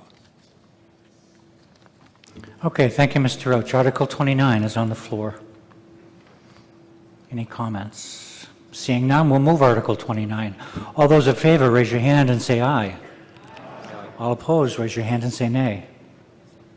Carries unanimously. That brings us to Article 20, and Article 20 is being moved by Mr. Norm Ware. 30, sorry, 30. Go ahead, sir. I move Article 30 as written in the warrant. Article is moved and seconded on my right. Board of Selectmen. Board of Selectmen recommends. Finance Committee. Defer to the planning board. The Planning Board. Planning Board recommends. Go ahead, Mr. Ware. This is a miscellaneous motion that contains several minor changes into the zoning bylaws, some being explanatory and others being things to clarify. It eliminates, first of all, the need for a special permit to combine lots through a perimeter plan. That will save people who want to do this some money. It adds figures to illustrate more clearly the existing definition for how building height is measured. It notes in the use table the minimum lot area for two-family dwellings, currently twice the minimum lot size. It requires a special permit for gas stations in the B2 zoning district to facilitate control over access management and aesthetics. It allows by right home offices which are limited to office-type activities that make a property indistinguishable from other residential properties. No signs, no storage, no employees, no clients or customers, no on-site retail, no outdoor activities, and no deliveries, shipping, other than through the U.S. Postal Service, FedEx, UPS, or similar services. It defines frontage for corner lots as being measured to the middle of the curve at intersecting streets. It clarifies the requirements for restoration of structures specifically damaged due to fire or other natural disasters, and allows for some by right accommodation for increased building height for those structures that meet building code requirements in a FEMA special flood hazard area, provided the allowed building height is not exceeded. Okay, thank you, Mr. Weir. This is Article 30, miscellaneous amendments. Anyone have any questions? Wish to make any comment?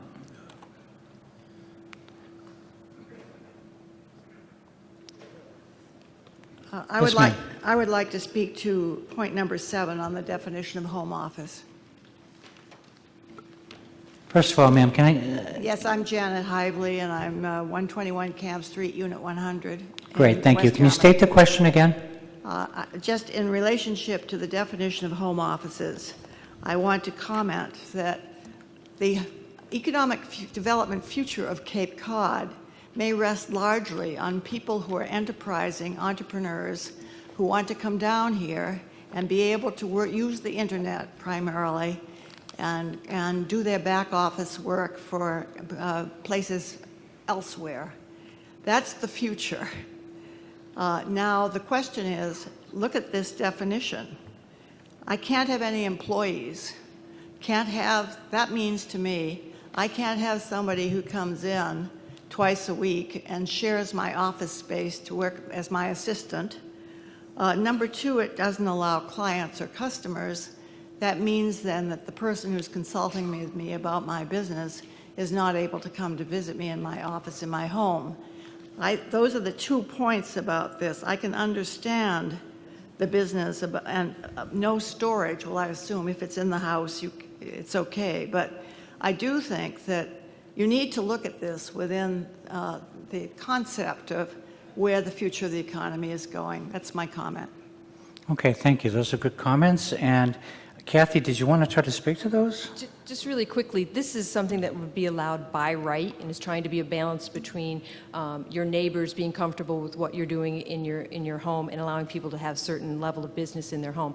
The bylaw does allow now certain office types uses in your home, but it has to go through a special permit for that. So this isn't the only thing that's allowed in town. And then there is also other people who have actually gone before the ZBA and gotten variances for various different types of home businesses that they wanted. So there are other options besides this. This is just by right. Okay, anyone else?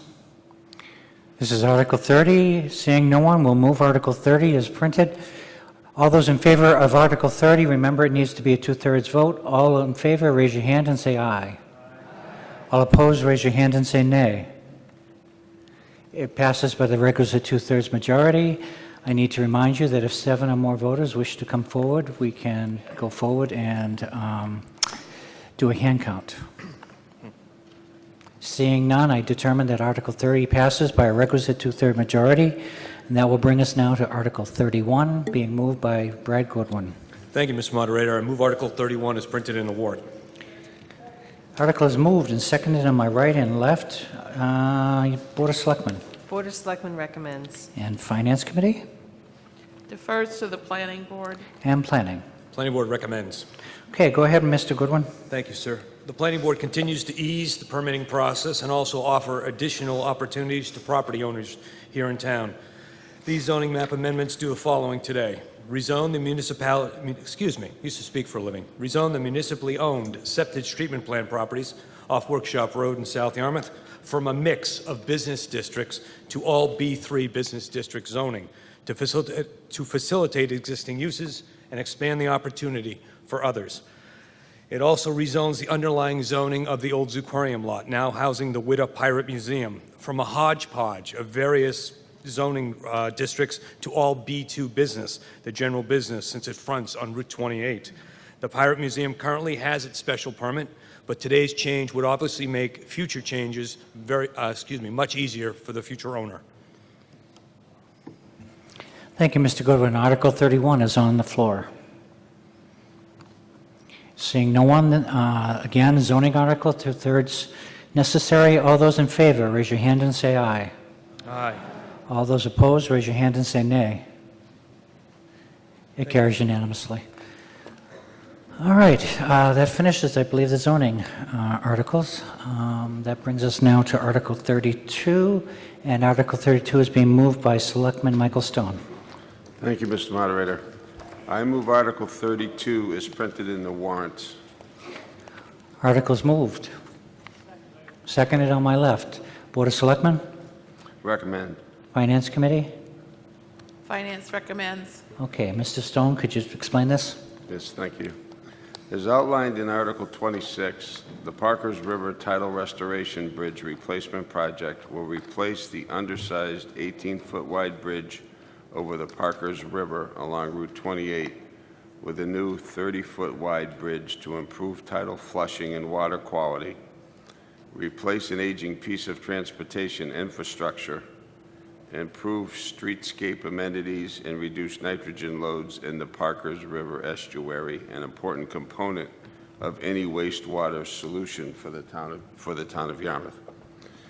In order to construct and maintain the bridge, guardrail and utilities, a small widening of the state right-of-way, permanent easements for drainage, utilities and guardrail, and temporary easements for construction will be required on abutting private properties. This article authorizes the Board of Selectmen to acquire the necessary right-of-way and easements through donation, purchase, or eminent domain, and to assign these right-of-way and easements to other entities, such as the Mass Department of Transportation and various utility companies. Compensation for acquisition of any right-of-way and easements on private property will be paid for through existing Hurricane Sandy project funds and not through a town appropriation. Kathy Williams, our town planner, will give a brief explanation of the various easements and takings involved. Ms. Williams, go ahead. Thank you. What you're seeing up here is the actual, I can't quite use the red line here, so you're going to have to bear with me. Route 28, we have 3 private businesses around it, the Witta Pirate Museum, the Lobster Boat, and the Furniture Store. In the upper right-hand corner is actually a town-owned piece of property, Sea Holly Park. Parkers River itself is actually owned by the state. That's not owned by any individual. The purpley blue is the actual widening of the right-of-way or the takings that would be necessary to construct and maintain the bridge. Part of the reason for that is we are actually going to be widening the bridge in order to allow for that two-way traffic during construction. The green-yellow colored that run parallel to Route 28, those are the permanent easements that are going to be necessary, and they're for things such as guardrail, sidewalk, utilities, and drainage piping. The red lines are showing the temporary easements that are necessary, and those are necessary for access. For construction along the north side, there's actually going to be some relocation of the overhead utilities to get them further north so people can safely construct the bridge. And on the south side, there's actually going to be a temporary pedestrian access with a temporary pedestrian bridge over the Parkers River to allow people to go safely around the construction site during active construction. Thank you, Ms. Williams. Now, Article 32 is on the floor. Does anyone have any questions? Wish to make a comment? Yes, Mr. Kenny. Point of order, Mr. Moderator. Some years ago, as a result of our rather enthusiastic land-taking program in support of golf, the town passed a regulation, passed a bylaw that there shall be no unfriendly takings, that any further takings must be agreeable both to buyer and seller. Will the takings should they occur, referred to in this article, be authorized even if they are unfriendly takings? Let's say, for example, the owner of a particular restaurant says, no, you want to pay how much? What then? Okay, I'm going to recognize Peter, or do you want to defer to Bruce? Why don't you take a stab at it first, Pete? Sure.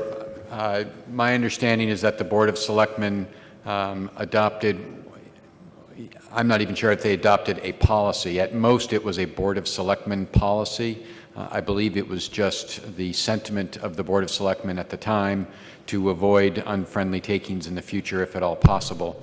I don't think this board has had that discussion recently. Certainly, I would expect that we would always attempt to avoid unfriendly takings whenever possible.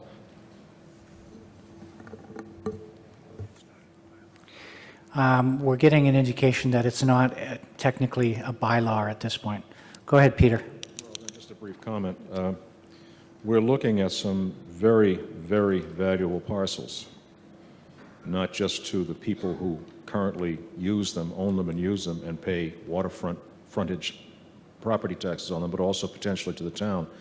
So this is something I would suggest we figure out before we get ourselves into the same situation that we had 10, 15, 20 years ago.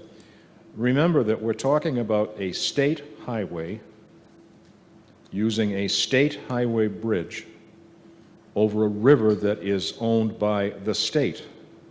And we all know how well the state treats the Cape.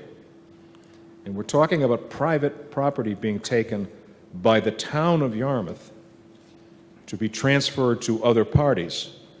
Presumably that means the same state that owns the highway, the bridge, and the river.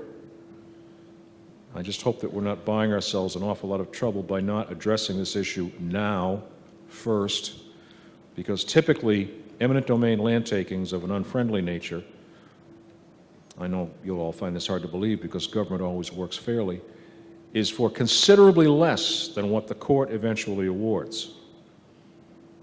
So I'm just suggesting we figure this out now. Appreciate your comments, Mr. Kenny. Thank you. Yes, Mr. Sullivan.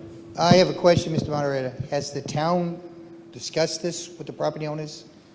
How much it's going to cost the town? They have to be justly compensated for the land taking. So we're looking at a dollar figure here? First of all, I know that those types of conversations are negotiations and are not subject normally to public discussion. But Kathy, you want to address this as best you're able?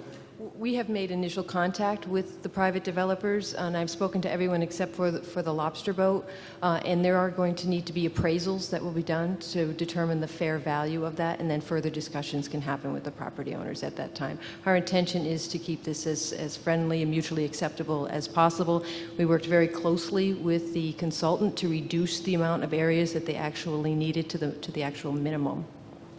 Where's the money coming from? Did you address that? Tom, restate that into the microphone. Where, did you address where the money is going to come from? Are we talking, it's got to be several $100,000, I would say, for that property down in that river area. Go ahead, Kath. The funding would come from the Hurricane Sandy funds. There's very little taking that's actually happening here. They're the very small triangular pieces adjacent to the river, and then the permanent easements are really strip utility easements are along Route 28, so it's not something where somebody could actually construct anything in there. The issue is, temporary access and making sure that what we're doing to construct the bridge isn't going to negatively impact the ability for them to operate their business. And part of that will be through discussions, but also we tried to minimize the amount of temporary easement necessary. So if I have this straight, we're taking it so we can give it away to the state. Is that what we're doing? Is that what we're doing? Yes, because the Mass DOT will not reconstruct this bridge anytime in the near future, and if we want this project to go forward, it needs to be a town-sponsored project. Harwich and Chatham are doing a very similar tidal restoration project right now on Muddy Creek. It's actually in active construction if anyone's interested in going down there. So it's not uncommon at this point for towns to take on projects like this. All right, thank you. Thank you, Mr. Sullivan. Mr. Sears. Does this work? Yep.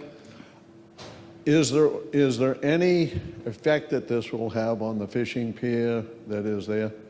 The only impact it might have on the fishing pier is the location of where you access the pier, because the guardrails, in order to meet current regulations, need to be longer than what they are now. So instead of being able to get to the fish pier directly after the bridge, it might be 25 feet down. Any changes in the curb as far as going from Route 28 towards the river on the Sea Holly Park side? Is it going to make Sea Holly Park smaller? We will need some type of permanent easement for the guardrail, but that's going to be right behind the sidewalk, so it really shouldn't be impacting the feel of that. And then the rest of it would be overhead utility easements, so that, again, wouldn't really impact the usability of that land. Thank you. Okay, good questions. All right, ladies and gentlemen, Article 32 is on the floor. Anyone else? Seeing no one, we'll move Article 32. Because this involves the potential for eminent domain taking, again, we need a two-thirds vote on this, so I'll look for a two-thirds unanimous. All those in favor of Article 32, raise your hand and say aye. All those opposed, raise your hand and say nay. It carries unanimously. That brings us now to Article 33, and that also is being moved by Selectman Stone. Thank you, Mr. Moderator. I move Article 33 is printed in the warrant. Article is moved. Seconded on my left. Board of Selectmen. Recommend. Finance Committee? Recommends. Very good. Mr. Stone. As with Article 32, a small widening of the state right-of-way, along with easements, will be required on an abutting town-owned property known as Sea Holly Park.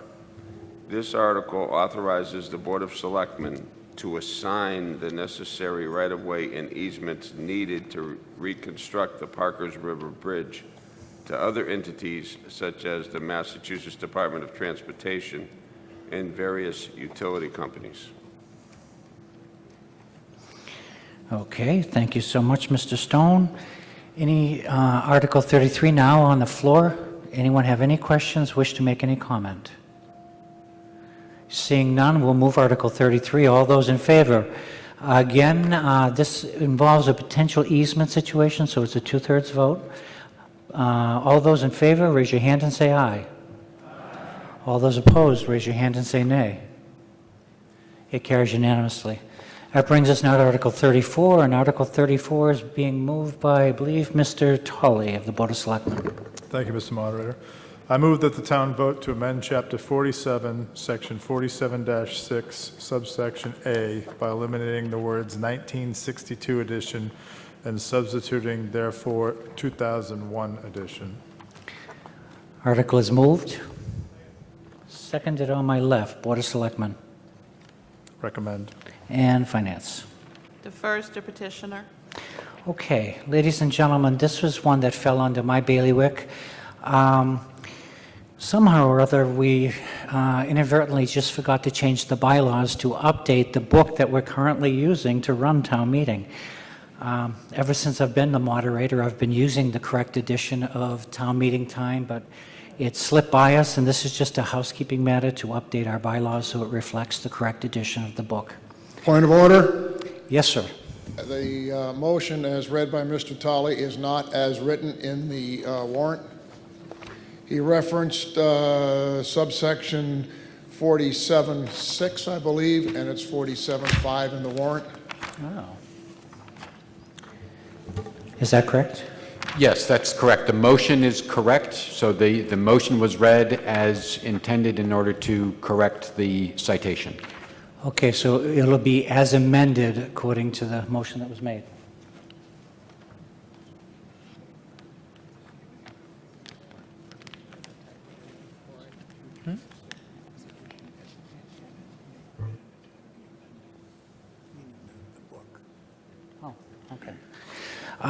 Town council suggests that, is there a possibility that somebody in the audience might be interested in making an amendment to this particular article, suggesting that we can continue to use town meeting time as it is amended from time to time in the future? So moved. Thank you, Mr. Gray. Is there a second to that? Okay, ladies and gentlemen, Article 34 is on the floor. Anyone wish to make any comment, ask any questions? Okay, Article 34 is as amended to change the addition of the town meeting time that our town meeting is currently run under, and gives the permission to the town moderator, I suppose, right? Okay, so if the group of moderators in Massachusetts come up with a new addition, it'll just automatically apply to future town meetings. So that's basically what we're talking about. It's housekeeping. All those in favor of Article 34, raise your hand and say aye. All opposed, raise your hand and say nay. It passes unanimously. That brings us now to Article 35, and again, I believe that's being moved by Mr. Tolley of the Board of Selectmen. Thank you, Mr. Moderator. I move Article 35 as printed in the warrant. Article is moved and seconded on my left. Board of Selectmen Recommend. and Finance Committee. Defers to petitioner. Okay. First off, ladies and gentlemen, this is something that I have advanced. Just right up front so you understand that there's really no conflict on my part in terms of speaking to it, especially from this chair. This change doesn't go necessarily to me as a person. It's designated toward the position of the moderator themselves, whether it's me or someone else. What I'm simply seeking to do here is I've tried very hard over the course of my tenure here with you to be aware of the rules of town meeting according to town meeting time, and I've tried to really stick and adhere to the rules as they're printed. You may recall before I was moderator, we had a practice from one of the previous moderators who might allow conversation to continue after somebody had called the question. He had a particular practice of allowing the petitioner to get the last word in before we had the vote. I didn't see room, particularly in town meeting time, that made that an acceptable practice. And so, in my way of doing things, I held firmly to the belief that if somebody called the question, that was it. However, what I've discovered is that there are times, especially when we have petitioned articles, but even other times when an article is presented to town meeting and then information is subsequently gathered by other people in the audience, and sometimes misinformation is put out there and the question gets called. But when the question is called, I have no discretion to be able to give the proponent of the article an opportunity just to clarify something that might have been mistaken, or an opportunity to rebut some arguments that were put forward that were not addressed in the original explanation of the article. To my way of thinking, it was unfair. I advised all people, particularly those who petitioned articles, that that could happen at any time, and that you would suffer the consequence of not being able to speak again to the article. But this is a way that I'm suggesting to you, if you will grant your moderator the discretion from time to time as your moderator determines it's necessary to try to even the playing field and just to provide some modicum of fairness, if indeed I determine that there's something further that needs to be said on call the question situation. That does not mean that the conversation goes on and on and on. It just is giving the proponent of the article one last opportunity to clarify any misperceptions or to address anything that came up that wasn't addressed originally.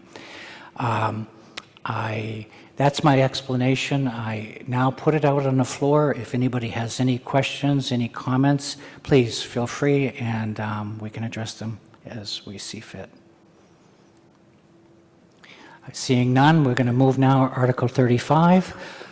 All those in favor of Article 35, raise your hand and say aye. All those opposed, raise your hand and say nay. Okay. I'll remember that. Thank you so much. I appreciate that. I think that will help us in future town meetings. That brings us now to Article 36. And Article 36 is a petitioned article, and I'll invite Cheryl, and is it Sabone? Is that the correct pronunciation? Sabone, very good. Welcome, and I'll give you the opportunity to move your article.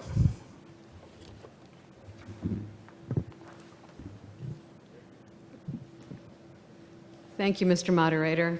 I'd like to see if I can get this down far enough. My name is Cheryl Serbone. I live at 23 Coveview Drive in South Yarmouth, and I've been a Yarmouth resident for the last 20 years. And I move that Chapter 47-2 of the town bylaws be amended to require 100 signatures to petition an article for the annual town meeting. Okay, so article is moved, and it's been amended from what was printed in the warrant, so be aware of that, but the article is moved. Is there a second? Second? Okay, Board of Selectmen.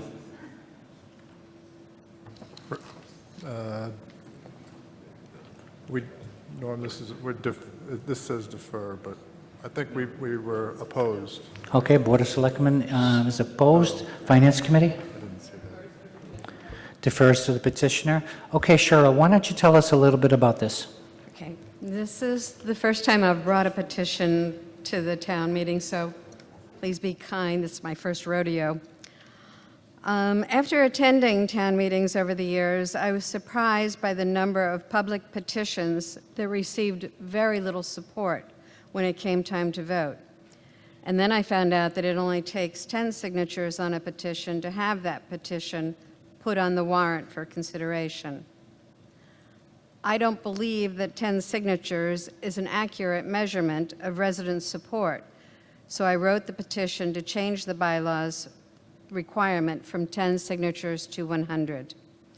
Then, after meeting with the selectmen who had some concerns, and after meeting with the interim town administrator, I discovered that the 10 signature requirement was also in the town charter. And town charter trumps town bylaws. If I had originally written the petition to change the town charter, the town bylaws would also automatically be changed. But since I wrote it to change the town bylaws, if you vote with me to change them this year, I can then bring it back to change the charter next year. And that actually might be a good thing. I'm asking you to support changing the 10 signature requirement in the bylaws this time around.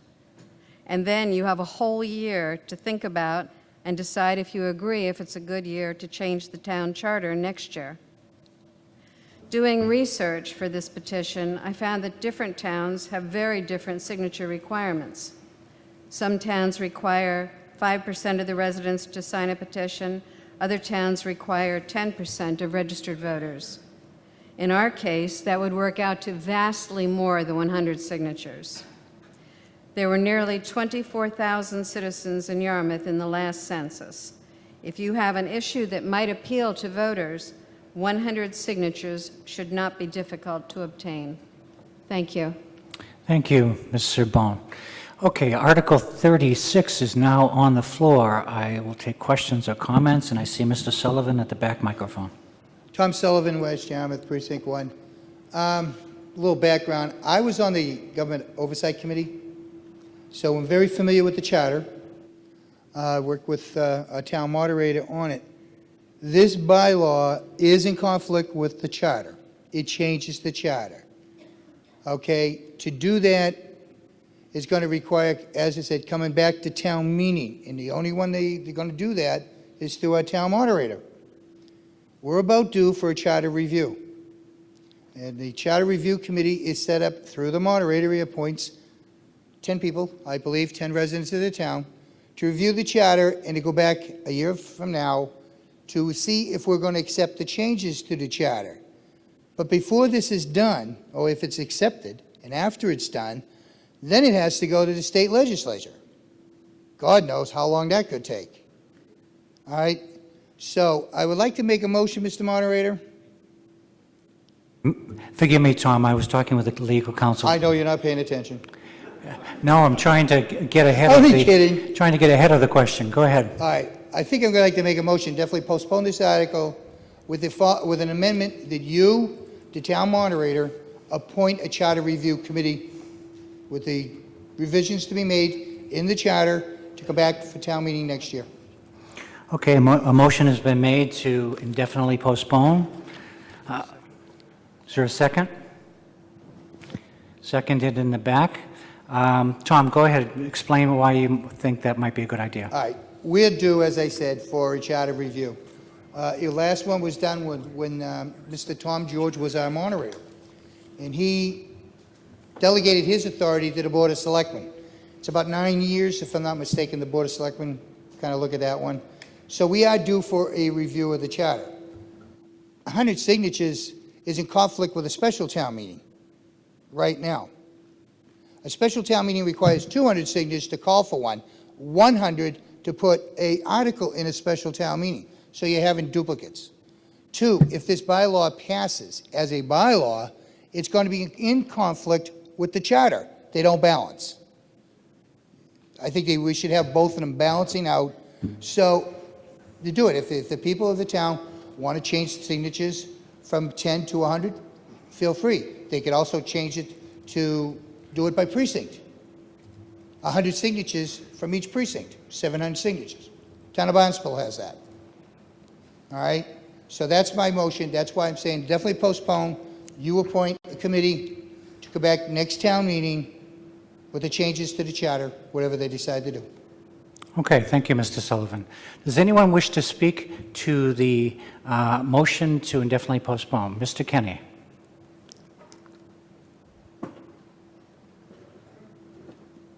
Having some experience with bringing petition articles here concerning the Cape Cod Commission, pardon my language. Point of order, how many signatures did the petitioner get to get us to this point? 10.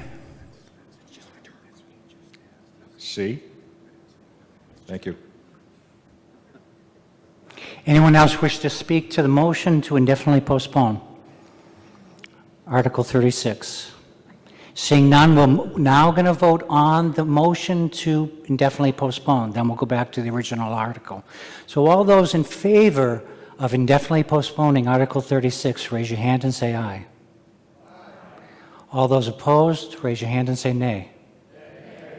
Oh, boy. I'm going to try that again, but I want you to stand up this time. All those in favor indefinitely postponing Article 36, please stand.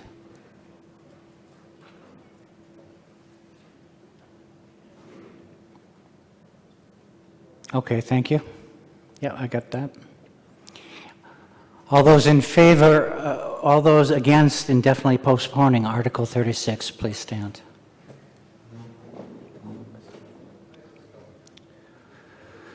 Whew, it's close. I'm going to make the determination that the article fails. The motion for indefinite postponement fails, forgive me. All right, that brings us back now to Article 36. Article 36, does anybody else have any comment or question on Article 36 as it was amended? Seeing none, we'll move Article 36. All those in favor of Article 36, raise your hand and say aye. All opposed, raise your hand and say nay. The article passes by the requisite majority. That brings us to Article 37. And Article 37 is being moved by Petitioner Harris Contos.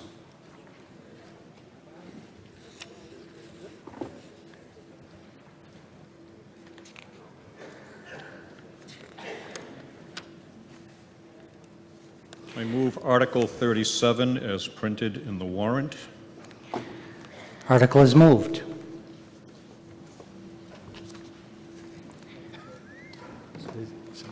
They call that an eloquent silence. Article 37 is moved. The article fails for a second. I move Article 38 as printed in the warrant. Okay, we move Article 38. Go ahead, Mr. Contos. Was it seconded? Article 38 is moved by Mr. Contos. Do we have a second? The article fails for lack of a second. Ladies and gentlemen, that brings us to the end of the town meeting, annual town meeting in 2016. I remind you of the election process that's coming up in 10 days. I'll be available after the meeting if anybody wants to come up and talk with me about how we might run town meeting a little bit better. I imagine some of the people who are running for elected office in the town may wish to stay around and speak to anybody who's interested. Again, thank you so much for coming out on a Saturday. It's deeply appreciated, and I look forward to seeing you again next year. Thank you. I'll take a motion to adjourn the meeting. Moved and seconded. All those in favor? All right. Have a good weekend, everybody.